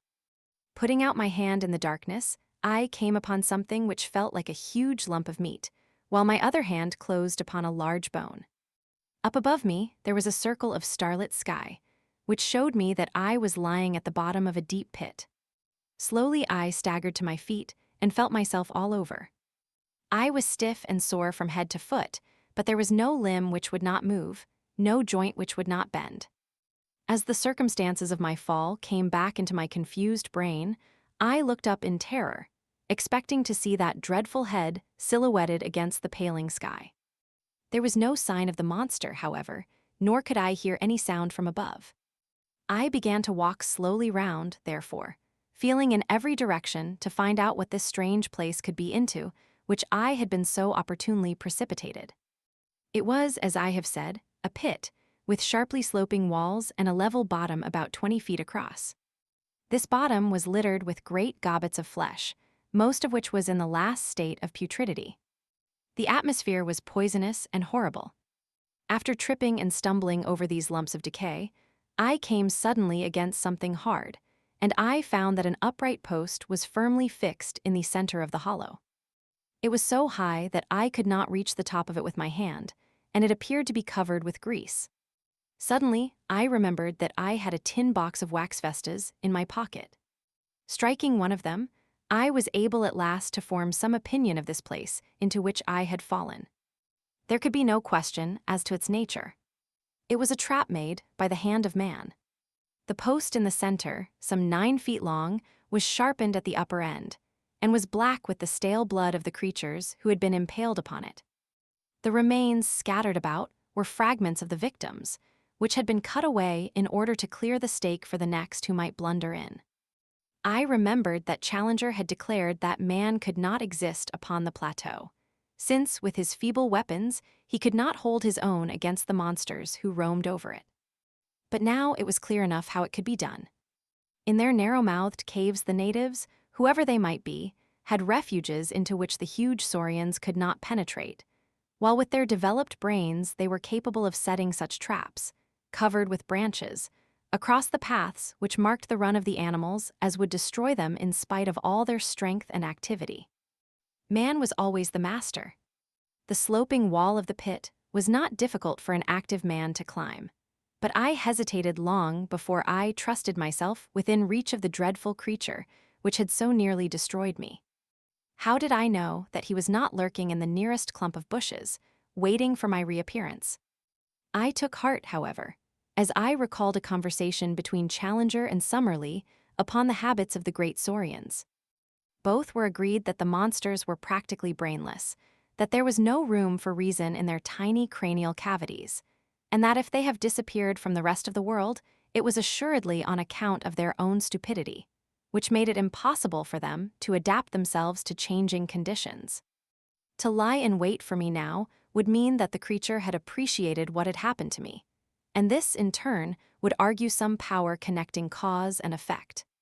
Surely it was more likely that a brainless creature, acting solely by vague predatory instinct, would give up the chase when I disappeared, and, after a pause of astonishment, would wander away in search of some other prey. I clambered to the edge of the pit and looked over. The stars were fading, the sky was whitening, and the cold wind of morning blew pleasantly upon my face. I could see or hear nothing of my enemy. Slowly I climbed out and sat for a while upon the ground, ready to spring back into my refuge if any danger should appear. Then, reassured by the absolute stillness and by the growing light, I took my courage in both hands and stole back along the path which I had come. Some distance down it I picked up my gun, and shortly afterwards struck the brook which was my guide. So, with many a frightened backward glance, I made for home. And suddenly, there came something to remind me of my absent companions. In the clear, still morning air, there sounded far away the sharp, hard note of a single rifle shot. I paused and listened, but there was nothing more. For a moment, I was shocked at the thought that some sudden danger might have befallen them. But then, a simpler and more natural explanation came to my mind. It was now broad daylight. No doubt my absence had been noticed. They had imagined that I was lost in the woods and had fired this shot to guide me home. It is true that we had made a strict resolution against firing, but if it seemed to them that I might be in danger, they would not hesitate. It was for me now to hurry on as fast as possible, and so to reassure them. I was weary and spent, so my progress was not so fast as I wished, but at last I came into regions which I knew. There was the swamp of the pterodactyls upon my left. There in front of me was the glade of the iguanodons. Now I was in the last belt of trees, which separated me from Fort Challenger. I raised my voice in a cheery shout to allay their fears.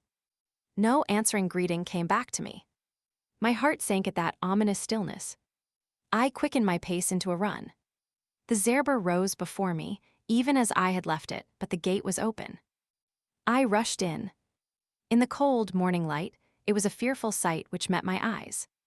Our effects were scattered in wild confusion over the ground. My comrades had disappeared, and close to the smoldering ashes of our fire, the grass was stained crimson with a hideous pool of blood. I was so stunned by this sudden shock that for a time I must have nearly lost my reason. I have a vague recollection, as one remembers a bad dream, of rushing about through the woods all round the empty camp, calling wildly for my companions. No answer came back from the silent shadows. The horrible thought that I might never see them again, that I might find myself abandoned all alone in that dreadful place, with no possible way of descending into the world below, that I might live and die in that nightmare country, drove me to desperation. I could have torn my hair and beaten my head in my despair. Only now did I realize how I had learned to lean upon my companions, upon the serene self-confidence of Challenger, and upon the masterful, humorous coolness of Lord John Roxton. Without them, I was like a child in the dark, helpless and powerless. I did not know which way to turn or what I should do first. After a period, during which I sat in bewilderment, I set myself to try and discover what sudden misfortune could have befallen my companions. The whole disordered appearance of the camp showed that there had been some sort of attack, and the rifle shot no doubt marked the time when it had occurred. That there should have been only one shot showed that it had been all over in an instant. The rifles still lay upon the ground, and one of them, Lord John's, had the empty cartridge in the breech. The blankets of Challenger and of Summerlee beside the fire suggested that they had been asleep at the time. The cases of ammunition and of food were scattered about in a wild litter, together with our unfortunate cameras and plate carriers, but none of them were missing. On the other hand, all the exposed provisions, and I remembered that there were a considerable quantity of them, were gone. They were animals, then, and not natives, who had made the inroad, for surely the latter would have left nothing behind. But if animals, or some single terrible animal, then what had become of my comrades?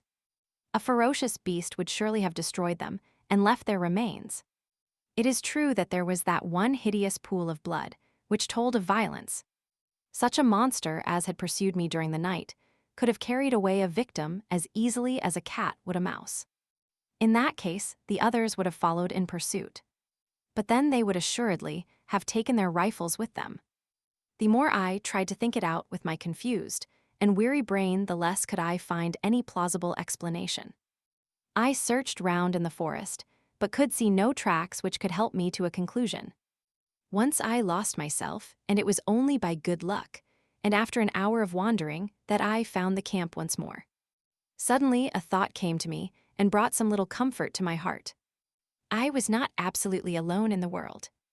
Down at the bottom of the cliff, and within call of me, was waiting the faithful Zambo. I went to the edge of the plateau and looked over. Sure enough, he was squatting among his blankets beside his fire in his little camp. But to my amazement, a second man was seated in front of him. For an instant my heart leaped for joy, as I thought that one of my comrades had made his way safely down. But a second glance dispelled the hope. The rising sun shone red upon the man's skin. He was an Indian. I shouted loudly and waved my handkerchief. Presently Zambo looked up, waved his hand, and turned to ascend the pinnacle. In a short time he was standing close to me and listening with deep distress to the story which I told him. "Devil got them for sure, Massa Malone," said he. "You got into the devil's country, sah, and he take you all to himself. You take advice, Massa Malone, and come down quick, else he get you as well." "How can I come down, Zambo?" "You get creepers from trees, Massa Malone. Throw them over here. I make fast to the stump, and so you have bridge." "We have thought of that. There are no creepers here which could bear us." "Send for ropes, Massa Malone." "Who can I send and where?" "Send to Indian villages, sah. Plenty hide rope in Indian village." "Indian down below, send him." "Who is he?" "One of our Indians. Other ones beat him and take away his pay. He come back to us. Ready now to take letter, bring rope, anything." "To take a letter." "Why not? Perhaps he might bring help, but in any case he would ensure that our lives were not spent for nothing, and that news of all that we had won for science should reach our friends at home." I had 2 completed letters already waiting. I would spend the day in writing a third, which would bring my experiences absolutely up to date. The Indian could bear this back to the world. I ordered Zambo, therefore, to come again in the evening, and I spent my miserable and lonely day in recording my own adventures of the night before. I also drew up a note to be given to any white merchant or captain of a steamboat whom the Indian could find, imploring them to see that ropes were sent to us, since our lives must depend upon it. These documents I threw to Zambo in the evening, and also my purse, which contained 3 English sovereigns. These were to be given to the Indian, and he was promised twice as much if he returned with the ropes. So now you will understand, my dear Mr. McArdle, how this communication reaches you, and you will also know the truth, in case you never hear again from your unfortunate correspondent. Tonight I am too weary and too depressed to make my plans. Tomorrow I must think out some way by which I shall keep in touch with this camp, and yet search round for any traces of my unhappy friends. Chapter 13. A sight which I shall never forget. Just as the sun was setting upon that melancholy night, I saw the lonely figure of the Indian upon the vast plain beneath me, and I watched him, our one faint hope of salvation, until he disappeared in the rising mists of evening which lay, rose-tinted from the setting sun, between the far-off river and me. It was quite dark when I at last turned back to our stricken camp, and my last vision as I went was the red gleam of Zambo's fire, the one point of light in the wide world below, as was his faithful presence in my own shadowed soul. And yet I felt happier than I had done since this crushing blow had fallen upon me, for it was good to think that the world should know what we had done, so that at the worst our names should not perish with our bodies, but should go down to posterity associated with the result of our labors. It was an awesome thing to sleep in that ill-fated camp, and yet it was even more unnerving to do so in the jungle. One or the other it must be. Prudence, on the one hand, warned me that I should remain on guard, but exhausted nature, on the other, declared that I should do nothing of the kind. I climbed up on to a limb of the great ginkgo tree, but there was no secure perch on its rounded surface, and I should certainly have fallen off and broken my neck the moment I began to doze. I got down, therefore, and pondered over what I should do.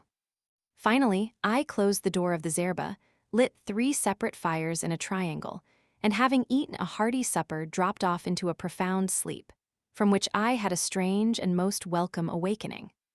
In the early morning, just as day was breaking, a hand was laid upon my arm, and starting up with all my nerves in a tingle and my hand feeling for a rifle, I gave a cry of joy as in the cold gray light I saw Lord John Roxton kneeling beside me.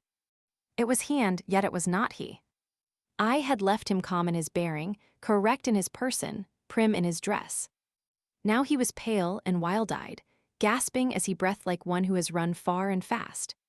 His gaunt face was scratched and bloody, his clothes were hanging in rags, and his hat was gone. I stared in amazement, but he gave me no chance for questions. He was grabbing at our stores all the time he spoke. "Quick, young fella. Quick," he cried. "Every moment counts.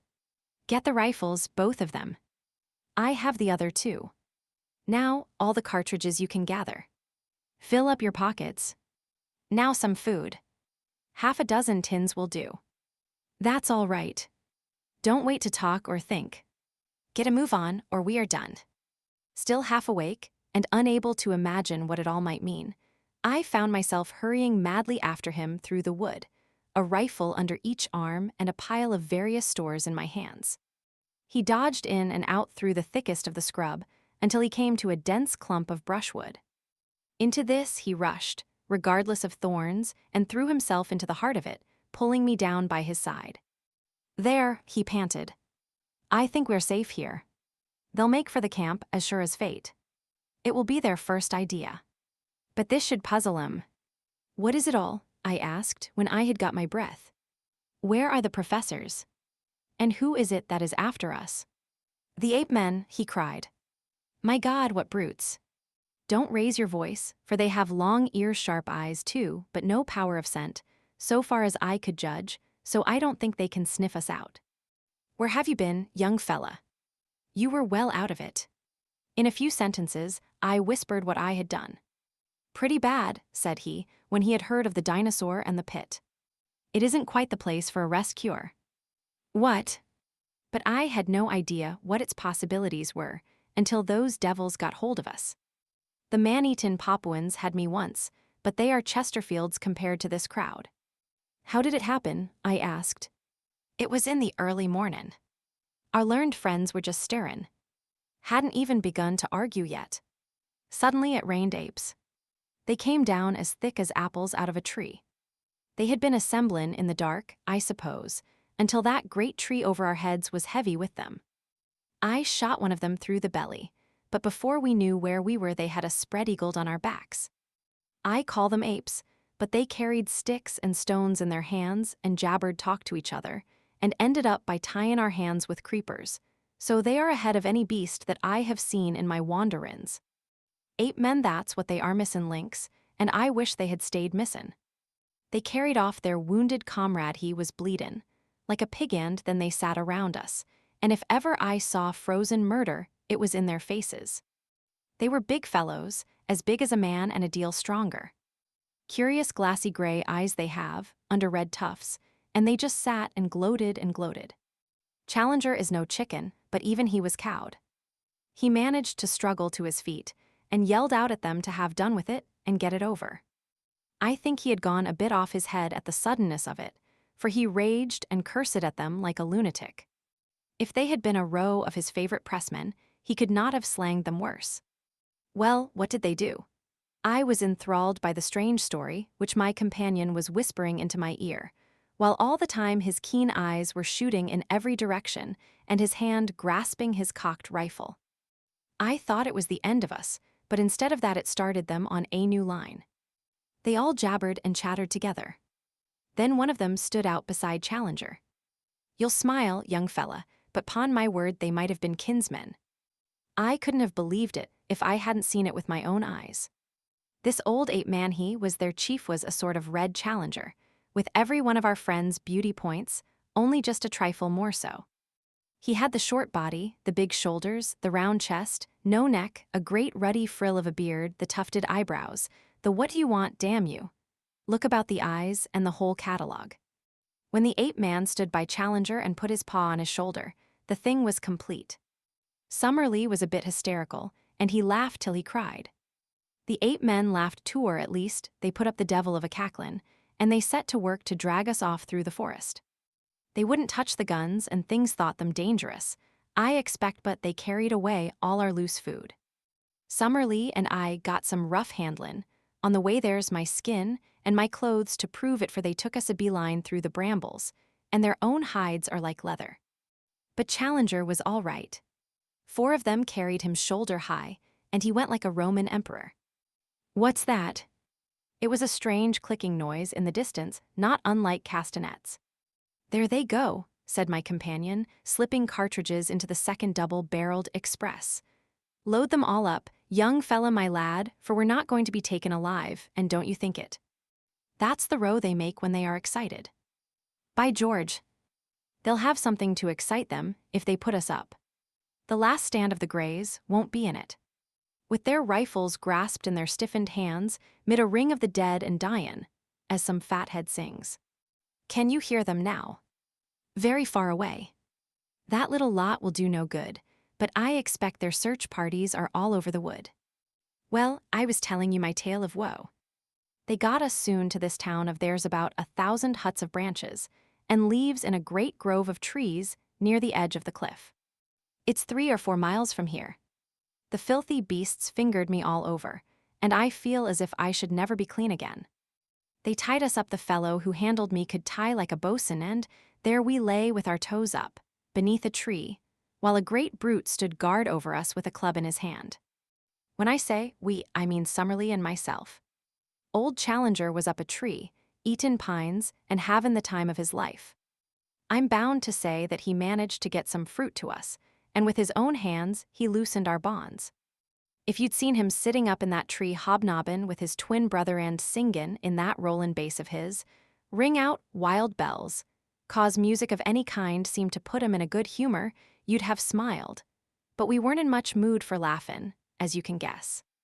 They were inclined, within limits, to let him do what he liked, but they drew the line pretty sharply at us.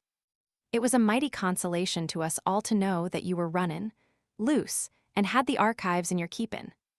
Well now, young fella, I'll tell you what will surprise you. You say you saw signs of men, and fires, traps, and the like. Well, we have seen the natives themselves.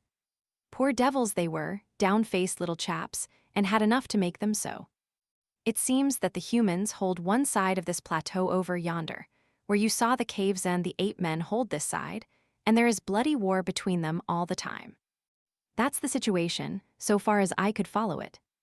Well, yesterday the ape men got hold of a dozen of the humans and brought them in as prisoners. You never heard such a jabberin' and shriekin' in your life. The men were little red fellows, and had been bitten and clawed so that they could hardly walk.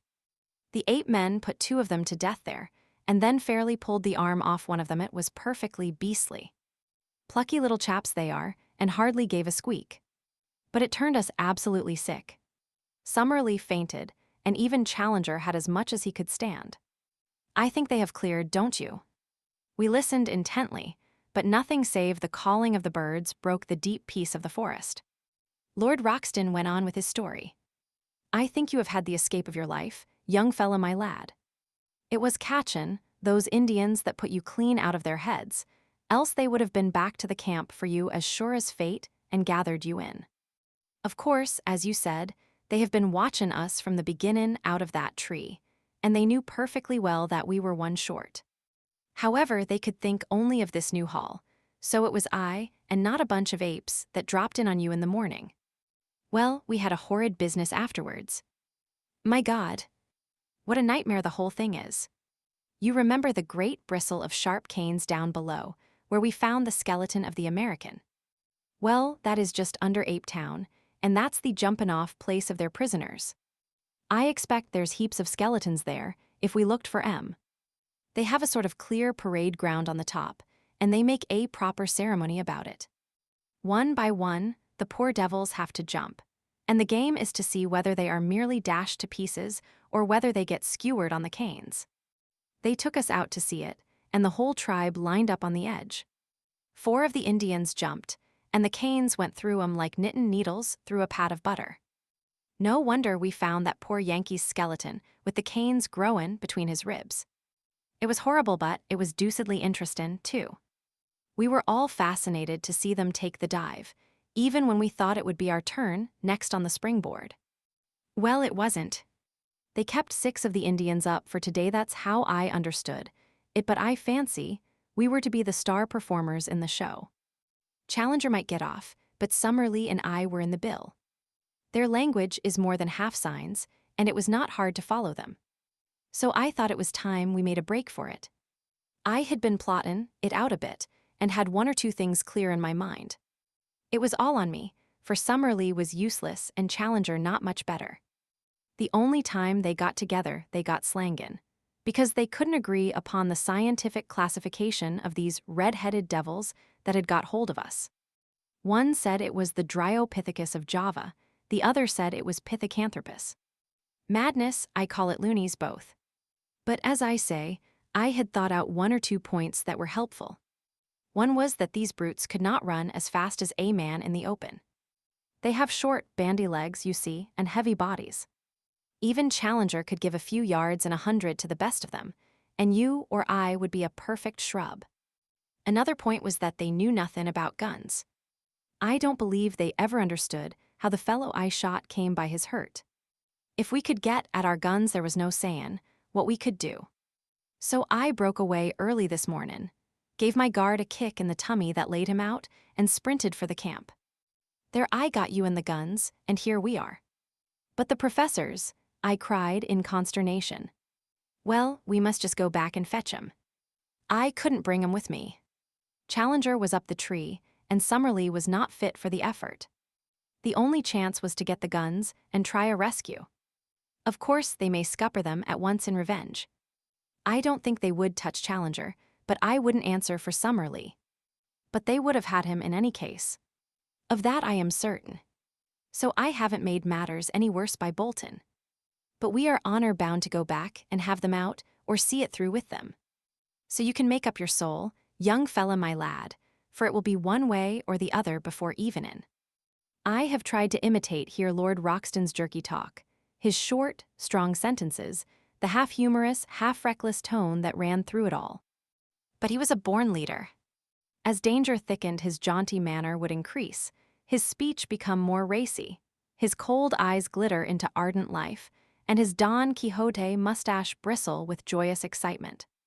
His love of danger, his intense appreciation of the drama of an adventural, the more intense for being held tightly in his consistent view that every peril in life is a form of sport, a fierce game betwixt you and fate, with death as a forfeit, made him a wonderful companion at such hours. If it were not for our fears as to the fate of our companions, it would have been a positive joy to throw myself with such a man into such an affair. We were rising from our brushwood hiding place, when suddenly I felt his grip upon my arm. "By George," he whispered, "here they come." From where we lay, we could look down a brown aisle, arched with green, formed by the trunks and branches. Along this, a party of the ape men were passing. They went in single file, with bent legs and rounded backs, their hands occasionally touching the ground, their heads turning to left and right as they trotted along. Their crouching gait took away from their height, but I should put them at 5 feet or so, with long arms and enormous chests. Many of them carried sticks, and at the distance they looked like a line of very hairy and deformed human beings. For a moment I caught this clear glimpse of them. Then they were lost among the bushes. "Not this time," said Lord John, who had caught up his rifle. "Our best chance is to lie quiet until they have given up the search. Then we shall see whether we can't get back to their town and hit 'em where it hurts most. Give 'em an hour and we'll march." We filled in the time by opening one of our food tins and making sure of our breakfast. Lord Roxton had had nothing but some fruit since the morning before, and ate like a starving man. Then, at last, our pockets bulging with cartridges and a rifle in each hand, we started off upon our mission of rescue. Before leaving it, we carefully marked our little hiding place among the brushwood and its bearing to Fort Challenger, that we might find it again if we needed it. We slunk through the bushes in silence until we came to the very edge of the cliff, close to the old camp. There we halted, and Lord John gave me some idea of his plans. "So long as we are among the thick trees, these swine are our masters," said he. "They can see us, and we cannot see them. But in the open, it is different. There we can move faster than they. So we must stick to the open all we can. The edge of the plateau has fewer large trees than further inland. So that's our line of advance. Go slowly, keep your eyes open and your rifle ready. Above all, never let them get you prisoner while there is a cartridge left. That's my last word to you, young fella." When we reached the edge of the cliff, I looked over and saw our good old black Zambo sitting, smoking on a rock below us. I would have given a great deal to have hailed him and told him how we were placed, but it was too dangerous, lest we should be heard. The woods seemed to be full of the ape men. Again and again, we heard their curious clicking chatter. At such times, we plunged into the nearest clump of bushes and lay still until the sound had passed away. Our advance, therefore, was very slow, and 2 hours at least must have passed before I saw by Lord John's cautious movements that we must be close to our destination. He motioned to me to lie still, and he crawled forward himself. In a minute he was back again, his face quivering with eagerness. "Come," said he. "Come quick. I hope to the Lord we are not too late already." I found myself shaking with nervous excitement as I scrambled forward and lay down beside him, looking out through the bushes at a clearing which stretched before us. It was a sight which I shall never forget until my dying day, so weird, so impossible, that I do not know how I am to make you realize it, or how in a few years I shall bring myself to believe in it if I live to sit once more on a lounge in the Savage Club and look out on the drab solidity of the embankment. I know that it will seem then to be some wild nightmare, some delirium of fever. Yet I will set it down now, while it is still fresh in my memory, and one at least, the man who lay in the damp grasses by my side, will know if I have lied. A wide, open space lay before us some hundreds of yards across all green turf, and low bracken growing to the very edge of the cliff. Round this clearing, there was a semicircle of trees, with curious huts built of foliage piled one above the other among the branches. A rookery, with every nest a little house, would best convey the idea. The openings of these huts and the branches of the trees were thronged with a dense mob of 8 people, whom from their size I took to be the females and infants of the tribe. They formed the background of the picture, and were all looking out with eager interest at the same scene which fascinated and bewildered us. In the open and near the edge of the cliff, there had assembled a crowd of some 100 of these shaggy, red-haired creatures, many of them of immense size and all of them horrible to look upon. There was a certain discipline among them, for none of them attempted to break the line which had been formed. In front there stood a small group of Indians, little, clean-limbed, red fellows, whose skins glowed like polished bronze in the strong sunlight. A tall, thin white man was standing beside them, his head bowed, his arms folded, his whole attitude expressive of his horror and dejection.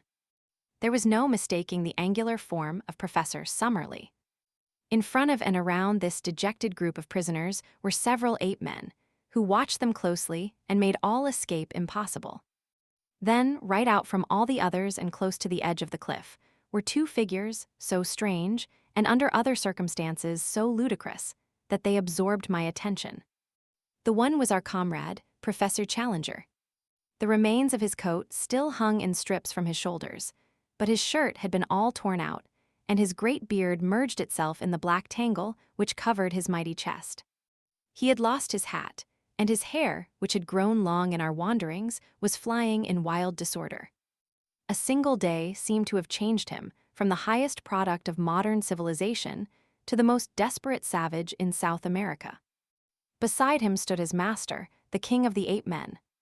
In all things he was, as Lord John had said, the very image of our professor, save that his coloring was red instead of black. The same short, broad figure, the same heavy shoulders, the same forward hang of the arms, the same bristling beard merging itself in the hairy chest. Only above the eyebrows, where the sloping forehead and low, curved skull of the ape man were in sharp contrast to the broad brow and magnificent cranium of the European, could one see any marked difference.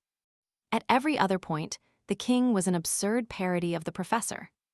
All this, which takes me so long to describe, impressed itself upon me in a few seconds.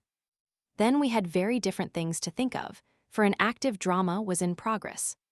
2 of the 8 men had seized one of the Indians out of the group and dragged him forward to the edge of the cliff. The king raised his hand as a signal. They caught the man by his leg and arm and swung him 3 times backwards and forwards with tremendous violence. Then, with a frightful heave, they shot the poor wretch over the precipice. With such force did they throw him that he curved high in the air before beginning to drop. As he vanished from sight, the whole assembly, except the guards, rushed forward to the edge of the precipice, and there was a long pause of absolute silence, broken by a mad yell of delight. They sprang about, tossing their long, hairy arms in the air and howling with exultation. Then they fell back from the edge, formed themselves again into line, and waited for the next victim. This time it was Summerlee. 2 of his guards caught him by the wrists and pulled him brutally to the front. His thin figure and long limbs struggled and fluttered like a chicken being dragged from a coop. Challenger had turned to the king and waved his hands frantically before him. He was begging, pleading, imploring for his comrade's life. The ape man pushed him roughly aside and shook his head. It was the last conscious movement he was to make upon earth. Lord John's rifle cracked, and the king sank down, a tangled red sprawling thing upon the ground. "Shoot into the thick of them." "Shoot." "Sonny, shoot," cried my companion. There are strange red depths in the soul of the most commonplace man. I am tender-hearted by nature, and have found my eyes moist many a time over the scream of a wounded hare. Yet the bloodlust was on me now. I found myself on my feet emptying one magazine, then the other, clicking open the breech to reload, snapping it to again, while cheering and yelling with pure ferocity and joy of slaughter as I did so. With our 4 guns, the 2 of us made a horrible havoc. Both the guards who held Summerlee were down, and he was staggering about like a drunken man in his amazement, unable to realize that he was a free man. The dense mob of ape men ran about in bewilderment, marveling whence this storm of death was coming or what it might mean. They waved, gesticulated, screamed, and tripped up over those who had fallen. Then, with a sudden impulse, they all rushed in a howling crowd to the trees for shelter, leaving the ground behind them spotted with their stricken comrades. The prisoners were left for the moment, standing alone in the middle of the clearing. Challenger's quick brain had grasped the situation. He seized the bewildered Summerlee by the arm, and they both ran towards us. Two of their guards bounded after them and fell to 2 bullets from Lord John. We ran forward into the open to meet our friends and pressed a loaded rifle into the hands of each. But Summerlee was at the end of his strength. He could hardly totter. Already the ape men were recovering from their panic. They were coming through the brushwood and threatening to cut us off. Challenger and I ran Summerlee along, one at each of his elbows, while Lord John covered our retreat, firing again and again as savage heads snarled at us out of the bushes. For a mile or more, the chattering brutes were at our very heels. Then the pursuit slackened, for they learned our power and would no longer face that unerring rifle. When we had at last reached the camp, we looked back and found ourselves alone. So it seemed to us, and yet we were mistaken. We had hardly closed the thornbush door of our zerba, clasped each other's hands, and thrown ourselves panting upon the ground beside our spring, when we heard a patter of feet and then a gentle, plaintive crying from outside our entrance. Lord Roxton rushed forward, rifle in hand, and threw it open. There, prostrate upon their faces, lay the little red figures of the 4 surviving Indians, trembling with fear of us and yet imploring our protection. With an expressive sweep of his hands, one of them pointed to the woods around them and indicated that they were full of danger. Then, darting forward, he threw his arms round Lord John's legs and rested his face upon them. "By George," cried our peer, pulling at his mustache in great perplexity, "I say, what the deuce are we to do with these people? Get up, little chappie, and take your face off my boots." Summerlee was sitting up and stuffing some tobacco into his old briar. "We've got to see them safe," said he. "You've pulled us all out of the jaws of death." My word, it was a good bit of work. "Admirable," cried Challenger. "Admirable. Not only we as individuals, but European science collectively, owe you a deep debt of gratitude for what you have done. I do not hesitate to say that the disappearance of Professor Summerlee and myself would have left an appreciable gap in modern zoological history. Our young friend here, and you have done most excellently well." He beamed at us with the old paternal smile, but European science would have been somewhat amazed could they have seen their chosen child, the hope of the future, with his tangled, unkempt head, his bare chest, and his tattered clothes. He had one of the meat tins between his knees, and sat with a large piece of cold Australian mutton between his fingers. The Indian looked up at him, and then, with a little yelp, cringed to the ground and clung to Lord John's leg. "Don't you be scared, my bonny boy," said Lord John, patting the matted head in front of him. "He can't stick your appearance, Challenger, and by George, I don't wonder. All right, little chap, he's only a human, just the same as the rest of us." "Really, sir," cried the professor. "Well, it's lucky for you, Challenger, that you are a little out of the ordinary. If you hadn't been so like the king. Upon my word, Lord John, you allow yourself great latitude." "Well, it's a fact. I beg, sir, that you will change the subject. Your remarks are irrelevant and unintelligible. The question before us is, what are we to do with these Indians? The obvious thing is to escort them home, if we knew where their home was." "There is no difficulty about that," said I. "They live in the caves on the other side of the central lake. Our young friend here knows where they live. I gather that it is some distance." "A good 20 miles, said I. Summerlee gave a groan. "I, for one, could never get there. Surely I hear those brutes still howling upon our track." As he spoke, from the dark recesses of the woods, we heard far away the jabbering cry of the ape men. The Indians once more set up a feeble wail of fear. "We must move, and move quick," said Lord John. "You help Summerlee, young fella. These Indians will carry stores. Now then, come along before they can see us." In less than half an hour, we had reached our brushwood retreat and concealed ourselves. All day we heard the excited calling of the 8 men in the direction of our old camp, but none of them came our way, and the tired fugitives, red and white, had a long, deep sleep. I was dozing myself in the evening when someone plucked my sleeve, and I found Challenger kneeling beside me. "You keep a diary of these events, and you expect eventually to publish it, Mr. Malone," said he, with solemnity. "I am only here as a press reporter," I answered. "Exactly. You may have heard some rather fatuous remarks of Lord John Roxton's, which seemed to imply that there was some resemblance." "Yes, I heard them. I need not say that any publicity given to such an idea, any levity, in your narrative of what occurred would be exceedingly offensive to me. I will keep well within the truth. Lord John's observations are frequently exceedingly fanciful, and he is capable of attributing the most absurd reasons to the respect which is always shown by the most undeveloped races to dignity and character. You follow my meaning?" "Entirely. I leave the matter to your discretion." Then, after a long pause, he added, "The king of the 8 men was really a creature of great distinction, a most remarkably handsome and intelligent personality. Did it not strike you?" "A most remarkable creature," said I. And the professor, much eased in his mind, settled down to his slumber once more. Chapter 14. Those were the real conquests. We had imagined that our pursuers, the 8 men, knew nothing of our brushwood hiding place, but we were soon to find out our mistake. There was no sound in the woods, not a leaf moved upon the trees, and all was peace around us, but we should have been warned by our first experience how cunningly and how patiently these creatures can watch and wait until their chance comes. Whatever fate may be mine through life, I am very sure that I shall never be nearer death than I was that morning. But I will tell you the thing in its due order. We all awoke, exhausted after the terrific emotions and scanty food of yesterday. Summerlee was still so weak that it was an effort for him to stand, but the old man was full of a sort of surly courage which would never admit defeat. A council was held, and it was agreed that we should wait quietly for an hour or two where we were, have our much-needed breakfast, and then make our way across the plateau and round the central lake to the caves where my observations had shown that the Indians lived. We relied upon the fact that we could count upon the good word of those whom we had rescued to ensure a warm welcome from their fellows.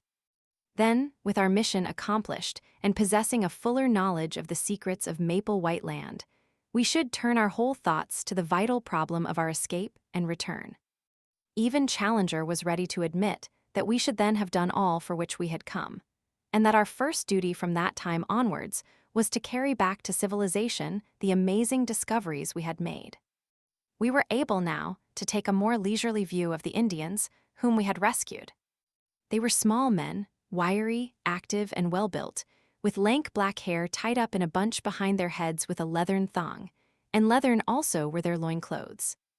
Their faces were hairless, well-formed, and good-humored. The lobes of their ears, hanging ragged and bloody, showed that they had been pierced for some ornaments which their captors had torn out. Their speech, though unintelligible to us, was fluent among themselves, and as they pointed to each other and uttered the word Akala many times over, we gathered that this was the name of the nation. Occasionally, with faces which were convulsed with fear and hatred, they shook their clenched hands at the woods round and cried, "Doda." Doda, which was surely their term for their enemies. "What do you make of them, Challenger?" asked Lord John. "One thing is very clear to me, and that is that the little chap with the front of his head shaved is a chief among them." It was indeed evident that this man stood apart from the others, and that they never ventured to address him without every sign of deep respect. He seemed to be the youngest of them all, and yet, so proud and high was his spirit that upon Challenger laying his great hand upon his head, he started like a spurred horse, and with a quick flash of his dark eyes, moved further away from the professor. Then, placing his hand upon his breast and holding himself with great dignity, he uttered the word Marathas several times. The professor, unabashed, seized the nearest Indian by the shoulder and proceeded to lecture upon him as if he were a potted specimen in a classroom. "The type of these people," said he in his sonorous fashion, "whether judged by cranial capacity, facial angle, or any other test, cannot be regarded as a low one. On the contrary, we must place it as considerably higher in the scale than many South American tribes which I can mention. On no possible supposition can we explain the evolution of such a race in this place. For that matter, so great a gap separates these ape men from the primitive animals which have survived upon this plateau, that it is inadmissible to think that they could have developed where we find them. Then where the deuce did they drop from? Asked Lord John. A question which will, no doubt, be eagerly discussed in every scientific society in Europe and America, the professor answered. My own reading of the situation for what it is worth, he inflated his chest enormously and looked insolently around him at the words, is that evolution has advanced under the peculiar conditions of this country up to the vertebrate stage, the old types surviving and living on in company with the newer ones. Thus we find such modern creatures as the tapirin animal with quite a respectable length of pedigree, the great deer, and the anteater in the companionship of reptilian forms of Jurassic type. So much is clear. And now come the ape men and the Indian. What is the scientific mind to think of their presence? I can only account for it by an invasion from outside. It is probable that there existed an anthropoid ape in South America, who in past ages found his way to this place, and that he developed into the creatures we have seen, some of which, here he looked hard at me, were of an appearance and shape which, if it had been accompanied by corresponding intelligence, would, I do not hesitate to say, have reflected credit upon any living race. As to the Indians, I cannot doubt that they are more recent immigrants from below. Under the stress of famine or of conquest, they have made their way up here. Faced by ferocious creatures which they had never before seen, they took refuge in the caves which our young friend has described, but they have no doubt had a bitter fight to hold their own against wild beasts, and especially against the ape men who would regard them as intruders, and wage a merciless war upon them with a cunning which the larger beasts would lack. Hence the fact that their numbers appear to be limited. Well, gentlemen, have I read you the riddle aright, or is there any point which you would query? Professor Summerlee, for once, was too depressed to argue, though he shook his head violently as a token of general disagreement. Lord John merely scratched his scanty locks, with the remark that he couldn't put up a fight, as he wasn't in the same weight or class. For my own part, one performed my usual role of bringing things down to a strictly prosaic and practical level, by the remark that one of the Indians was missing. He has gone to fetch some water, said Lord Roxton. We fitted him up with an empty beef tin, and he is off. To the old camp, I asked. No, to the brook. It's among the trees there. It can't be more than a couple of 100 yards.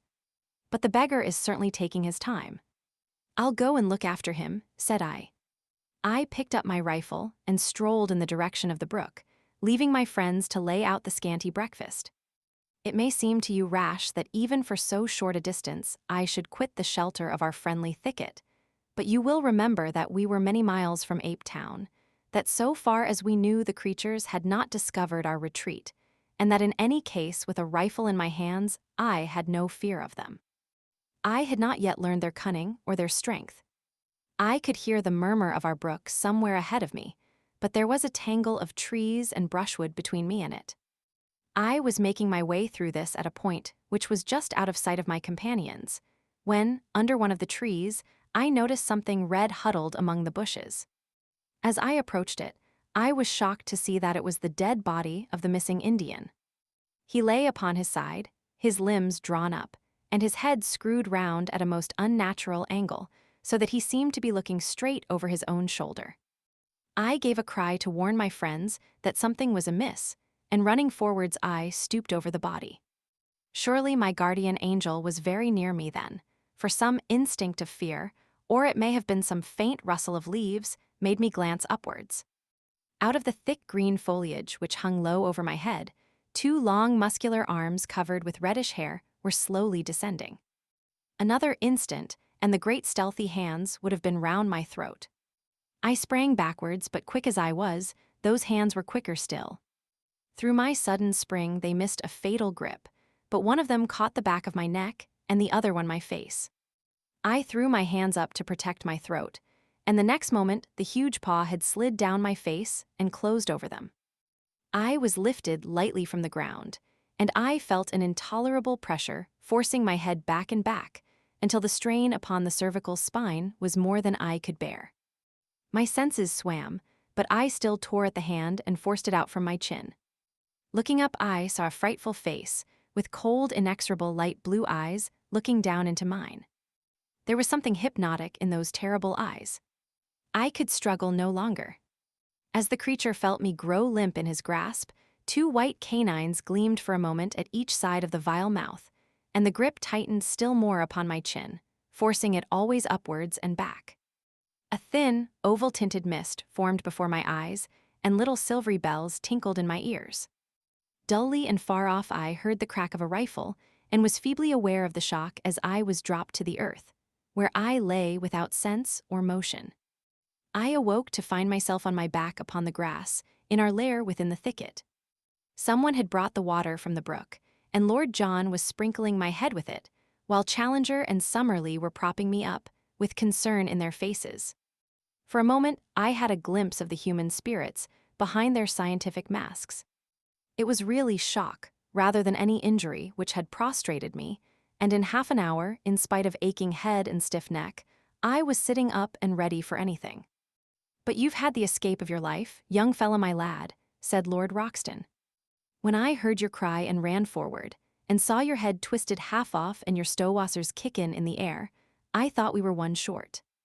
I missed the beast in my flurry, but he dropped you all right and was off like a streak. By George, I wish I had 50 men with rifles. I'd clear out the whole infernal gang of them and leave this country a bit cleaner than we found it." It was clear now that the 8 men had in some way marked us down, and that we were watched on every side. We had not so much to fear from them during the day, but they would be very likely to rush us by night, so the sooner we got away from their neighborhood the better. On 3 sides of us was absolute forest, and there we might find ourselves in an ambush. But on the 4th side, that which sloped down in the direction of the lake, there was only low scrub, with scattered trees and occasional open glades. It was, in fact, the route which I had myself taken in my solitary journey, and it led us straight for the Indian caves. This then must for every reason be our road. One great regret we had, and that was to leave our old camp behind us, not only for the sake of the stores which remained there, but even more because we were losing touch with Zambo, our link with the outside world. However, we had a fair supply of cartridges and all our guns, so, for a time at least, we could look after ourselves, and we hoped soon to have a chance of returning and restoring our communications with our Negro. He had faithfully promised to stay where he was, and we had not a doubt that he would be as good as his word. It was in the early afternoon that we started upon our journey. The young chief walked at our head as our guide, but refused indignantly to carry any burden. Behind him came the 2 surviving Indians with our scanty possessions upon their backs. We 4 white men walked in the rear, with rifles loaded and ready. As we started, there broke from the thick, silent woods behind us a sudden great ululation of the 8 men, which may have been a cheer of triumph at our departure or a jeer of contempt at our flight. Looking back, we saw only the dense screen of trees, but that long-drawn yell told us how many of our enemies lurked among them. We saw no sign of pursuit, however, and soon we had got into more open country and beyond their power. As I tramped along, the rearmost of the 4, I could not help smiling at the appearance of my 3 companions in front. Was this the luxurious Lord John Roxton, who had sat that evening in the Albany amidst his Persian rugs and his pictures in the pink radiance of the tinted lights? And was this the imposing professor who had swelled behind the great desk in his massive study at Enmore Park? And finally, could this be the austere and prim figure which had risen before the meeting at the Zoological Institute? No 3 tramps that one could have met in a Surrey lane could have looked more hopeless and bedraggled. We had, it is true, been only a week or so upon the top of the plateau, but all our spare clothing was in our camp below, and the 1 week had been a severe one upon us all, though least to me, who had not to endure the handling of the 8 men. My 3 friends had all lost their hats, and had now bound handkerchiefs round their heads, their clothes hung in ribbons about them, and their unshaven, grimy faces were hardly to be recognized. Both Summerlee and Challenger were limping heavily, while I still dragged my feet from weakness after the shock of the morning, and my neck was as stiff as a board from the murderous grip that held it. We were indeed a sorry crew, and I did not wonder to see our Indian companions glance back at us, occasionally with horror and amazement on their faces. In the late afternoon, we reached the margin of the lake, and as we emerged from the bush and saw the sheet of water stretching before us, our native friends set up a shrill cry of joy and pointed eagerly in front of them. It was indeed a wonderful sight which lay before us. Sweeping over the glassy surface was a great flotilla of canoes coming straight for the shore upon which we stood. They were some miles out when we first saw them, but they shot forward with great swiftness, and were soon so near that the rowers could distinguish our persons. Instantly, a thunderous shout of delight burst from them, and we saw them rise from their seats, waving their paddles and spears madly in the air. Then, bending to their work once more, they flew across the intervening water, beached their boats upon the sloping sand, and rushed up to us, prostrating themselves with loud cries of greeting before the young chief.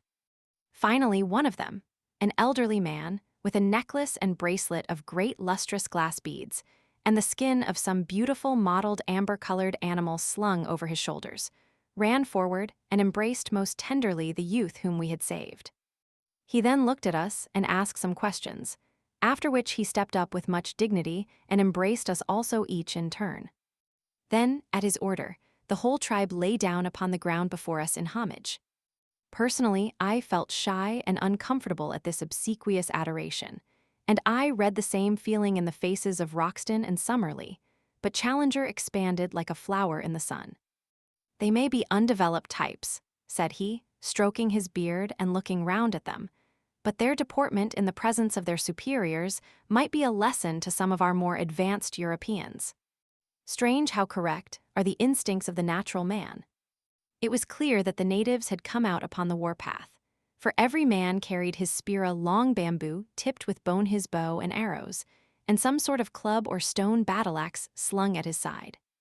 Their dark, angry glances at the woods from which we had come, and the frequent repetition of the word Doda, made it clear enough that this was a rescue party who had set forth to save or revenge the old chief's son, for such we gathered that the youth must be. A council was now held by the whole tribe squatting in a circle, whilst we sat near on a slab of basalt and watched their proceedings. 2 or 3 warriors spoke, and finally our young friend made a spirited harangue with such eloquent features and gestures that we could understand it all as clearly as if we had known his language. "What is the use of returning?" he said. "Sooner or later the thing must be done. Your comrades have been murdered. What if I have returned safe? These others have been done to death. There is no safety for any of us. We are assembled now and ready." Then he pointed to us. "These strange men are our friends. They are great fighters, and they hate the ape men even as we do. They command," here he pointed up to heaven, "the thunder and the lightning. When shall we have such a chance again? Let us go forward, and either die now or live for the future in safety. How else shall we go back unashamed to our women?" The little red warriors hung upon the words of the speaker, and when he had finished they burst into a roar of applause, waving their rude weapons in the air. The old chief stepped forward to us and asked us some questions, pointing at the same time to the woods. Lord John made a sign to him that he should wait for an answer, and then he turned to us. "Well, it's up to you to say what you will do," said he. "For my part, one have a score to settle with these monkey folk, and if it ends by wiping them off the face of the earth, I don't see that the earth need fret about it. I'm goin' with our little red pals, and I mean to see them through the scrap. What do you say, young fella?" "Of course I will come." "And you, Challenger?" "I will assuredly cooperate." "And you, Summerlee?" We seem to be drifting very far from the object of this expedition, Lord John. I assure you that I little thought when I left my professional chair in London that it was for the purpose of heading a raid of savages upon a colony of anthropoid apes. "To such base uses do we come," said Lord John, smiling. "But we are up against it, so what's the decision?" "It seems a most questionable step," said Summerlee, argumentative to the last, But if you are all going, I hardly see how I can remain behind." "Then it is settled," said Lord John, and turning to the chief he nodded and slapped his rifle. The old fellow clasped our hands, each in turn, while his men cheered louder than ever. It was too late to advance that night, so the Indians settled down into a rude bivouac. On all sides, their fires began to glimmer and smoke. Some of them who had disappeared into the jungle came back, presently driving a young iguanodon before them. Like the others, it had a daub of asphalt upon its shoulder, and it was only when we saw one of the natives step forward with the air of an owner and give his consent to the beast's slaughter that we understood at last that these great creatures were as much private property as a herd of cattle, and that these symbols which had so perplexed us were nothing more than the marks of the owner.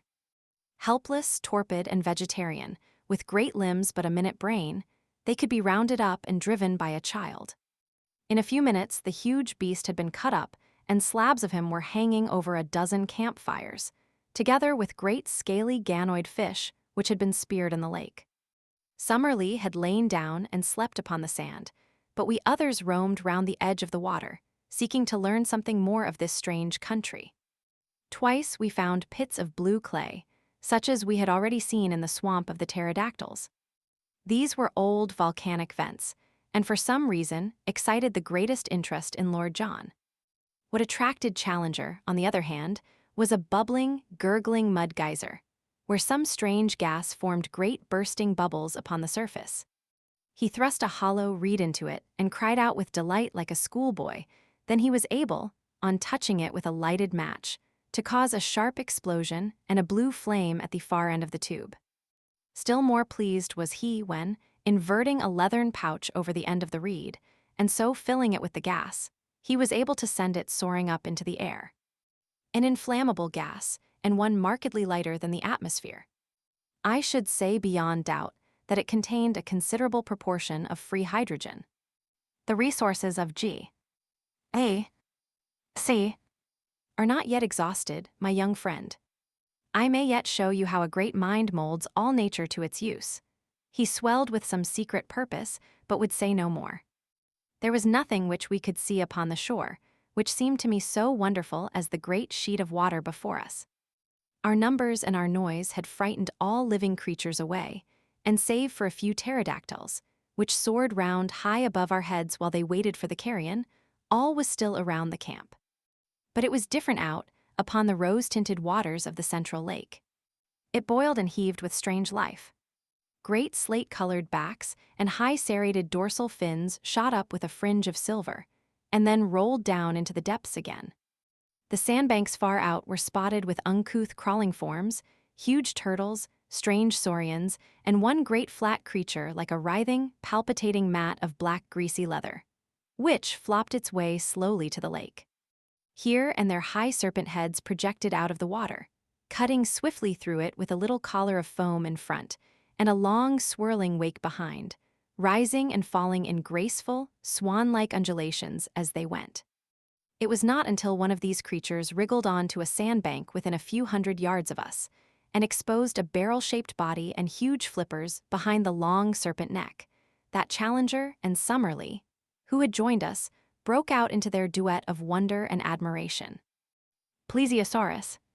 A freshwater plesiosaurus," cried Summerlee. "That I should have lived to see such a sight. We are blessed, my dear Challenger, above all zoologists since the world began." It was not until the night had fallen, and the fires of our savage allies glowed red in the shadows, that our two men of science could be dragged away from the fascinations of that primeval lake. Even in the darkness as we lay upon the strand, we heard from time to time the snort and plunge of the huge creatures who lived therein. At earliest dawn, our camp was astir, and an hour later we had started upon our memorable expedition. Often in my dreams have I thought that I might live to be a war correspondent. In what wildest one could I have conceived the nature of the campaign, which it should be my lot to report? Here, then, is my first dispatch from a field of battle. Our numbers had been reinforced during the night by a fresh batch of natives from the caves, and we may have been 400 or 500 strong when we made our advance. A fringe of scouts was thrown out in front, and behind them the whole force in a solid column made their way up the long slope of the bush country until we were near the edge of the forest. Here they spread out into a long straggling line of spearmen and bowmen.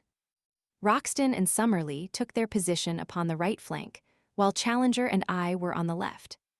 It was a host of the Stone Age that we were accompanying to Battlewee with the last word of the gunsmith's art from St. James Street and the Strand. We had not long to wait for our enemy. A wild, shrill clamor rose from the edge of the wood, and suddenly a body of 8 men rushed out with clubs and stones and made for the center of the Indian line. It was a valiant move, but a foolish one, for the great bandy-legged creatures were slow of foot, while their opponents were as active as cats. It was horrible to see the fierce brutes with foaming mouths and glaring eyes, rushing and grasping, but forever missing their elusive enemies, while arrow after arrow buried itself in their hides. One great fellow ran past me roaring with pain, with a dozen darts sticking from his chest and ribs. In mercy, I put a bullet through his skull, and he fell sprawling among the aloes. But this was the only shot fired, for the attack had been on the center of the line, and the Indians there had needed no help of ours in repulsing it. Of all the 8 men who had rushed out into the open, I do not think that one got back to cover. But the matter was more deadly when we came among the trees. For an hour or more after we entered the wood, there was a desperate struggle in which for a time we hardly held our own. Springing out from among the scrub, the 8 men with huge clubs broke in upon the Indians, and often felled 3 or 4 of them before they could be speared. Their frightful blows shattered everything upon which they fell. One of them knocked Summerlee's rifle to matchwood, and the next would have crushed his skull had an Indian not stabbed the beast to the heart. Other 8 men in the trees above us hurled down stones and logs of wood, occasionally dropping bodily onto our ranks and fighting furiously until they were felled. Once our allies broke under the pressure, and had it not been for the execution done by our rifles, they would certainly have taken to their heels. But they were gallantly rallied by their old chief, and came on with such a rush that the 8 men began in turn to give way. Summerlee was weaponless, but I was emptying my magazine as quick as I could fire, and on the further flank we heard the continuous cracking of our companions' rifles. Then in a moment came the panic and the collapse. Screaming and howling, the great creatures rushed away in all directions through the brushwood, while our allies yelled in their savage delight, following swiftly after their flying enemies. All the feuds of countless generations, all the hatreds and cruelties of their narrow history, all the memories of ill usage and persecution were to be purged that day. At last man was to be supreme, and the man-beast to find forever his allotted place. Fly as they would, the fugitives were too slow to escape from the active savages, and from every side in the tangled woods we heard the exultant yells, the twanging of bows, and the crash and thud as 8 men were brought down from their hiding places in the trees. I was following the others, when I found that Lord John and Challenger had come across to join us. "It's over," said Lord John. "I think we can leave the tidying up to them.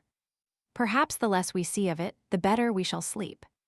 Challenger's eyes were shining with the lust of slaughter.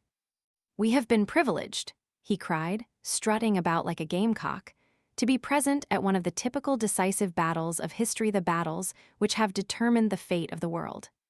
What, my friends, is the conquest of one nation by another? It is meaningless. Each produces the same result. But those fierce fights, when in the dawn of the ages the cave-dwellers held their own against the tiger folk, or the elephants first found that they had a master, those were the real conquests, the victories that count. By this strange turn of fate we have seen and helped to decide even such a contest. Now upon this plateau, the future must ever be for man.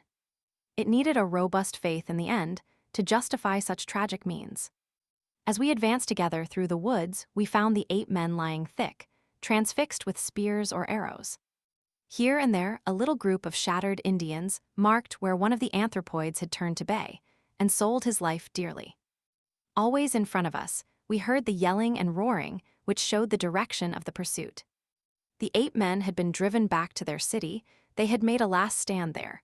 Once again they had been broken, and now we were in time to see the final fearful scene of all. Some 80 or 100 males, the last survivors, had been driven across that same little clearing which led to the edge of the cliff, the scene of our own exploit 2 days before. As we arrived, the Indians, a semicircle of spearmen, had closed in on them, and in a minute it was over. 30 or 40 died where they stood. The others, screaming and clawing, were thrust over the precipice and went hurtling down, as their prisoners had of old, on to the sharp bamboos 600 feet below. It was as Challenger had said, and the reign of man was assured forever in Maple White Land. The males were exterminated, Ape Town was destroyed, the females and young were driven away to live in bondage, and the long rivalry of untold centuries had reached its bloody end. For us, the victory brought much advantage. Once again, we were able to visit our camp and get at our stores. Once more also, we were able to communicate with Zambo, who had been terrified by the spectacle from afar of an avalanche of apes falling from the edge of the cliff. "Come away, masses, come away," he cried, his eyes starting from his head. "The devil'll get you sure if you stay up there." "It is the voice of sanity," said Summerlee with conviction. "We have had adventures enough, and they are neither suitable to our character or our position." "I hold you to your word, Challenger. From now onwards, you devote your energies to getting us out of this horrible country and back once more to civilization." Chapter 15. Our eyes have seen great wonders. I write this from day to day, but I trust that before I come to the end of it, I may be able to say that the light shines, at last, through our clouds. We are held here with no clear means of making our escape, and bitterly we chafe against it. Yet I can well imagine that the day may come when we may be glad that we were kept, against our will, to see something more of the wonders of this singular place, and of the creatures who inhabit it. The victory of the Indians and the annihilation of the ape men marked the turning point of our fortunes. From then onwards, we were in truth masters of the plateau, for the natives looked upon us with a mixture of fear and gratitude, since by our strange powers we had aided them to destroy their hereditary foe. For their own sakes they would, perhaps, be glad to see the departure of such formidable and incalculable people, but they have not themselves suggested any way by which we may reach the plains below. There had been, so far as we could follow their signs, a tunnel by which the place could be approached, the lower exit of which we had seen from below. By this, no doubt, both ape men and Indians had at different epochs reached the top, and Maple White with his companion had taken the same way. Only the year before, however, there had been a terrific earthquake, and the upper end of the tunnel had fallen in and completely disappeared. The Indians now could only shake their heads and shrug their shoulders when we expressed by signs our desire to descend. It may be that they cannot, but it may also be that they will not, help us to get away. At the end of the victorious campaign, the surviving ape folk were driven across the plateau. Their wailings were horrible, and established in the neighborhood of the Indian caves, where they would, from now onwards, be a servile race under the eyes of their masters. It was a rude, raw, primeval version of the Jews in Babylon or the Israelites in Egypt. At night, we could hear from amid the trees the long-drawn cry, as some primitive Ezekiel mourned for fallen greatness and recalled the departed glories of Ape Town. Hewers of wood and drawers of water, such were they from now onwards. We had returned across the plateau with our allies 2 days after the battle, and made our camp at the foot of their cliffs. They would have had us share their caves with them, but Lord John would by no means consent to it, considering that to do so would put us in their power if they were treacherously disposed. We kept our independence, therefore, and had our weapons ready for any emergency, while preserving the most friendly relations. We also continually visited their caves, which were most remarkable places, though whether made by man or by nature we have never been able to determine. They were all on the one stratum, hollowed out of some soft rock which lay between the volcanic basalt forming the ruddy cliffs above them and the hard granite which formed their base. The openings were about 80 feet above the ground and were led up to by long stone stairs, so narrow and steep that no large animal could mount them. Inside they were warm and dry, running in straight passages of varying length into the side of the hill, with smooth gray walls decorated with many excellent pictures done with charred sticks and representing the various animals of the plateau. If every living thing were swept from the country, the future explorer would find upon the walls of these caves ample evidence of the strange fauna, the dinosaurs, iguanodons, and fish lizards which had lived so recently upon Earth.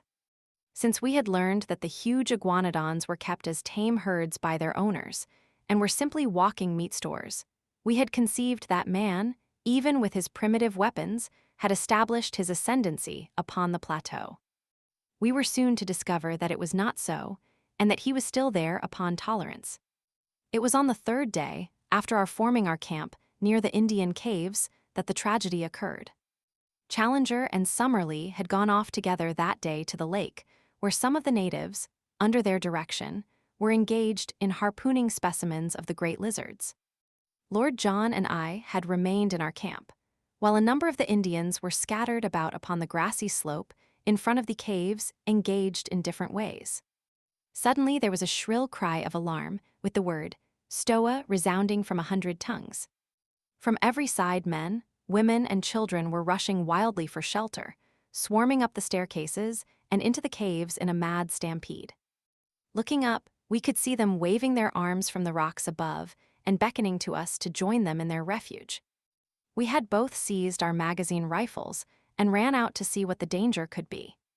Suddenly, from the near belt of trees, there broke forth a group of 12 or 15 Indians, running for their lives, and at their very heels 2 of those frightful monsters which had disturbed our camp and pursued me upon my solitary journey. In shape they were like horrible toads and moved in a succession of springs, but in size they were of an incredible bulk, larger than the largest elephant. We had never before seen them save at night, and indeed they are nocturnal animals save when disturbed in their lairs, as these had been. We now stood amazed at the sight, for their blotched and warty skins were of a curious fish-like iridescence, and the sunlight struck them with an ever-varying rainbow bloom as they moved. We had little time to watch them, however, for in an instant they had overtaken the fugitives and were making a dire slaughter among them. Their method was to fall forward with their full weight upon each in turn, leaving him crushed and mangled, to bound on after the others. The wretched Indians screamed with terror, but were helpless, run as they would, before the relentless purpose and horrible activity of these monstrous creatures. One after another they went down, and there were not half a dozen surviving by the time my companion and I could come to their help. But our aid was of little avail, and only involved us in the same peril. At the range of a couple of 100 yards, we emptied our magazines, firing bullet after bullet into the beasts, but with no more effect than if we were pelting them with pellets of paper. Their slow reptilian natures cared nothing for wounds, and the springs of their lives, with no special brain center but scattered throughout their spinal cords, could not be tapped by any modern weapons. The most that we could do was to check their progress by distracting their attention with the flash and roar of our guns, and so to give both the natives and ourselves time to reach the steps which led to safety. But where the conical explosive bullets of the 20th century were of no avail, the poisoned arrows of the natives, dipped in the juice of strophanthus and steeped afterwards in decayed carrion, could succeed. Such arrows were of little avail to the hunter who attacked the beast, because their action in that torpid circulation was slow, and before its powers failed, it could certainly overtake and slay its assailant. But now, as the 2 monsters hounded us to the very foot of the stairs, a drift of darts came whistling from every chink in the cliff above them. In a minute they were feathered with them, and yet with no sign of pain they clawed and slobbered with impotent rage at the steps which would lead them to their victims, mounting clumsily up for a few yards and then sliding down again to the ground. But at last the poison worked. One of them gave a deep rumbling groan and dropped his huge squat head onto the earth. The other bounded round in an eccentric circle with shrill, wailing cries, and then lying down writhed in agony for some minutes before it also stiffened and lay still.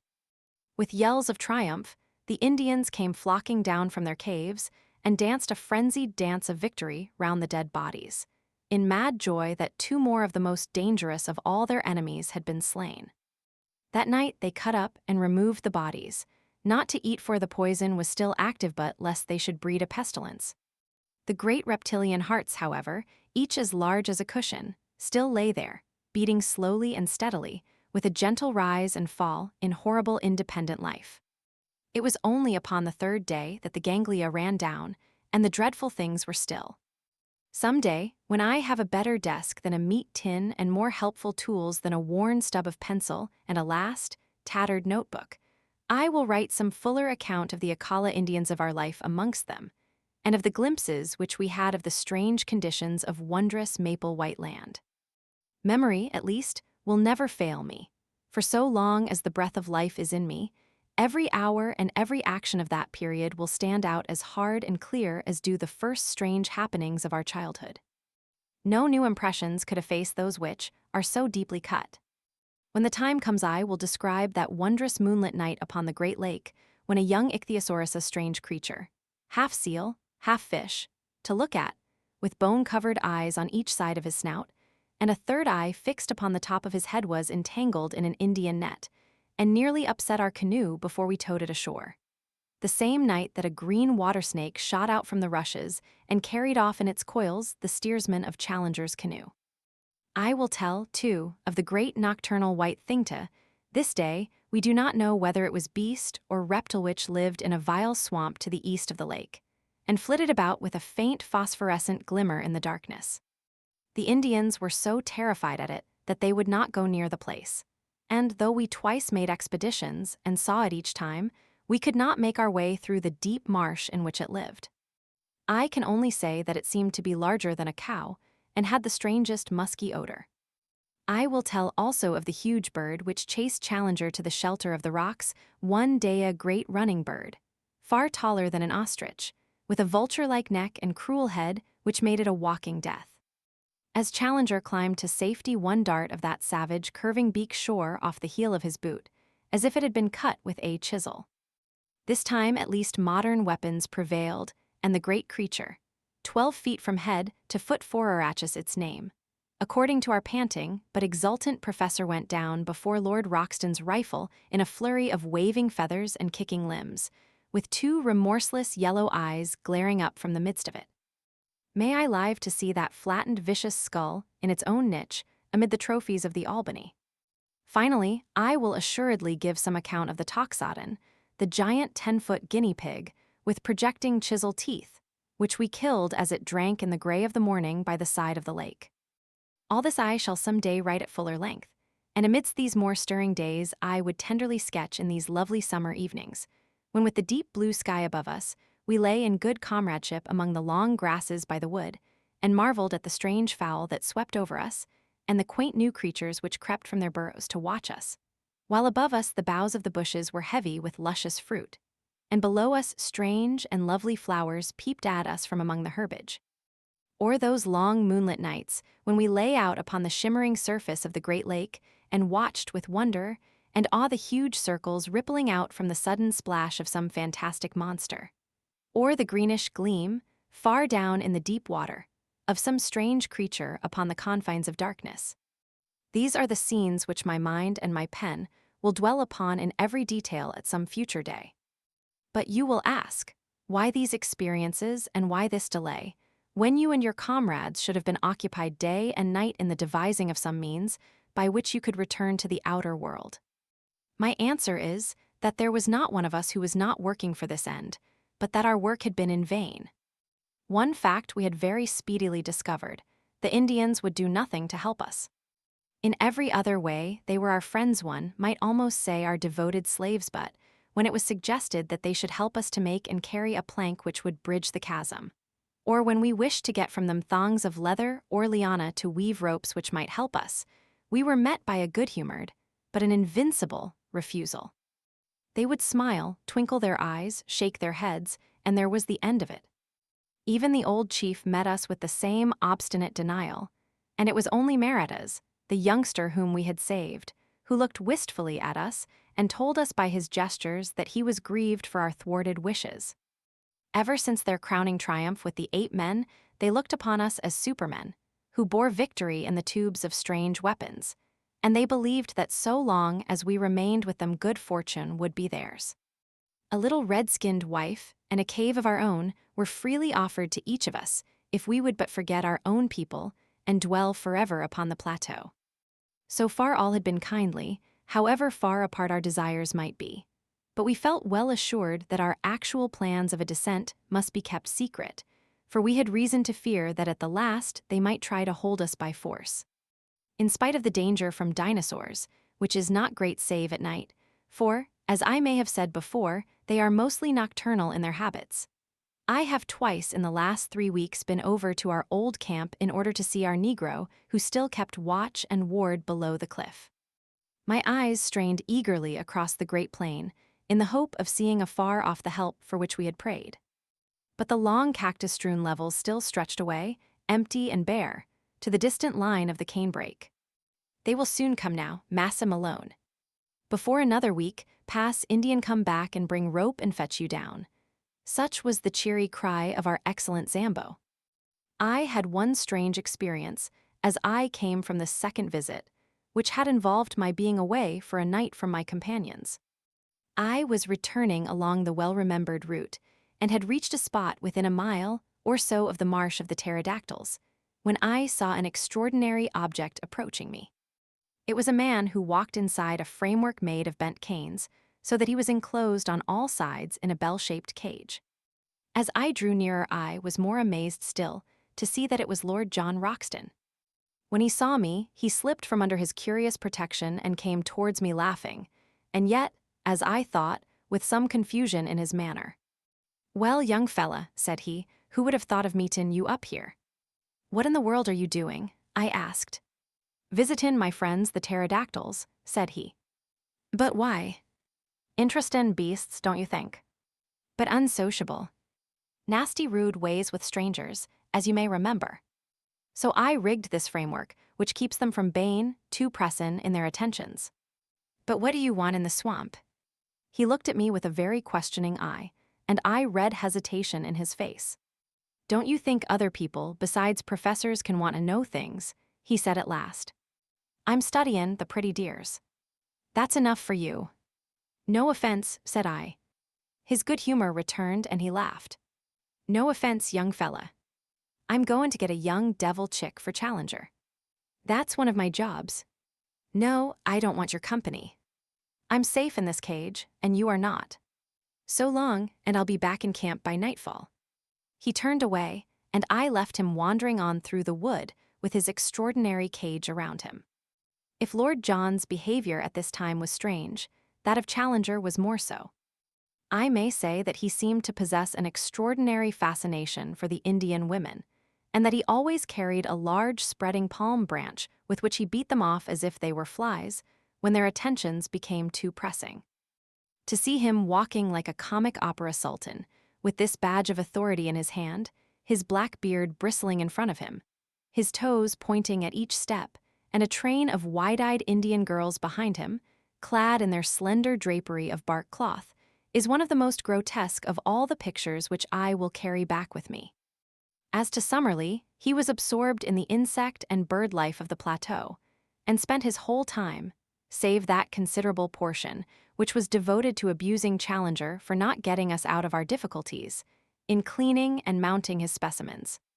Challenger had been in the habit of walking off by himself every morning and returning from time to time with looks of portentous solemnity, as one who bears the full weight of a great enterprise upon his shoulders. One day, palm branch in hand, and his crowd of adoring devotees behind him, he led us down to his hidden workshop and took us into the secret of his plans.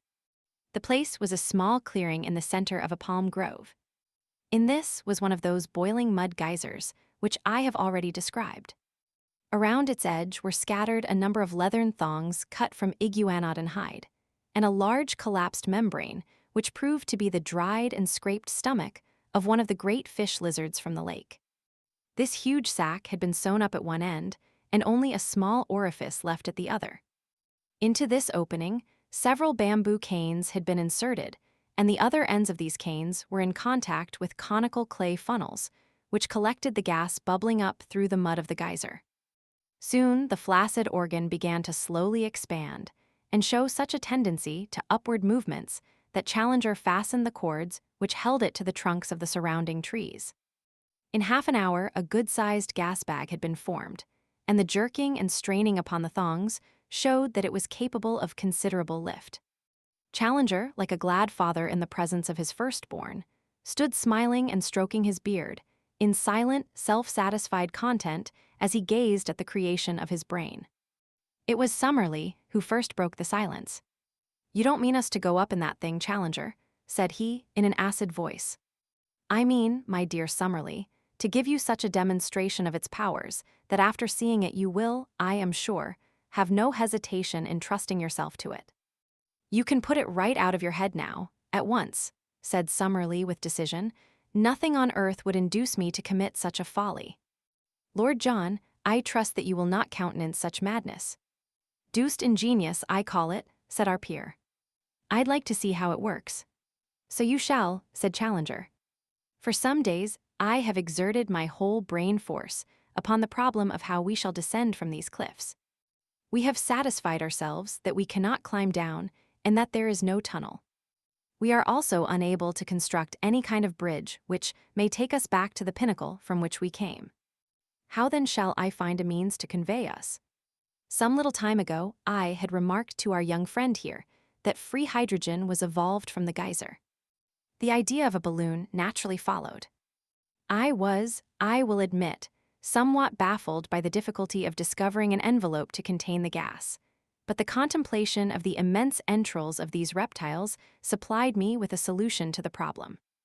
Behold the result." He put one hand in the front of his ragged jacket and pointed proudly with the other. By this time, the gas bag had swollen to a goodly rotundity and was jerking strongly upon its lashings. "Midsummer madness," snorted Summerlee. Lord John was delighted with the whole idea.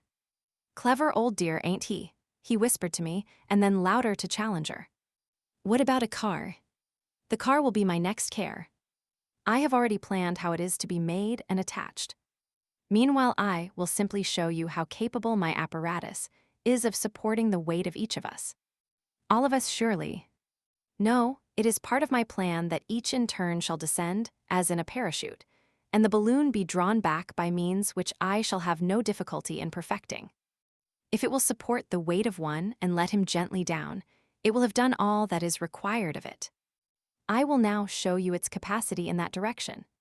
He brought out a lump of basalt of a considerable size, constructed in the middle so that a cord could be easily attached to it.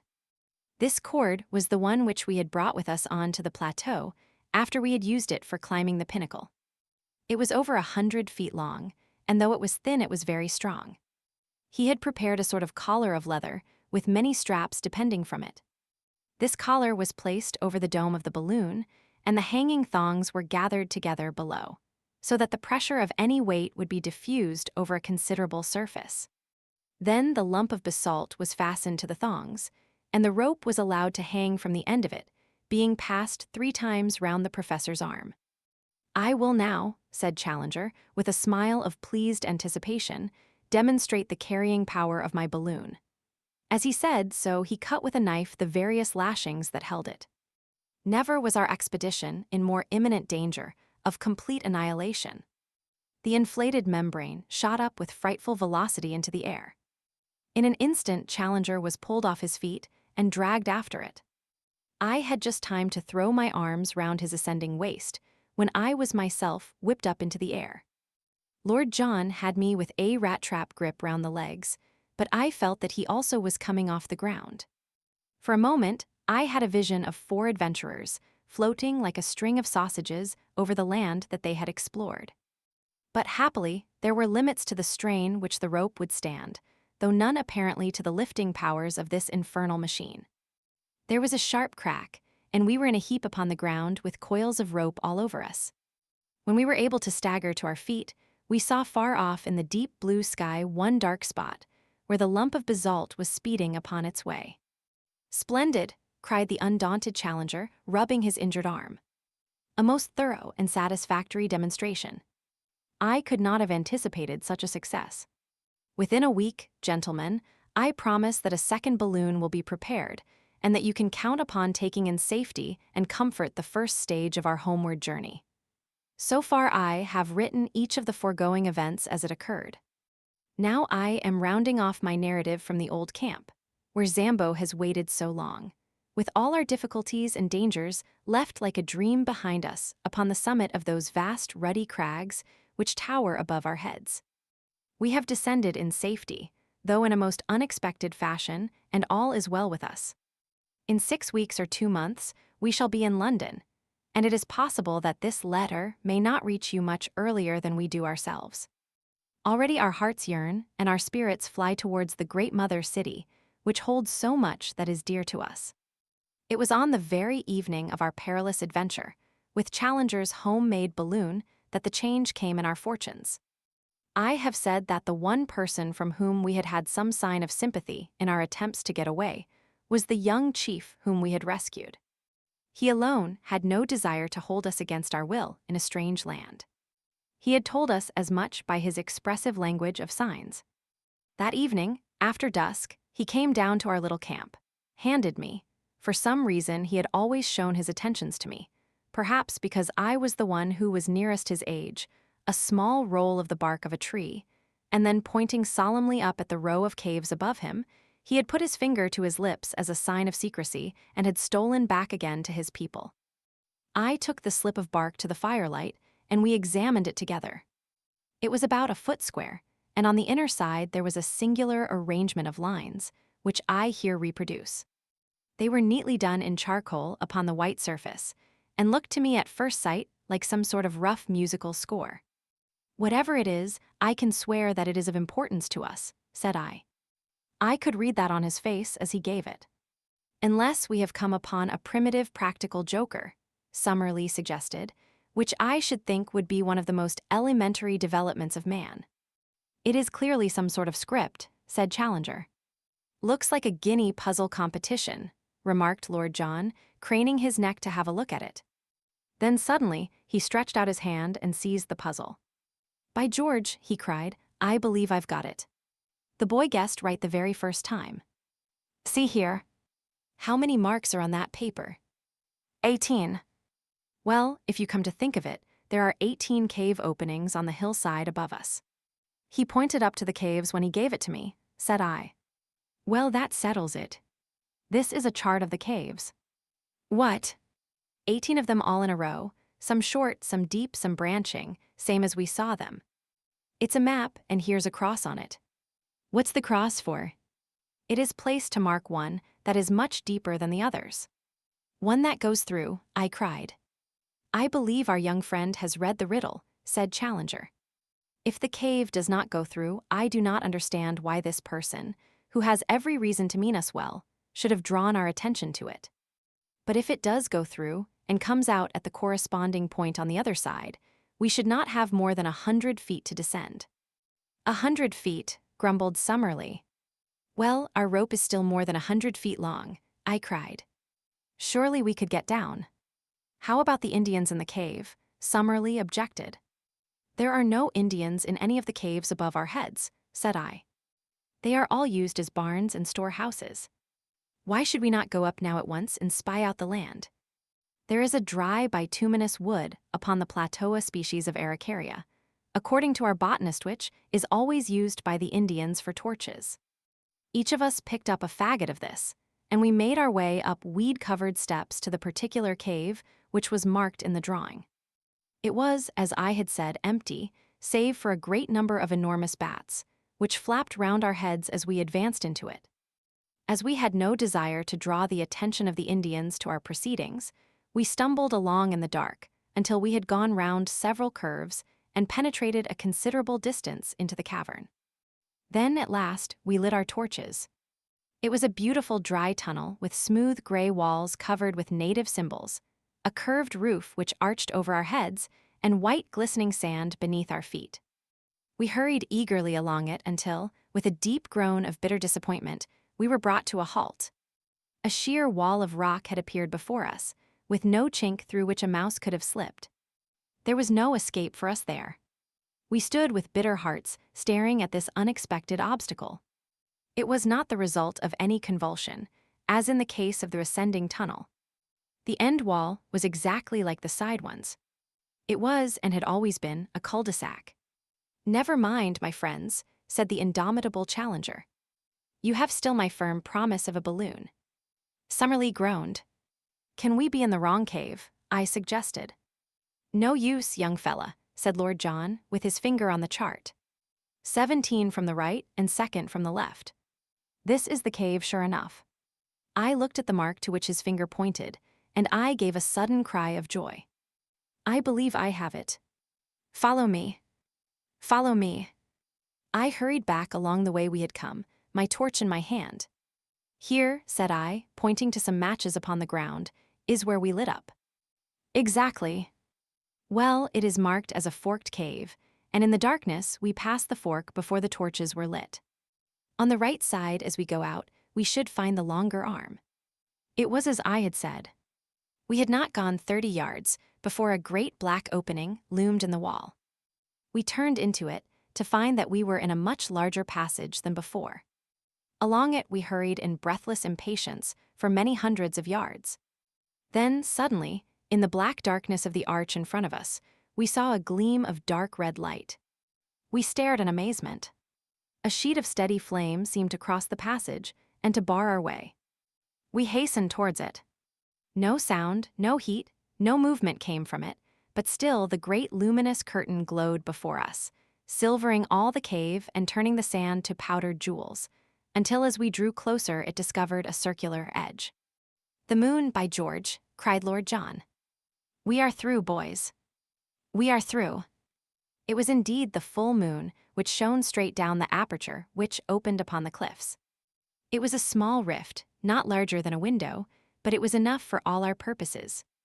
As we craned our necks through it, we could see that the descent was not a very difficult one, and that the level ground was no very great way below us. It was no wonder that from below we had not observed the place, as the cliffs curved overhead, and an ascent at the spot would have seemed so impossible as to discourage close inspection. We satisfied ourselves that with the help of our rope we could find our way down, and then returned, rejoicing, to our camp to make our preparations for the next evening. What we did we had to do quickly and secretly, since even at this last hour the Indians might hold us back. Our stores we would leave behind us, save only our guns and cartridges. But Challenger had some unwieldy stuff which he ardently desired to take with him, and one particular package, of which I may not speak, which gave us more labor than any. Slowly the day passed, but when the darkness fell we were ready for our departure.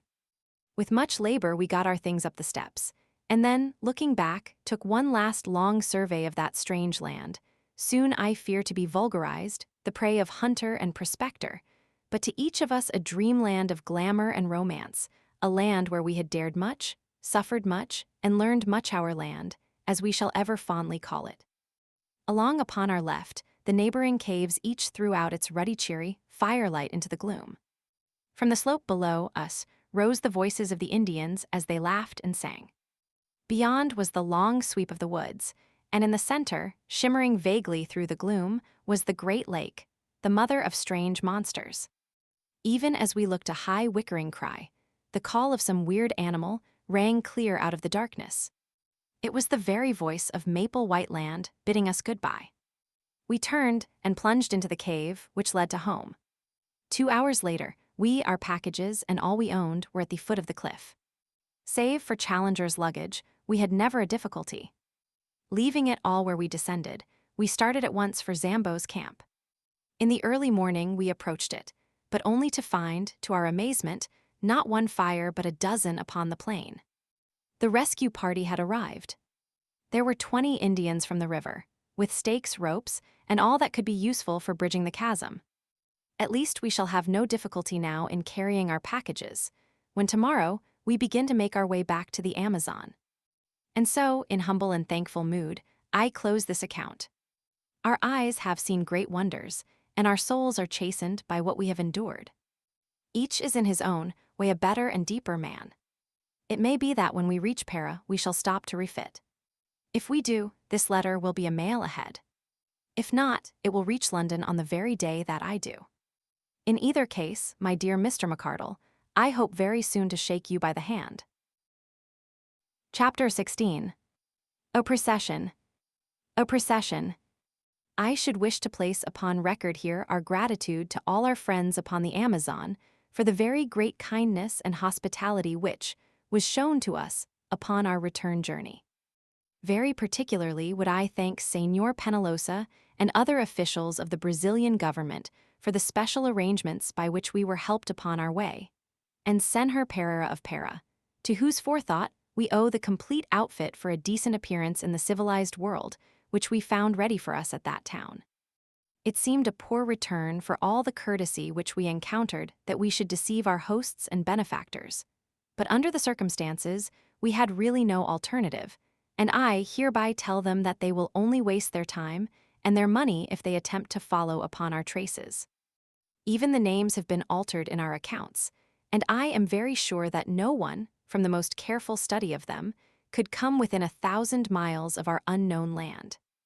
The excitement which had been caused through those parts of South America, which we had to traverse, was imagined by us to be purely local, and I can assure our friends in England that we had no notion of the uproar which the mere rumor of our experiences had caused through Europe. It was not until the Ivernia was within 500 miles of Southampton that the wireless messages from paper after paper and agency after agency, offering huge prices for a short return message as to our actual results, showed us how strained was the attention not only of the scientific world, but of the general public. It was agreed among us, however, that no definite statement should be given to the press until we had met the members of the Zoological Institute, since as delegates it was our clear duty to give our first report to the body from which we had received our commission of investigation.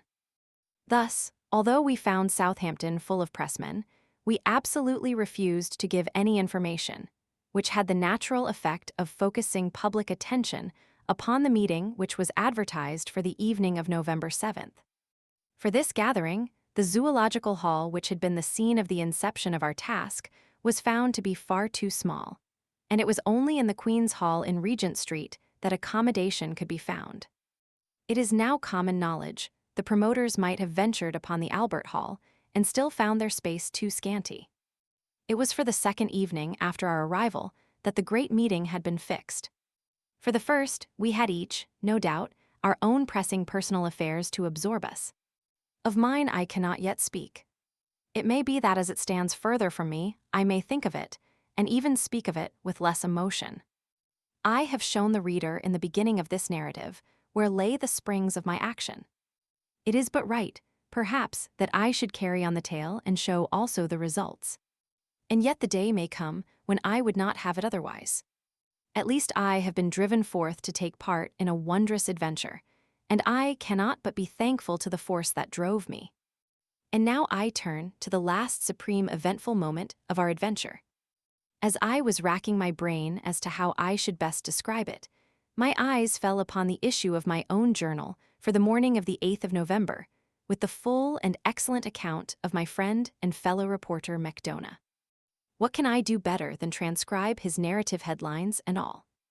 I admit that the paper was exuberant in the matter, out of compliment to its own enterprise in sending a correspondent, but the other great dailies were hardly less full in their account. Thus then, friend Mac in his report. The New World Great Meeting at the Queen's Hall scenes of uproar extraordinary incident, what was it? Nocturnal riot in Regent Street, special. The much-discussed meeting of the Zoological Institute, convened to hear the report of the Committee of Investigation sent out last year to South America to test the assertions made by Professor Challenger as to the continued existence of prehistoric life upon that continent, was held last night in the Greater Queen's Hall, and it is safe to say that it is likely to be a red-letter date in the history of science. For the proceedings were of so remarkable and sensational a character that no one present is ever likely to forget them. Oh, brother Scribe Macdona, what a monstrous opening sentence. The tickets were theoretically confined to members and their friends, but the latter is an elastic term, and long before 8 o'clock, the hour fixed for the commencement of the proceedings, all parts of the great hall were tightly packed. The general public, however, which most unreasonably entertained a grievance at having been excluded, stormed the doors at 7:45, after a prolonged melee in which several people were injured, including Inspector Scobble of H. Division, whose leg was unfortunately broken. After this unwarrantable invasion, which not only filled every passage, but even intruded upon the space set apart for the press, it is estimated that nearly 5,000 people awaited the arrival of the travelers. When they eventually appeared, they took their places in the front of a platform which already contained all the leading scientific men, not only of this country, but of France and of Germany. Sweden was also represented in the person of Professor Sergius, the famous zoologist of the University of Uppsala. The entrance of the four heroes of the occasion was the signal for a remarkable demonstration of welcome, the whole audience rising and cheering for some minutes. An acute observer might, however, have detected some signs of dissent amid the applause, and gathered that the proceedings were likely to become more lively than harmonious. It may safely be prophesied, however, that no one could have foreseen the extraordinary turn which they were actually to take. Of the appearance of the four wanderers little need be said, since their photographs have for some time been appearing in all the papers. They bear few traces of the hardships which they are said to have undergone.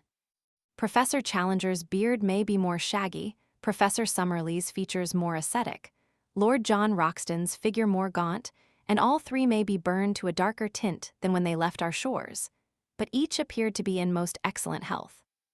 As to our own representative, the well-known athlete and international rugby football player, Edward Malone, he looks trained to a hair, and as he surveyed the crowd, a smile of good-humored contentment pervaded his honest but homely face. "All right, Mac, wait till I get you alone." When quiet had been restored and the audience resumed their seats after the ovation which they had given to the travelers, the chairman, the Duke of Durham, addressed the meeting. He would not, he said, stand for more than a moment between that vast assembly and the treat which lay before them.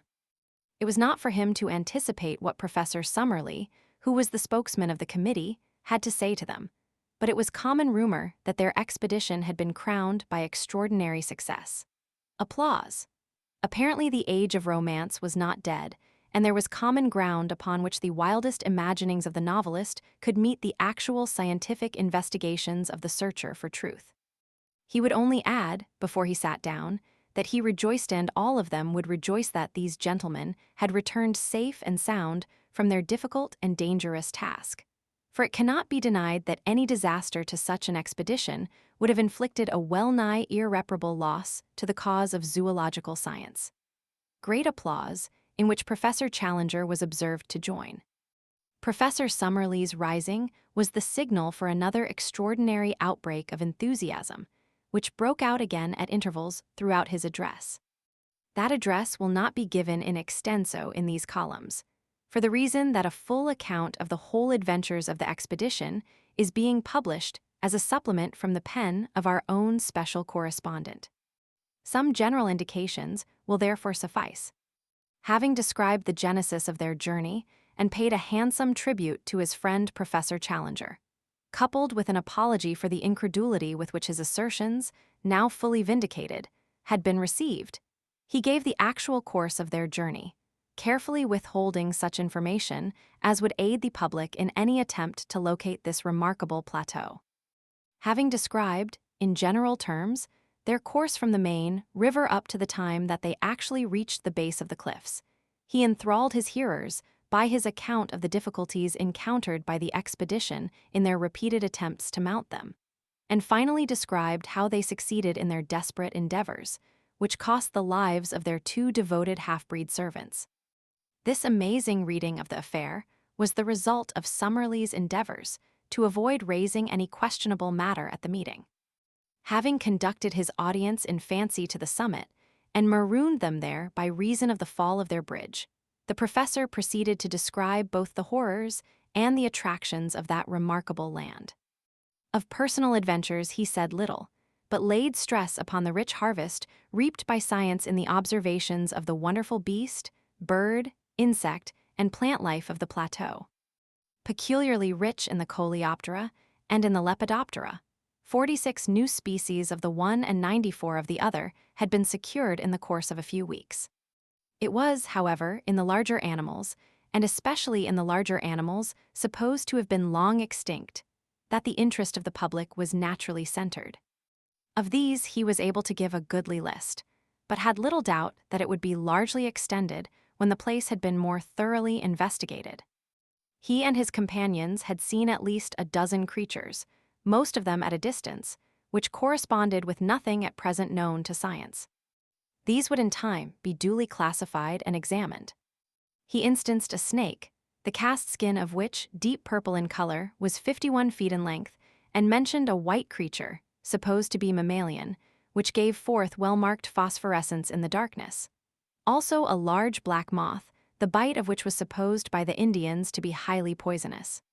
Setting aside these entirely new forms of life, the plateau was very rich in known prehistoric forms, dating back in some cases to early Jurassic times.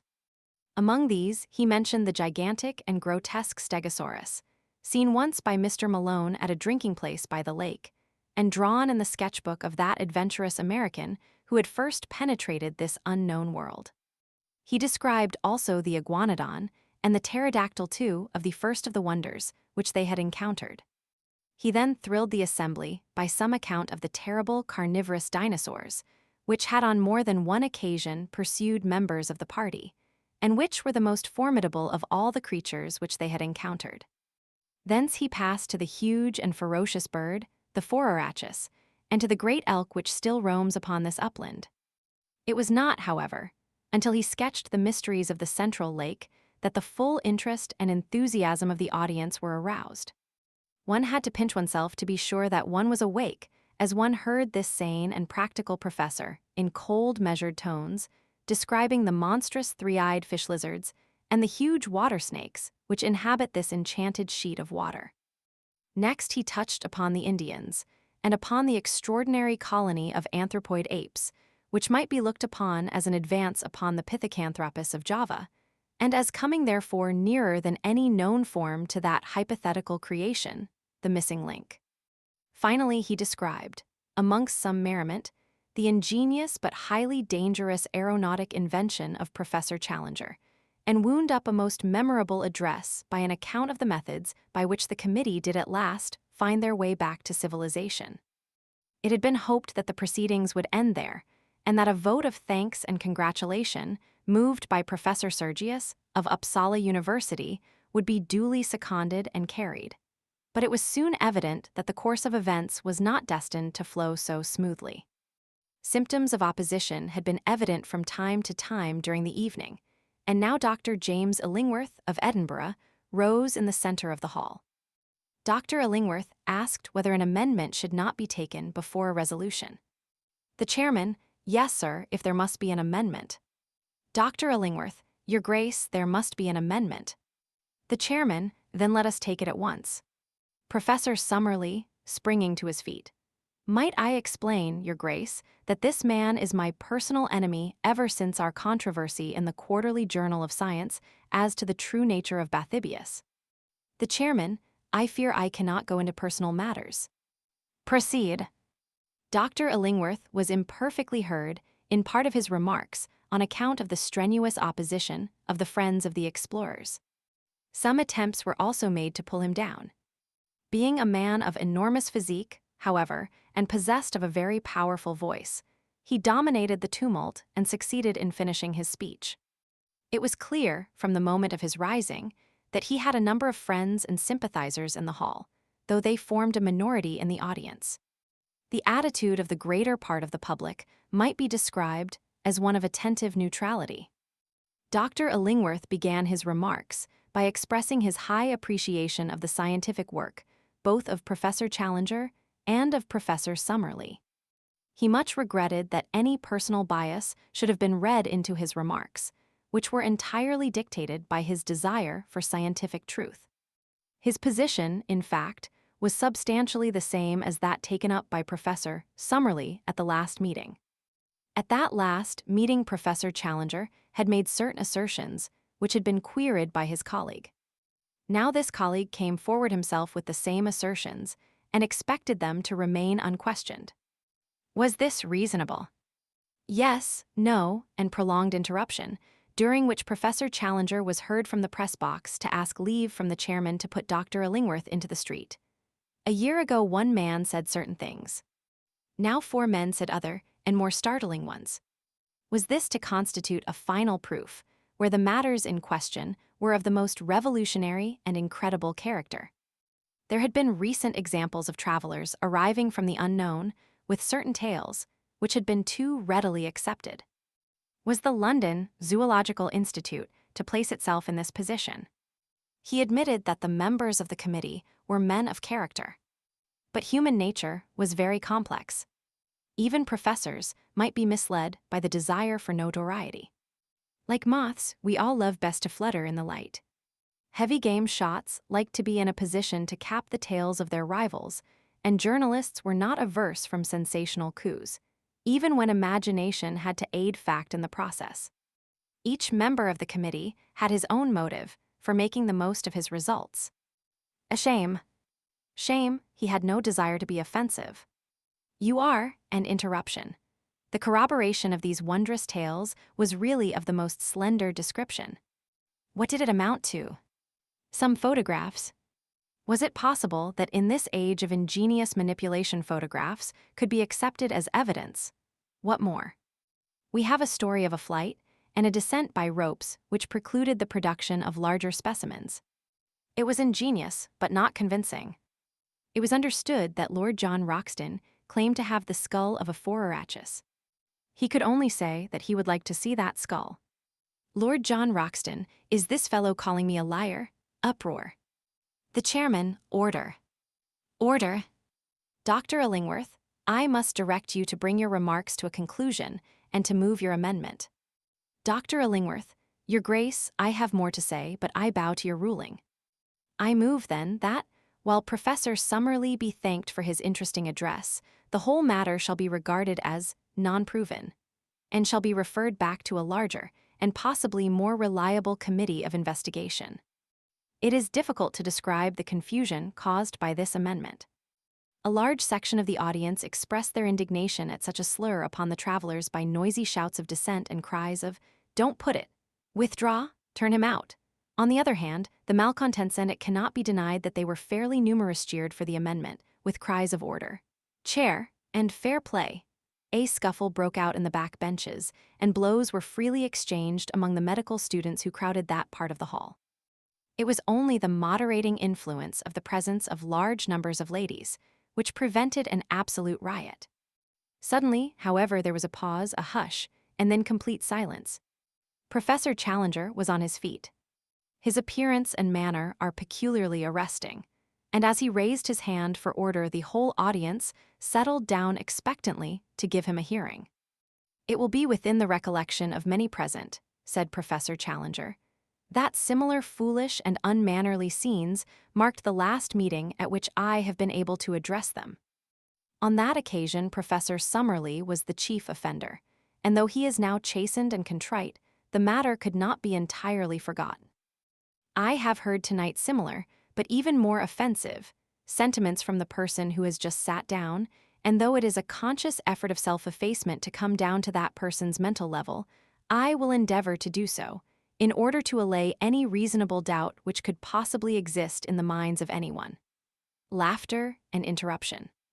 I need not remind this audience that, though Professor Summerlee, as the head of the Committee of Investigation, has been put up to speak tonight, still it is I who am the real prime mover in this business, and that it is mainly to me that any successful result must be ascribed.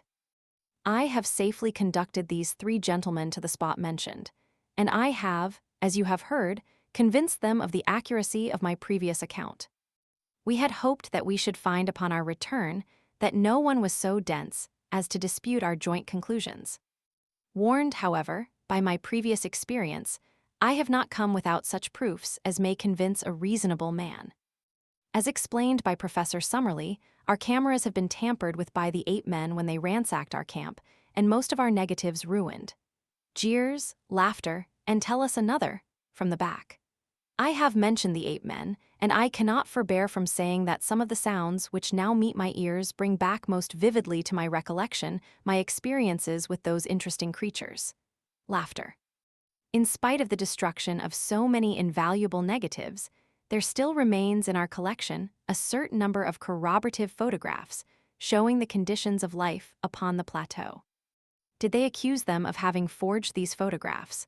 A voice? Yes, and considerable interruption, which ended in several men being put out of the hall. The negatives were open to the inspection of experts. But what other evidence had they? Under the conditions of their escape, it was naturally impossible to bring a large amount of baggage, but they had rescued Professor Summerlee's collections of butterflies and beetles, containing many new species. Was this not evidence? Several voices no, who said no. Dr. Illingworth, rising, our point is that such a collection might have been made in other places than a prehistoric plateau. Applause. Professor Challenger, no doubt, sir, we have to bow to your scientific authority, although I must admit that the name is unfamiliar. Passing, then, both the photographs and the entomological collection, I come to the varied and accurate information which we bring with us upon points which have never before been elucidated. For example, upon the domestic habits of the pterodactyl, a voice. Bosh, an uproar, I say that upon the domestic habits of the pterodactyl we can throw a flood of light. I can exhibit to you from my portfolio a picture of that creature taken from life which would convince you. Dr. Illingworth, no picture could convince us of anything. Professor Challenger, you would require to see the thing itself. Dr. Illingworth, undoubtedly. Professor Challenger, and you would accept that. Dr. Illingworth, laughing, beyond a doubt. It was at this point that the sensation of the evening arose, a sensation so dramatic that it can never have been paralleled in the history of scientific gatherings. Professor Challenger raised his hand in the air as a signal, and at once our colleague, Mr. E. D. Malone, was observed to rise and to make his way to the back of the platform. An instant later, he reappeared in company of a gigantic Negro, the two of them bearing between them a large square packing case. It was evidently of great weight, and was slowly carried forward and placed in front of the professor's chair. All sound had hushed in the audience, and everyone was absorbed in the spectacle before them. Professor Challenger drew off the top of the case, which formed a sliding lid. Peering down into the box, he snapped his fingers several times and was heard from the press seat to say, "Come, then, pretty, pretty," in a coaxing voice. An instant later, with a scratching, rattling sound, a most horrible and loathsome creature appeared from below and perched itself upon the side of the case. Even the unexpected fall of the Duke of Durham into the orchestra, which occurred at this moment, could not distract the petrified attention of the vast audience. The face of the creature was like the wildest gargoyle that the imagination of a mad medieval builder could have conceived. It was malicious, horrible, with two small red eyes as bright as points of burning coal. Its long, savage mouth, which was held half open, was full of a double row of shark-like teeth. Its shoulders were humped, and round them were draped what appeared to be a faded gray shawl. It was the devil of our childhood in person. There was a turmoil in the audience. Someone screamed. Two ladies in the front row fell senseless from their chairs, and there was a general movement upon the platform to follow their chairman into the orchestra. For a moment there was danger of a general panic. Professor Challenger threw up his hands to still the commotion, but the movement alarmed the creature beside him. Its strange shawl suddenly unfurled, spread, and fluttered as a pair of leathery wings. Its owner grabbed at its legs, but too late to hold it. It had sprung from the perch and was circling slowly round the Queen's Hall with a dry, leathery flapping of its 10-foot wings, while a putrid and insidious odor pervaded the room. The cries of the people in the galleries, who were alarmed at the near approach of those glowing eyes and that murderous beak, excited the creature to a frenzy. Faster and faster it flew, beating against walls and chandeliers in a blind frenzy of alarm. "The window! For heaven's sake, shut that window!" roared the professor from the platform, dancing and wringing his hands in an agony of apprehension. Alas, his warning was too late. In a moment the creature, beating and bumping along the wall like a huge moth within a gas shade, came upon the opening, squeezed its hideous bulk through it, and was gone. Professor Challenger fell back into his chair with his face buried in his hands, while the audience gave one long, deep sigh of relief as they realized that the incident was over. Then oh, How shall one describe what took place then when the full exuberance of the majority and the full reaction of the minority united to make one great wave of enthusiasm, which rolled from the back of the hall, gathering volume as it came, swept over the orchestra, submerged the platform, and carried the four heroes away upon its crest? Good for you, Mac. If the audience had done less than justice, surely it made ample amends. Everyone was on his feet. Everyone was moving, shouting, gesticulating. A dense crowd of cheering men were round the four travelers. Up with them!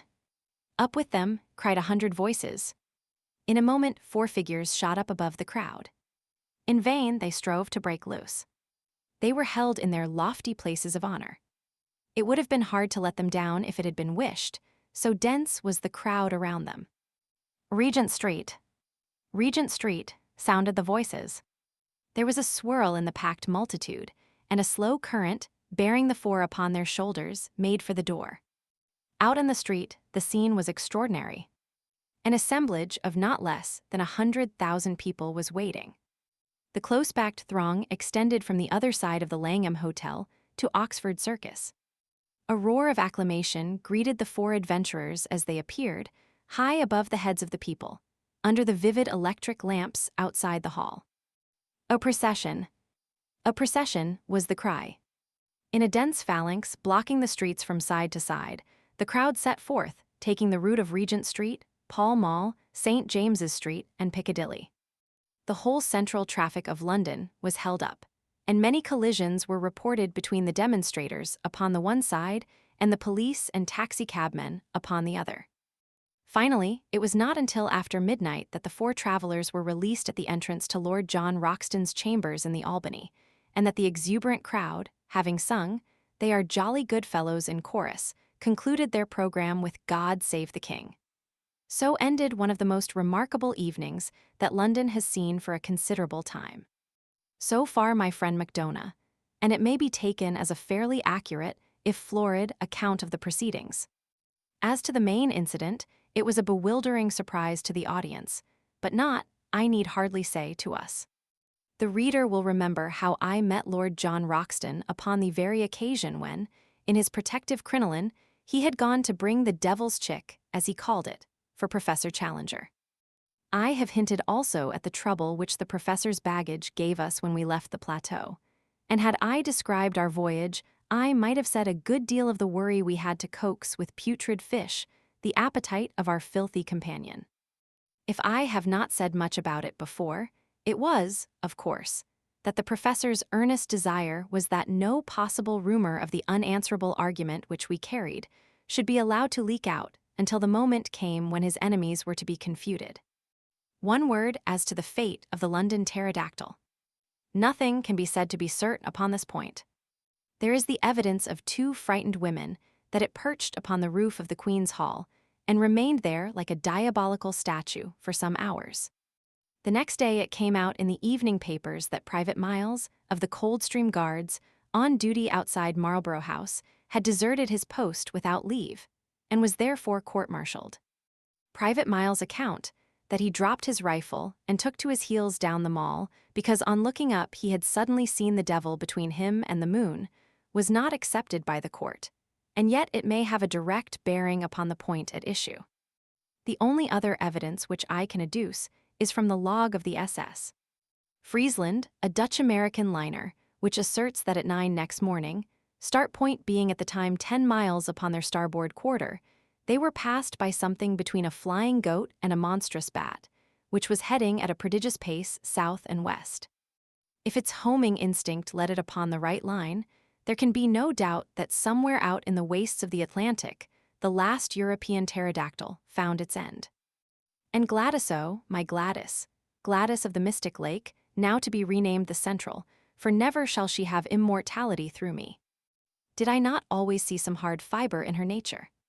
Did I not, even at the time when I was proud to obey her behest, feel that it was surely a poor love which could drive a lover to his death or the danger of it?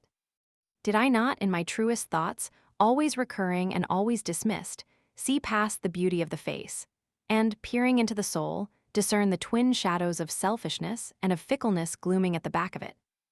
Did she love the heroic and the spectacular for its own noble sake, or was it for the glory which might, without effort or sacrifice, be reflected upon herself? Or are these thoughts the vain wisdom which comes after the event? It was the shock of my life. For a moment, it had turned me to a cynic. But already, as I write, a week has passed, and we have had our momentous interview with Lord John Roxton Endwell. Perhaps things might be worse. Let me tell it in a few words. No letter or telegram had come to me at Southampton, and I reached the little villa at Streatham about 10 o'clock that night in a fever of alarm. Was she dead or alive? Where were all my nightly dreams of the open arms, the smiling face, the words of praise for her man who had risked his life to humor her whim? Already I was down from the high peaks and standing flat-footed upon earth. Yet some good reasons given might still lift me to the clouds once more. I rushed down the garden path, hammered at the door, heard the voice of Gladys within, pushed past the staring maid, and strode into the sitting room. She was seated in a low settee under the shaded standard lamp by the piano. In 3 steps, I was across the room and had both her hands in mine. "Gladys," I cried, "Gladys." She looked up with amazement in her face. She was altered in some subtle way. The expression of her eyes, the hard upward stare, the set of the lips was new to me. She drew back her hands. "What do you mean?" she said. "Gladys," I cried. "What is the matter? You are my Gladys, are you not little Gladys Hungerton?" "No," said she, "I am Gladys Potts. Let me introduce you to my husband." How absurd life is. I found myself mechanically bowing and shaking hands with a little ginger-haired man who was coiled up in the deep armchair, which had once been sacred to my own use. We bobbed and grinned in front of each other. "Father lets us stay here."